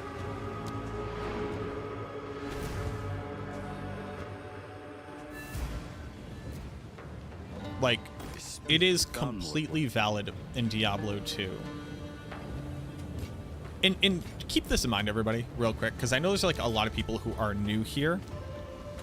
I'm not like a hyper glazing, that means dick riding if you're slightly older, like D2 fan. I have endless complaints about Diablo 2. Endless complaints about that game. Am I willing to regal every one of these? Kind of. That's pretty good. Am I willing to craft on this? Kinda am. I got 40 exalted orbs.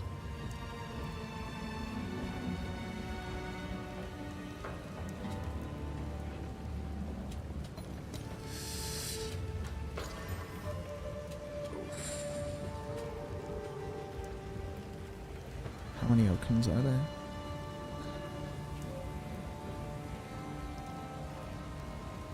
But like, I'm really not a ride or die D2. D2 did two things incredibly well. It had farming strategies, which gave different value to builds for their ability to do different things, and also allowed you to spec into value of your build for it to do different things. I'm going to try to exalt orb this. Damn it! No! Ah!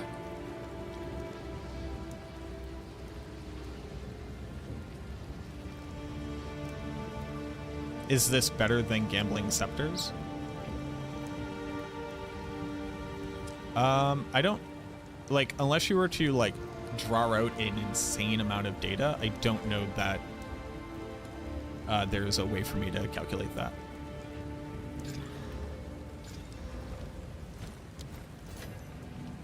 Greetings. The answer is maybe. More otherworldly remnants. It might be.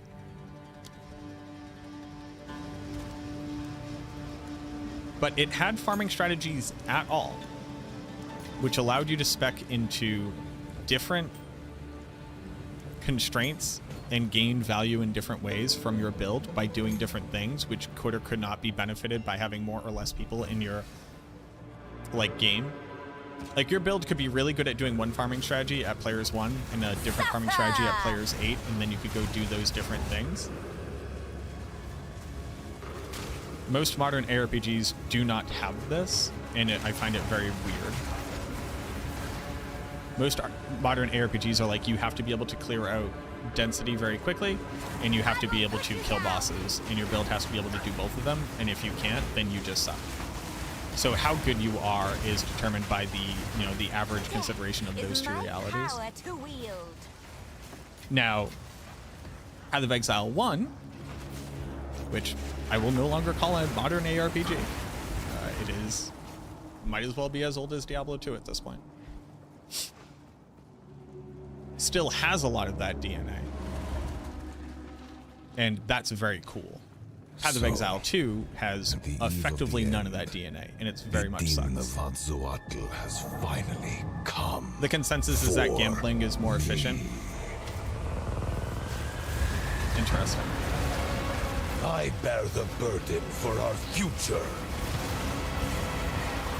Inferno! I can't give up. All right, Dr. I must Robotnik. Save my people. Dr. Robotnik, I can't see if I'm killing you or not, but I want you to know. No, I will succeed.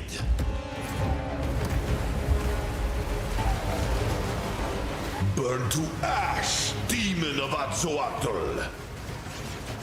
Face the might of the mind.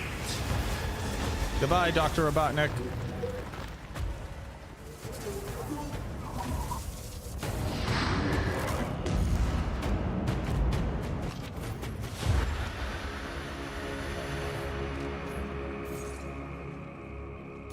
Yeah, remember when Dr. Robotnik dropped trash loot? That was cool.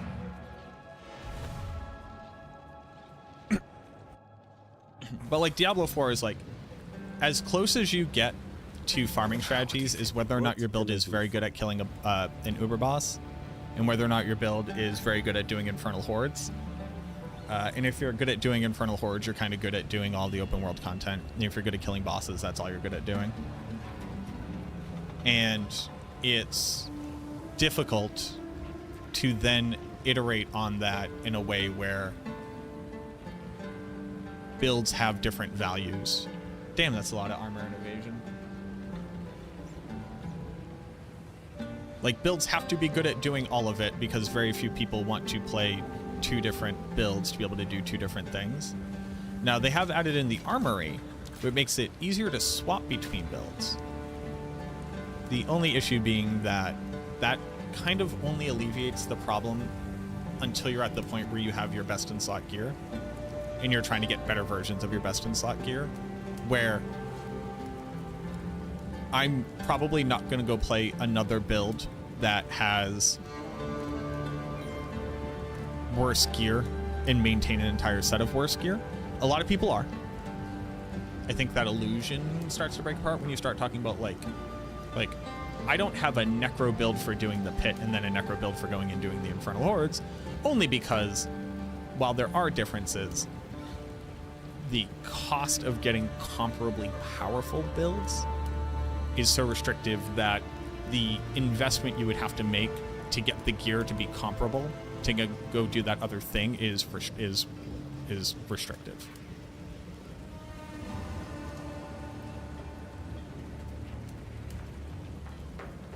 Like, oh, I'll make a Blood Surge build for Infernal Hordes. I'll make a Blood Wave build for the pit. It cost me 50 hours of grinding to get my gear to be able to do the pit on the Blood Wave build. But I should have spent that time getting my Blood Surge build up, because then I could get the Obdusite and materials that I need to be able to then masterwork my gear for Blood Wave. Oh, it is like nearly untenable to think about masterworking 2 full sets of gear. I will never fucking do it. Like, I will never do it. Other people will. I will never do it.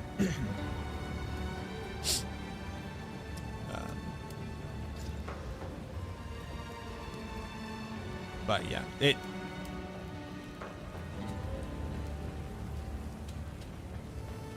there aren't enough farming strategies.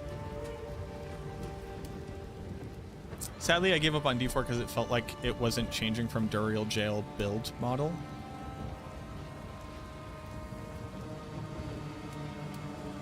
I actually don't know what that means.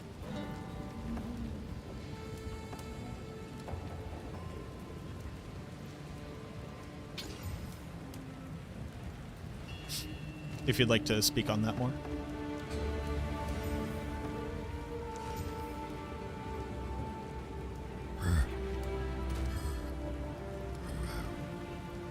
I would like an upgrade for my scepter, but I don't want to buy an upgrade for my scepter. Because here's the funny part, like, I have just enough materials where I can, like, craft a little bit if I want to, but I don't really have enough to buy gear. Like, I don't think I can go get a better scepter for 40 Exalt. Let's try.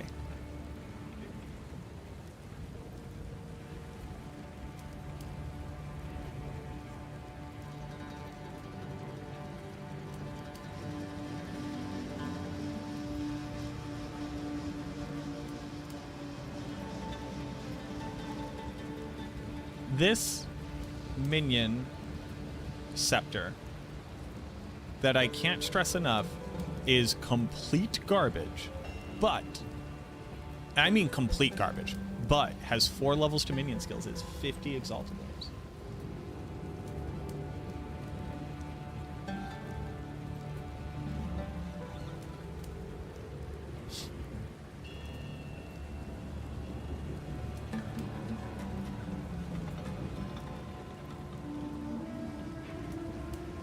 Yeah, I can't afford a better one.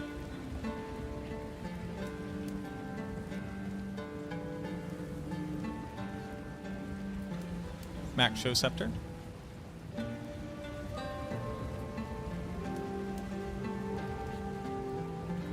It's everything I want, just low numbers.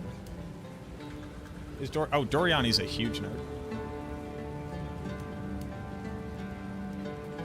It's everything I want, it's just I'm level 57 Scepter.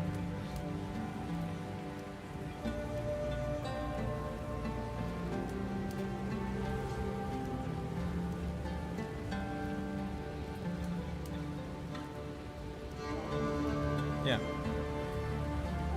I can right now go buy, like I could trade into it. I could right now go buy a scepter that all it says is 4 to minion skills with 5 dead stats on it for 50 Exalt. What is this game? What are we doing? Oh. Hello. Hi. Aren't you a cutie? Look at you. Oh, girl. Where'd you get all that? Girl, where'd you get all that?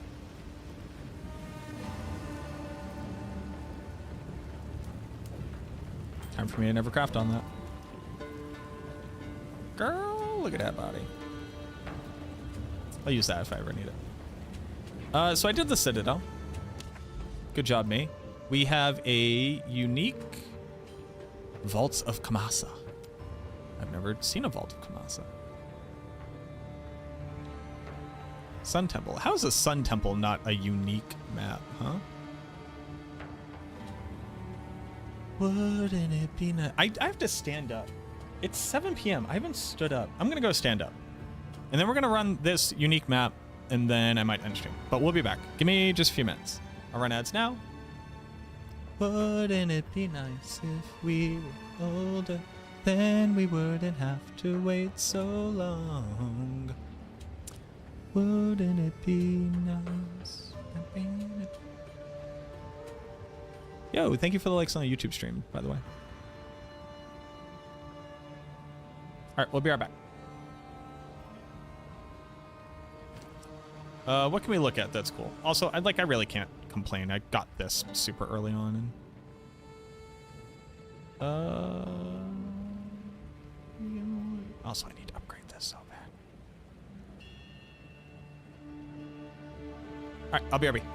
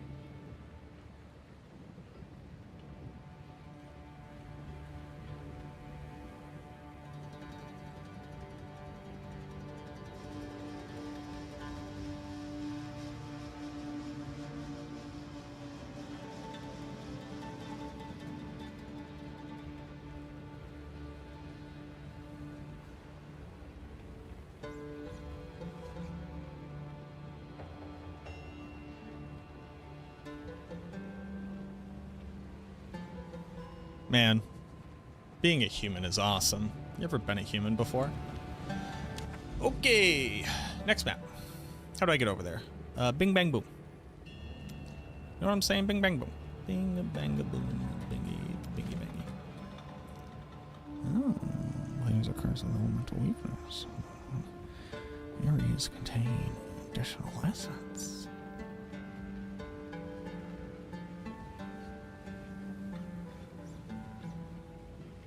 What? Hey, what is Vaults of Kamasa? By the way, what is that? Also, am I going to die? Hopefully not. I need more time. A massive spear, am I right?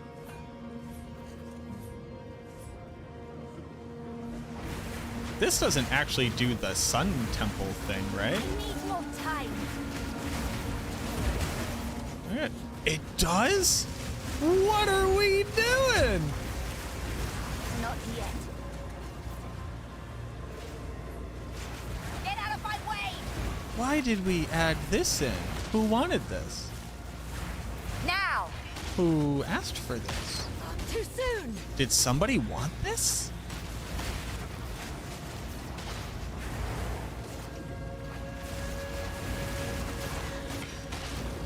Did who asked for this, huh? You will regret coming I need here. more time! That woman is shooting me through the wall.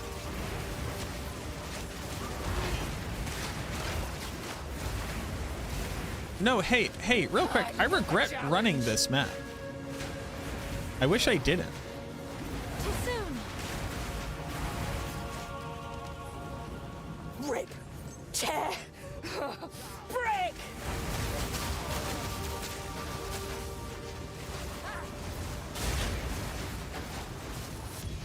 Hermit garb. You know that's what they 3 charms. That's what they called me in college. Hey guys, real quick. What is the point of this double socketed? So it got another socket from the corruption, but it's magic, guys. What's the point?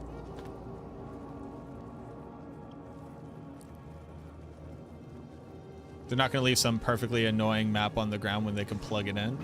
I'm just saying, like, who asked for it? Because I have some questions.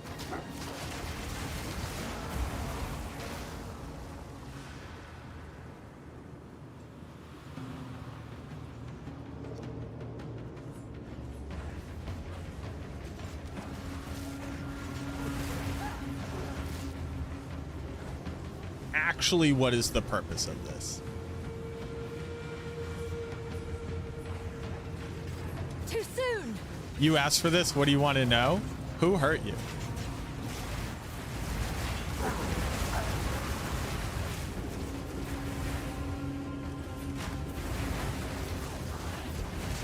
It only shows in the streamer client. Oh no. Am I the problem? Death, take you.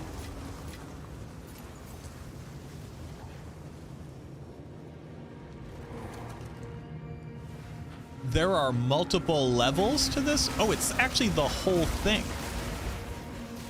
Oh, Slick Rick Derulo. I have to kill so many elites.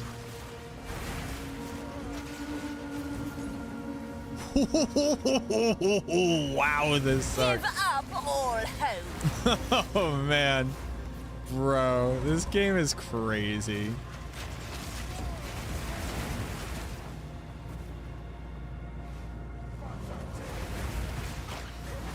Like, I'm positive this only exists so that you can hate getting it. There's no way anybody likes this, right? Like, it's impossible. No.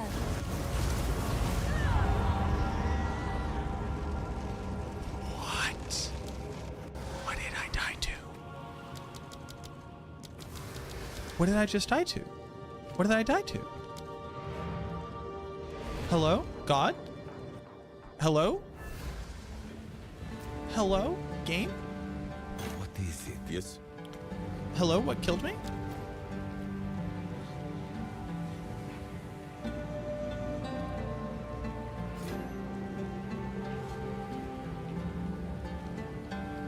We need create.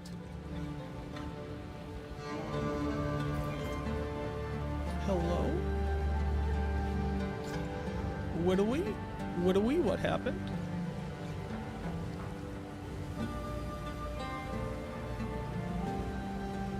Time is not on our side. Hello? What the fuck is the point of corrupted magic Yes. items?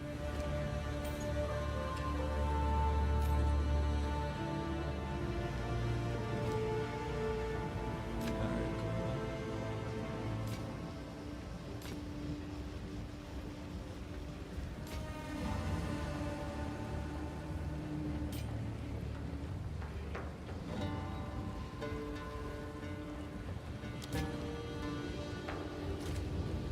Three charm slots. Let's go, baby.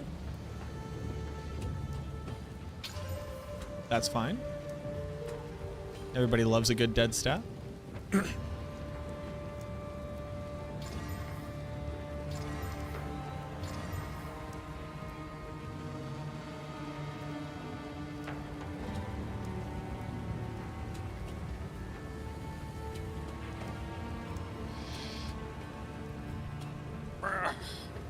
Well.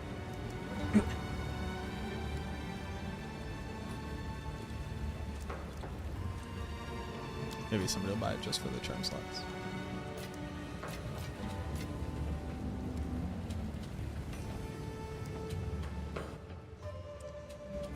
Died to cringe? I guess so.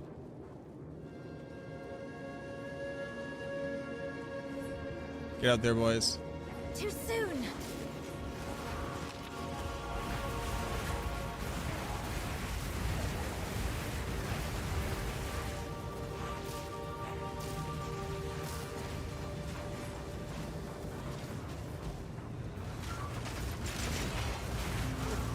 Now! I need more time.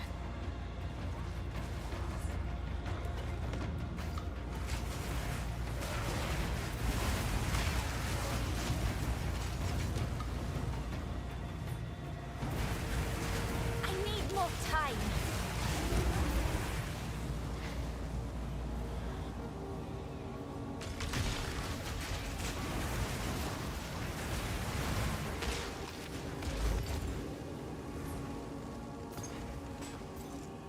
And this doesn't even connect.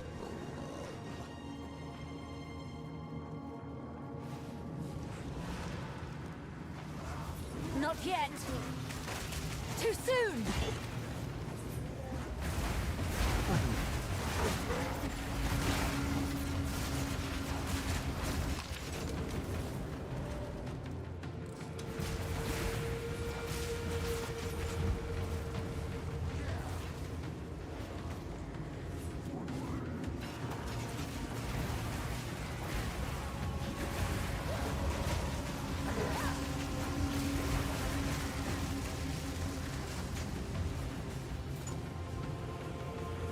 I still don't actually know what killed me. Which is only incredibly frustrating. Could kill so many more monsters.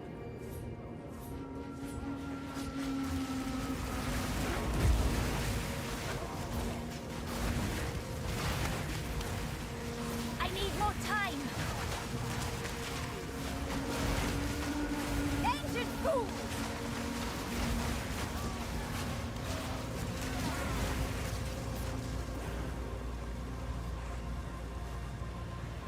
Ba-da-ba-ba-ba-ba-da-ba-da-da-da. Shabba-dee-doo, shibbity-doo. Too soon. Dear minions, go over there.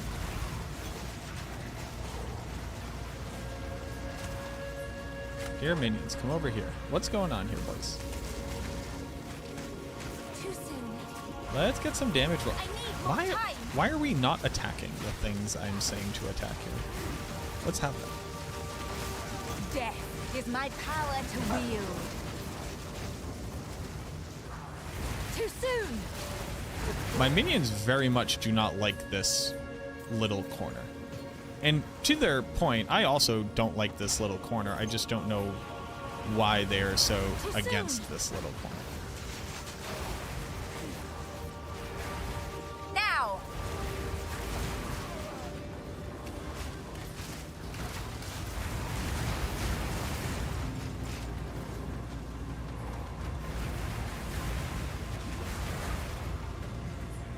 I need more time.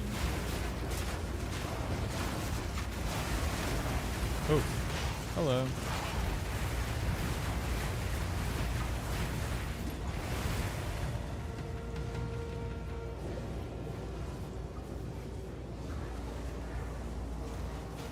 Oh, can I not reach I that? need more time. This is an interesting universe that we find ourselves in.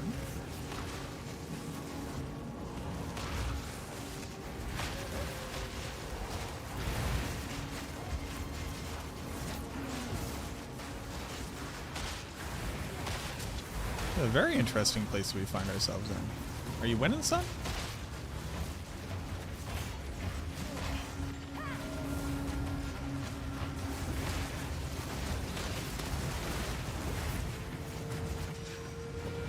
I need more time.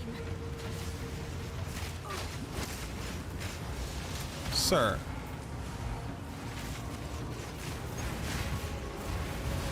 Another corpse to serve me. Jesus. Okay.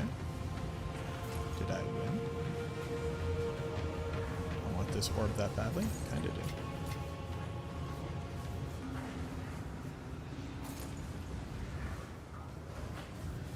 Alright, so I have to get over to that little corner. Too soon. Other side of the map where the 5,000 other elites are.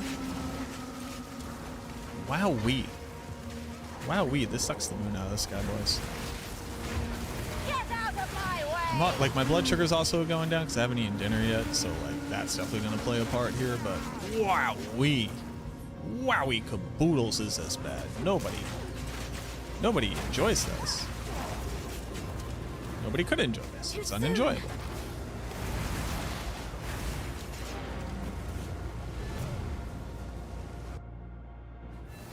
You're gonna need way more energy shield. Oh yeah, I just can't choose to have more, so this is what I got. Hello. This is what I got.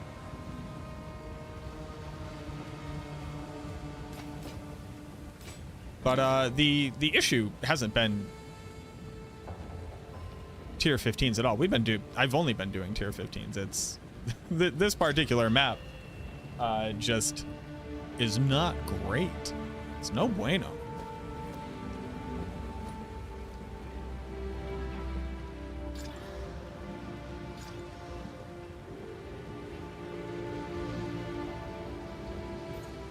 Sorry you asked for it. You know what? I can forgive you, I think. I believe I can forgive you.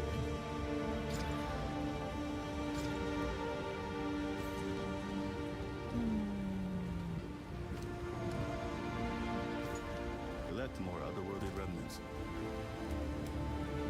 Right, there we go. Now it's bricked.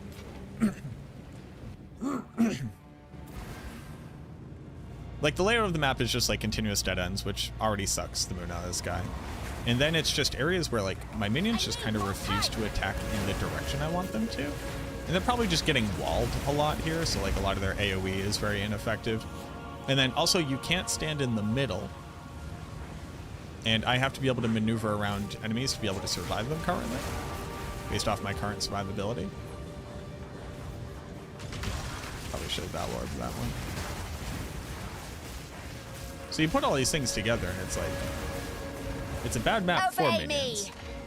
It's a map that says continuously drain your survivability for checks nukes existing.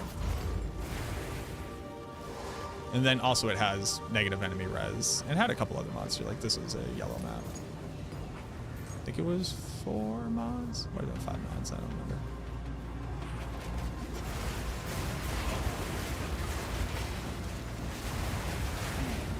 Another corpse to serve me. Wow, what a bad map. What a horrid map.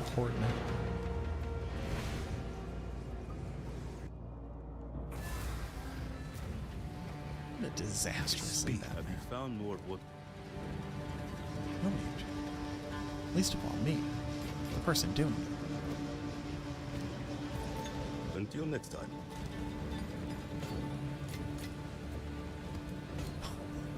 Why did they put that in? What a silly thing. Alright.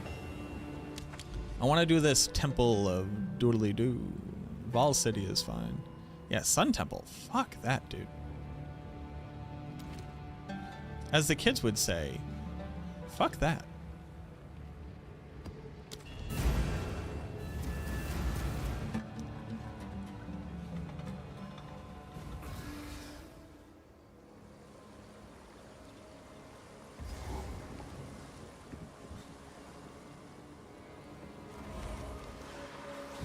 I will put you down.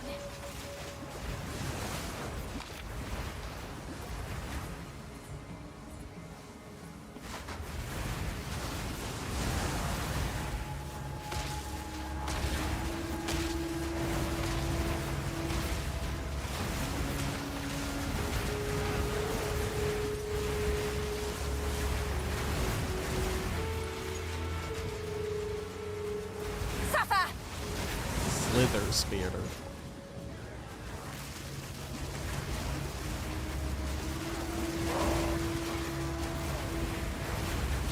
Too soon. Hello. Oh! Hello.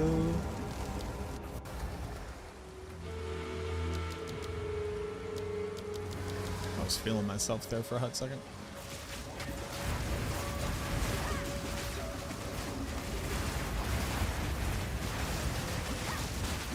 Hey, my guy.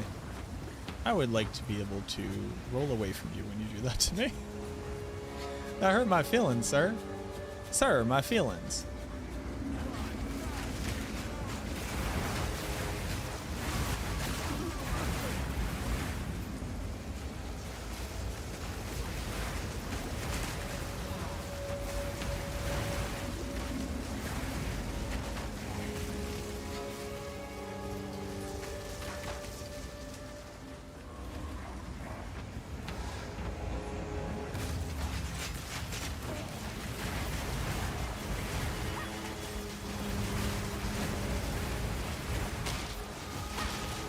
Is there a frost spell I could be like proactively casting to gain myself breathing room?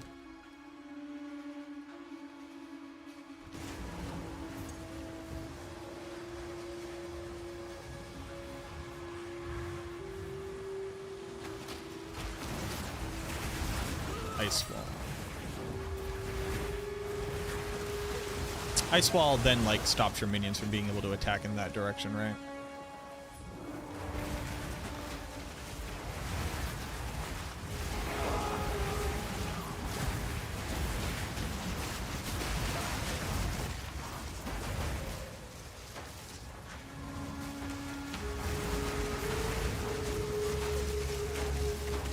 A little bit.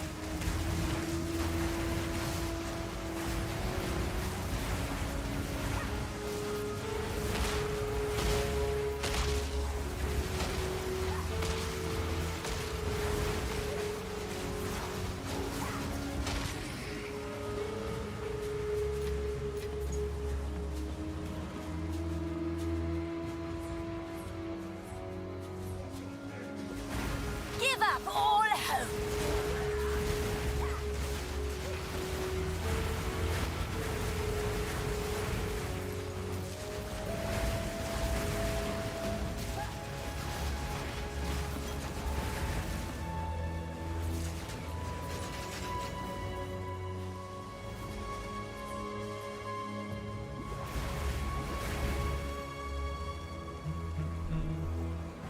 Frost Mage, so I'm using Frost Mage. I will put you down. But the issue is, like, if they're not within range, then I'm kind of F. I was hoping for something I could proactively do as opposed to my minions.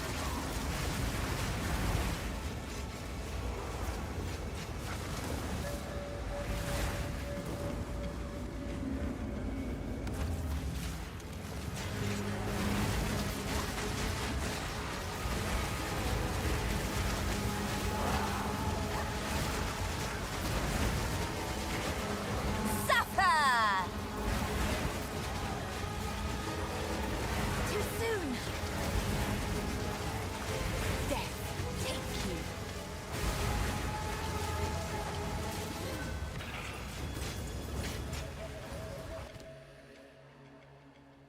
Shoobity doo, shoobity doo, shoobity doo.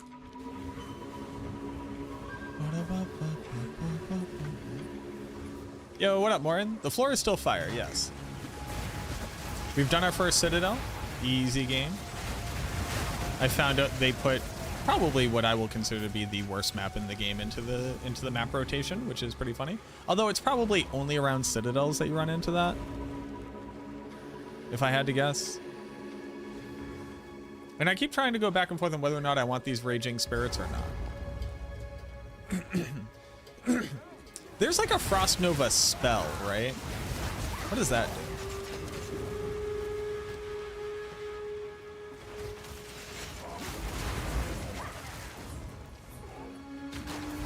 Frostbomb?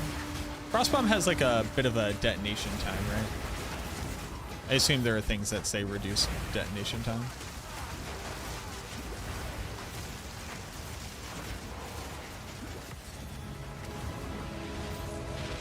Oh, you were exploding. I was literally thinking, I was like, man, I've just been running right up against the enemies, and like I haven't really like stopped and considered whether or not they're gonna like explode on me in a very long time.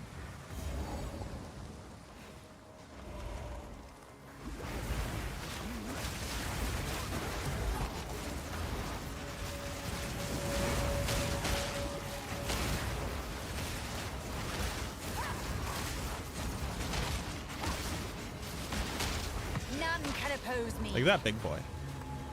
Bang.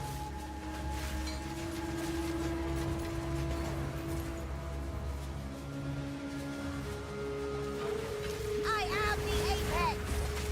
I mean, I am the apex. Powerful bold stance.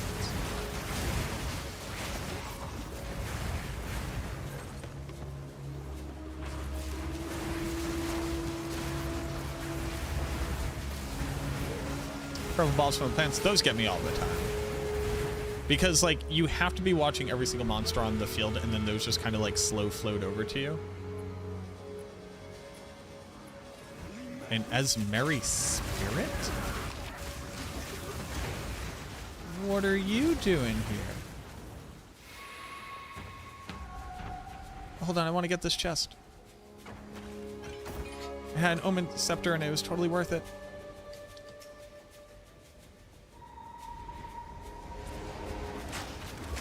Wait, where are you bringing me? Where is there a monster in this direction? Oh! Hello. How are you not showing up on the... Oh! Oh, wow, wow, wow. You asshole. What's that guy doing? Get out of here.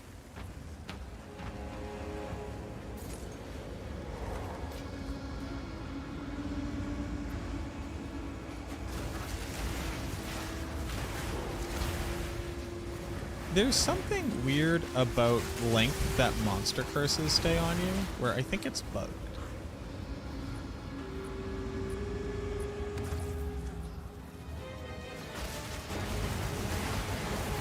Well, again, so the little purple orbs, right? The idea is that like, oh, they have like a very long like activation time.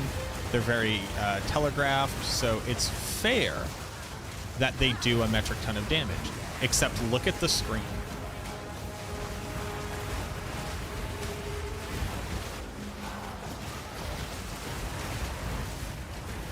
And this build isn't like quantifiably stronger than the value that it loses from being able to see stuff. So these things, like the game is using a set of metrics to be able to determine the validity of like fairness without it like having differential treatment across the builds in a meaningful way. It's a very like, I don't know. Canada, thank you very much. Appreciate it. Thank you from all of Canada.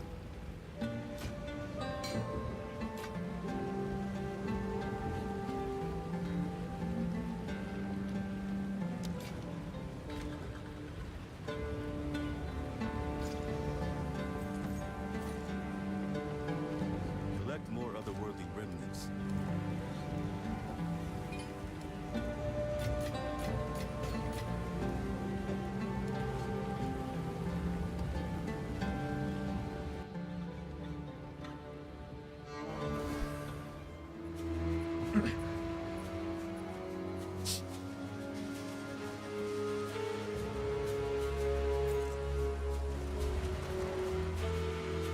There's just a lot of principles that go into balancing effects and like how fair they are changes based off of a lot of variables. I don't feel like right now the fairness takes into account the variables that the game itself puts forth.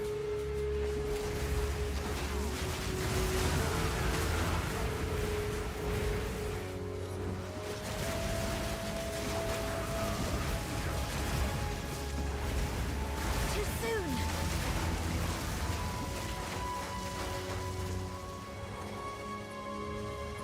Oh, dead ends in my maps?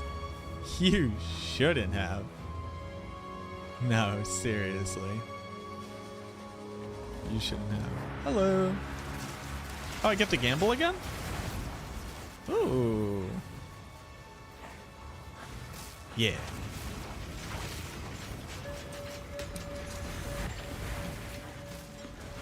Gamble. Gamble. Gamble. Exalted Orb. I would pay $2 grand for an Exalted Orb. 10 Vol Orbs. Yeah. Yeah, baby. All right, 200,000 gold. What do you got for me? A makeshift crossbow. That was cool.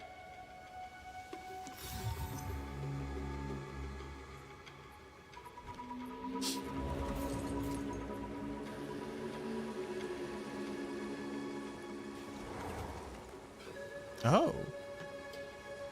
Well, hold on. Okay, well, hold on. Oh, I did all the rituals. Oh, okay. Another dead end? Hey.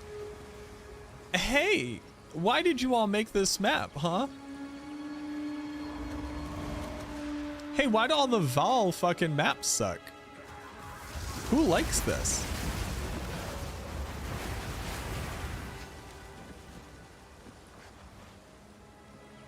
Who's like, I'm being rewarded for exploring?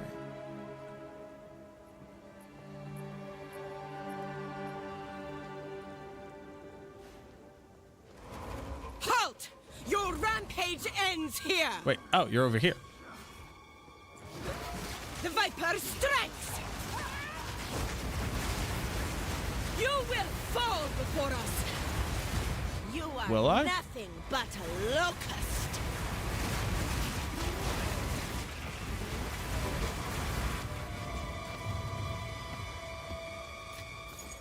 You didn't really drop anything cool, though. Also, there's like so many more elites for me to fight.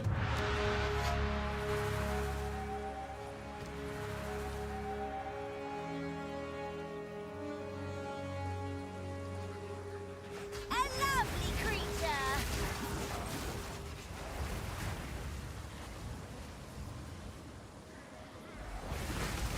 Suffer.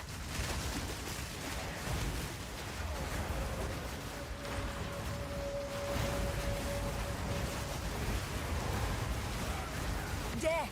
I broke that, man.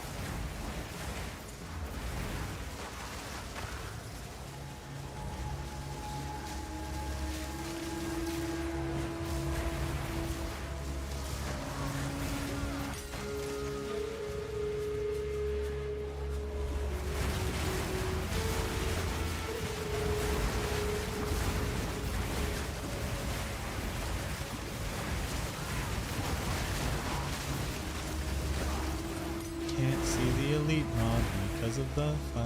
Ba ba ba ba ba ba. Shoobity doo. Shoobity doo. I need more time. Shoobity doo.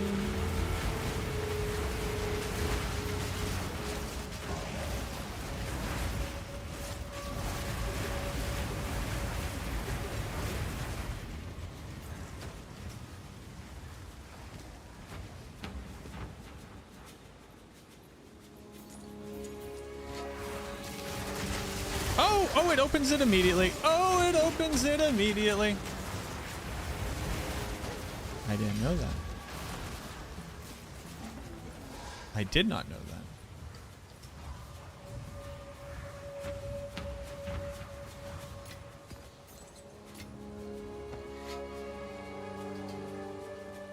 So, then what did corrupting it do? I didn't even get to know until it's dead.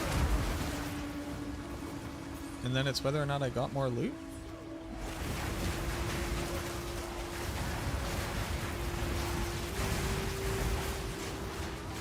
Why does it pop open immediately? At least the game's pretty. Oh, the game's beautiful. Now that you can actually see it. I remember when this game first came out and like legit you couldn't see stuff because there was grass on the ground. Like it was just insane how little of the game you could see. Now that you can see it, beautiful.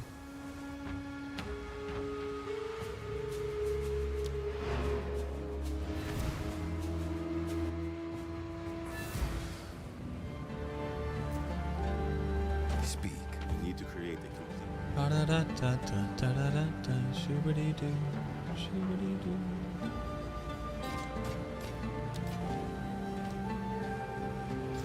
Rip.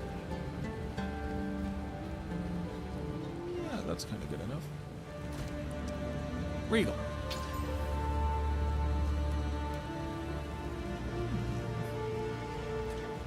Hi, dual res.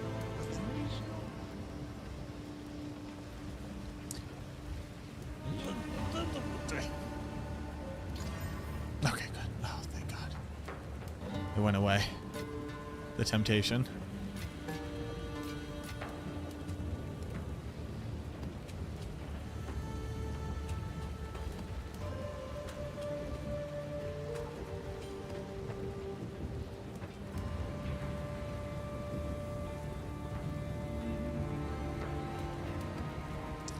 You found more of what you see. People are telling me I should be gambling. Hello. Do you guys have anything I can buy that's interesting?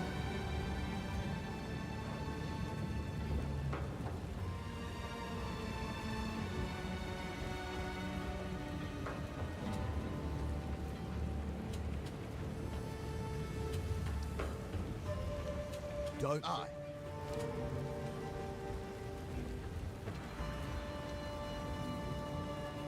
Don't give up. Found a logbook Yes. yet?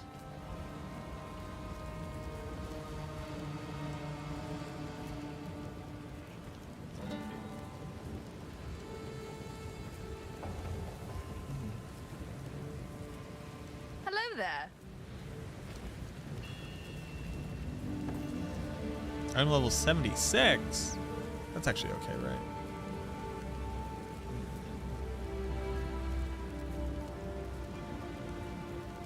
No, it needs to be. I'm level 78. Is it random? Wait, how do I get it higher? Is it always your level minus an amount? What level do I have to be to gamble level 78?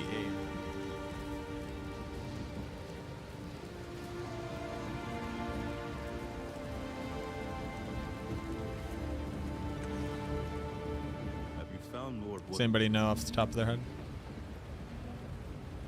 Usually comes out at your level with variance. Well, I saw that isn't true because I'm level 86. Hello.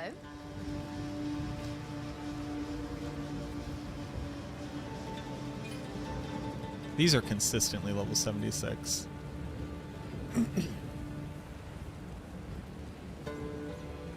gives good items a lot. Well, sadly, it can't give me the item that I want. Because item has to be item level 78 to get +4. Oh, that was 77.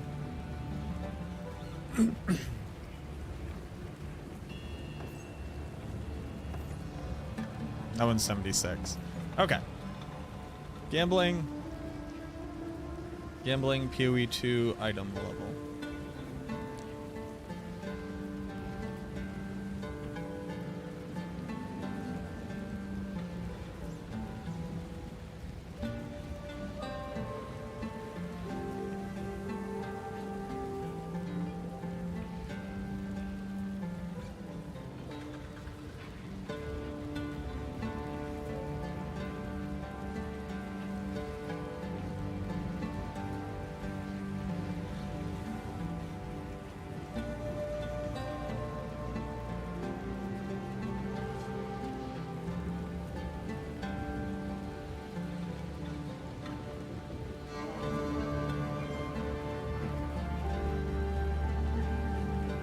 What?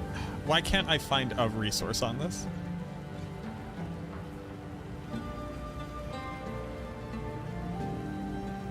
Meaning stuff just going to be hard from gambling, but the other gear won't be as challenging. That's the only gear, like, other than, like, good rings, that's the only gear piece I'm looking to upgrade. That and my amulet. There's no guide? Nobody knows? How does nobody know this information?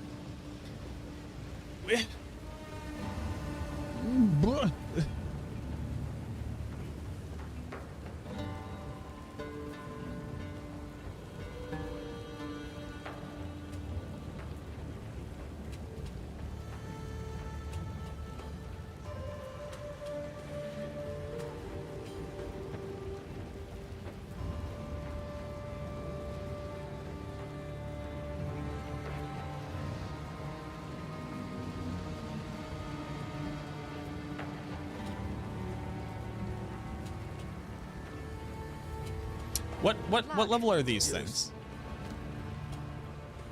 Very low. These are all 65. What item level are your things? 65. Good luck. Found a logbook yet? What do you need?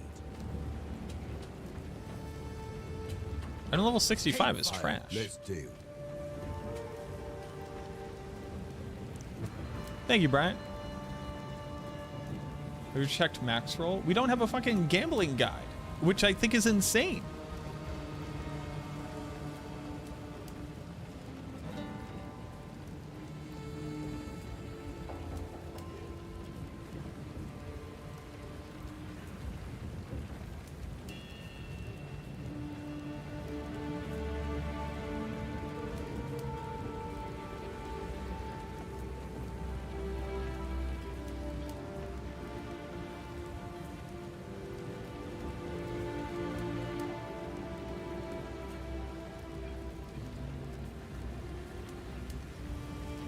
The exact formula is unknown, but in endgame, max item level is 82. So I think it's 10 levels below the character.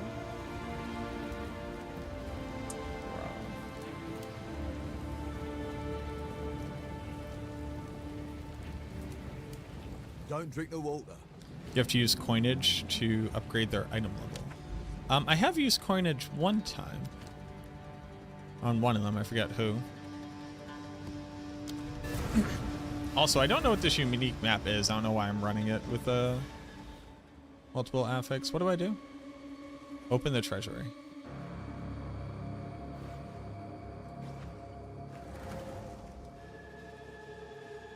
There's so many doors. What do I do? Hello, doors. What? Does it matter which door I click?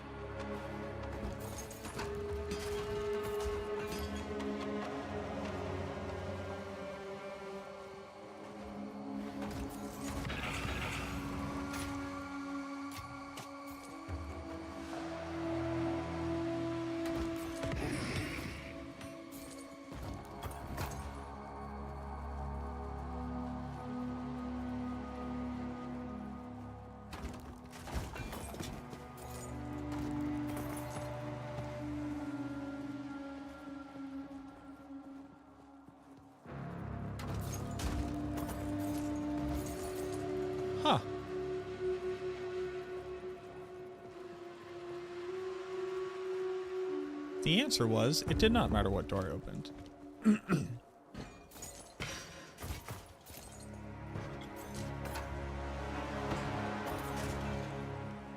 It's just loot. So my farming strategy is opening up this place as fast as possible.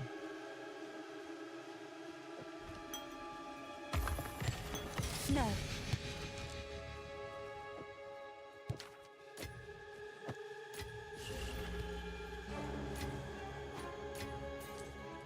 Huh.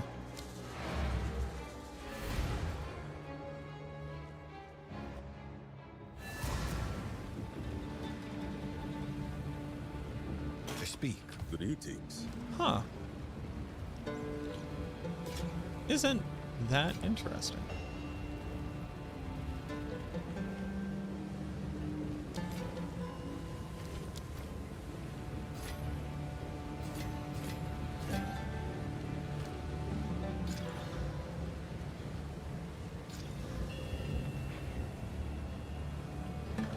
We found more bodies. Time is not on our side.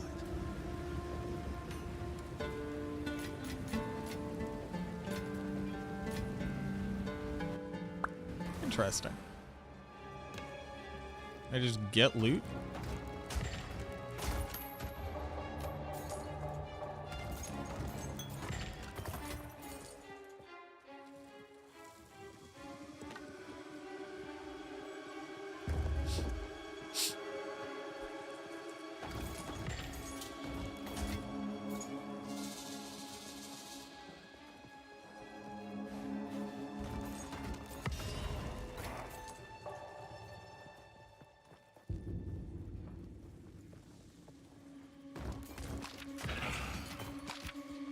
I mean, it just takes skill, you know? I mean, at the end of the day, you just gotta be a skilled player. You gotta know your body. You gotta know what you need to accomplish, and you have to be able to execute. You know, I feel like not enough people really give us the credit where credit's due. You know, we can execute, and it takes a special kind of skill to be able to play at this to play at this level. That's just how I feel. Just get loot. Get up and do 1,000 crunches every morning? No, just be good. Yeah, when you wake up, be good. Just wake up Have you found more bodies? high level.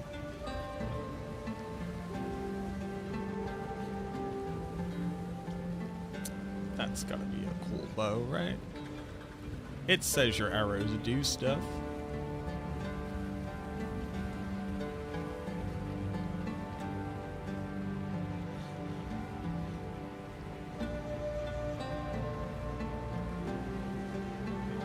Oh, it's called Sliver Tongue.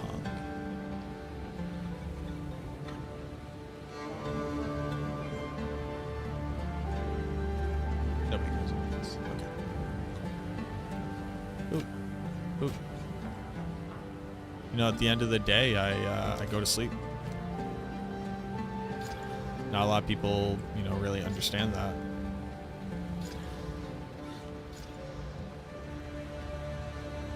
But it's true.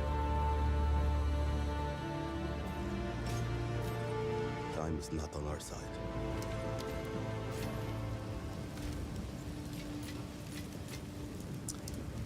Okay. What's this? What's any of this? What are you?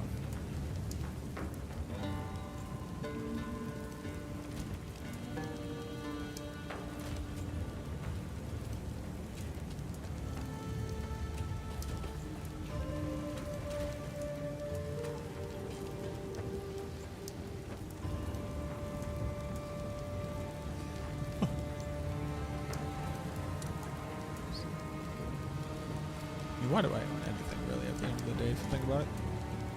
Why'd you never consider? I mean, that's what it takes. That's what it takes to be amazing. All right, let's check out the map real quick. It is getting late. I need to remember that, like, I keep starting stream late due to extenuating circumstances. So there was corruption this way I could do. I failed this silent cave because I sure valed everything.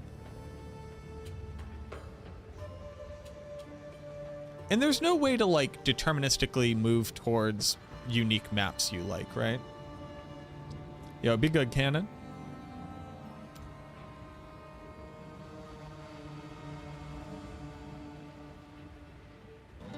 Sun temples are so heinous. Like, I do this tower real quick. I do this tower. Because, like, I still just need so many points.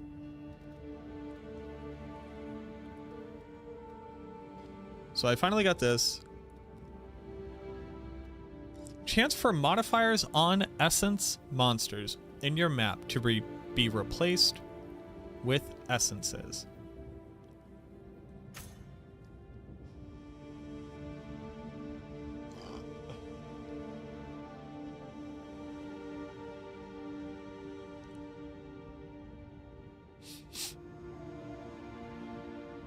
Oh, okay.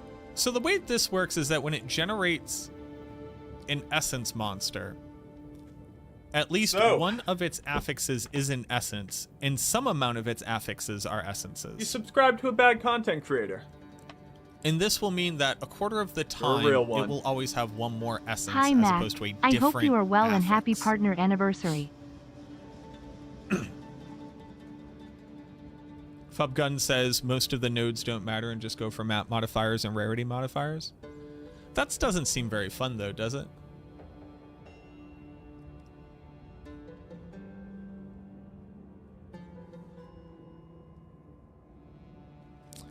Vegito, thank you very much for the 13 months. Thank you very much, friend. I appreciate it. Happy partner anniversary. Thank you.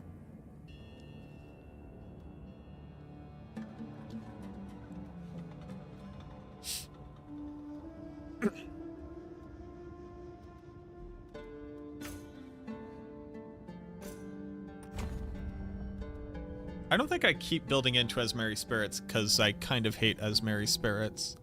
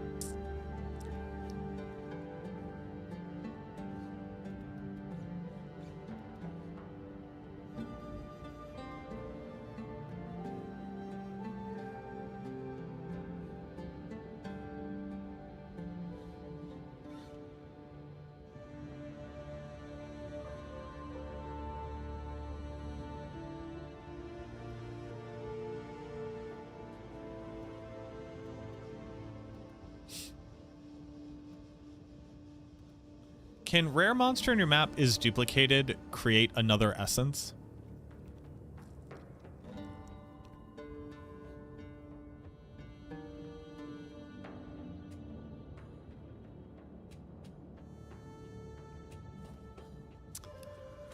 Oh, so it's based off terrain?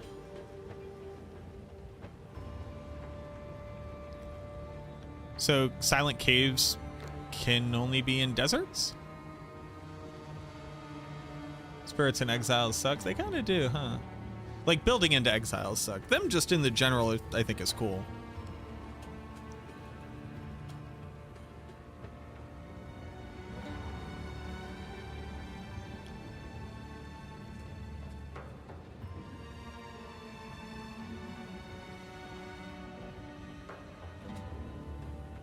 Tags. Map mountain biome. Biome, desert, mountain.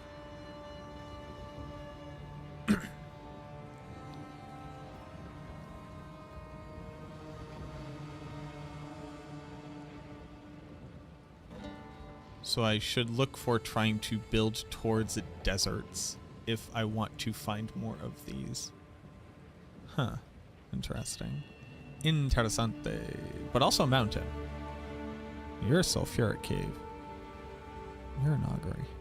Augury is cool. Yeah, so I will just build towards this tower and then see where I'm going. What are you? What are you? What are you? What's going on over there? And I also have corruption over here. So I should probably build down to it.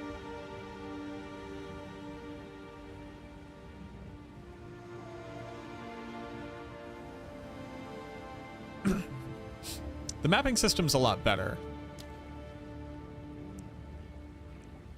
I just like, I don't know. At what point do you just like settle down, hit like 4 towers in an arc, hyper juice all of this, and then run it? Like, do you ever do that? Because the game says you can do that, but like, do you? Ever actually do that? Do people do that? I don't know. All right, let's go ahead and call it there.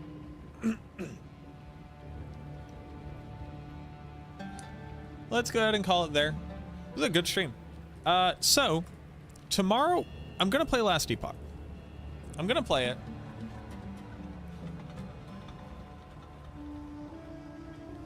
I'm gonna play the Last Epoch. I'm gonna be bad at it. I'm gonna be not great at the Last Epoch, you know what I mean? Because like I'm not good at it. You just fill up your towers along the way, but then you just like, do you like then run all the maps? No, that'd be crazy, right?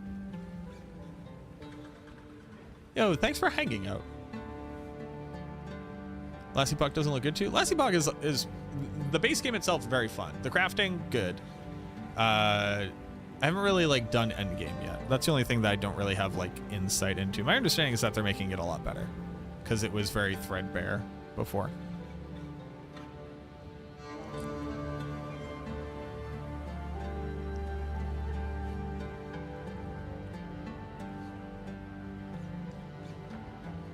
And we're gonna raid Woody. Woody, Woody, Woody, Woody, Woody.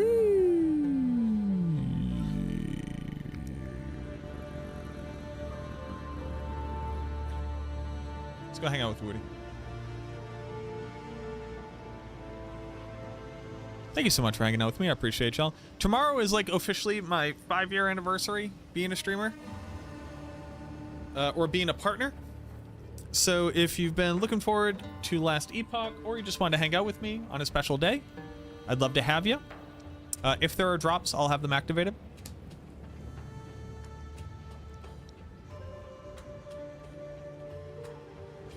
And then I'd love to have you there. We can kind of learn together. We can figure it out. If Last Epoch doesn't like steal my attention, I'll probably pop back to PoE, but at that point we'll definitely have like patch notes and a campfire chat coming up soon. And then we'll be right back into D4. Holy, this is a chock-a-block full season. All right, let's go bring y'all over to Woody. I appreciate y'all. As always, auf Wiedersehen, au revoir, arrivederci, sayonara, so long, ciao, kap kun krap, sawadi, gute Nacht, hasta mañana. Treat yourselves well. The billionaires don't love us. It's the working class that needs to stick together. It's not left versus right. It's up versus down. The people in your community and the people around you have so much more in common with you than anyone ever who has ever seen $1 billion in their life. Treat those around you with compassion. Treat them how you would want to be treated yourself. Love thy neighbor, etc., etc. Find a way to make common ground and be good to each other. Oh, and if you see a Nazi, punch a Nazi. Don't be a fucking Nazi. All right. Cheers. I love y'all. Have a great night. See you all again. Bye-bye.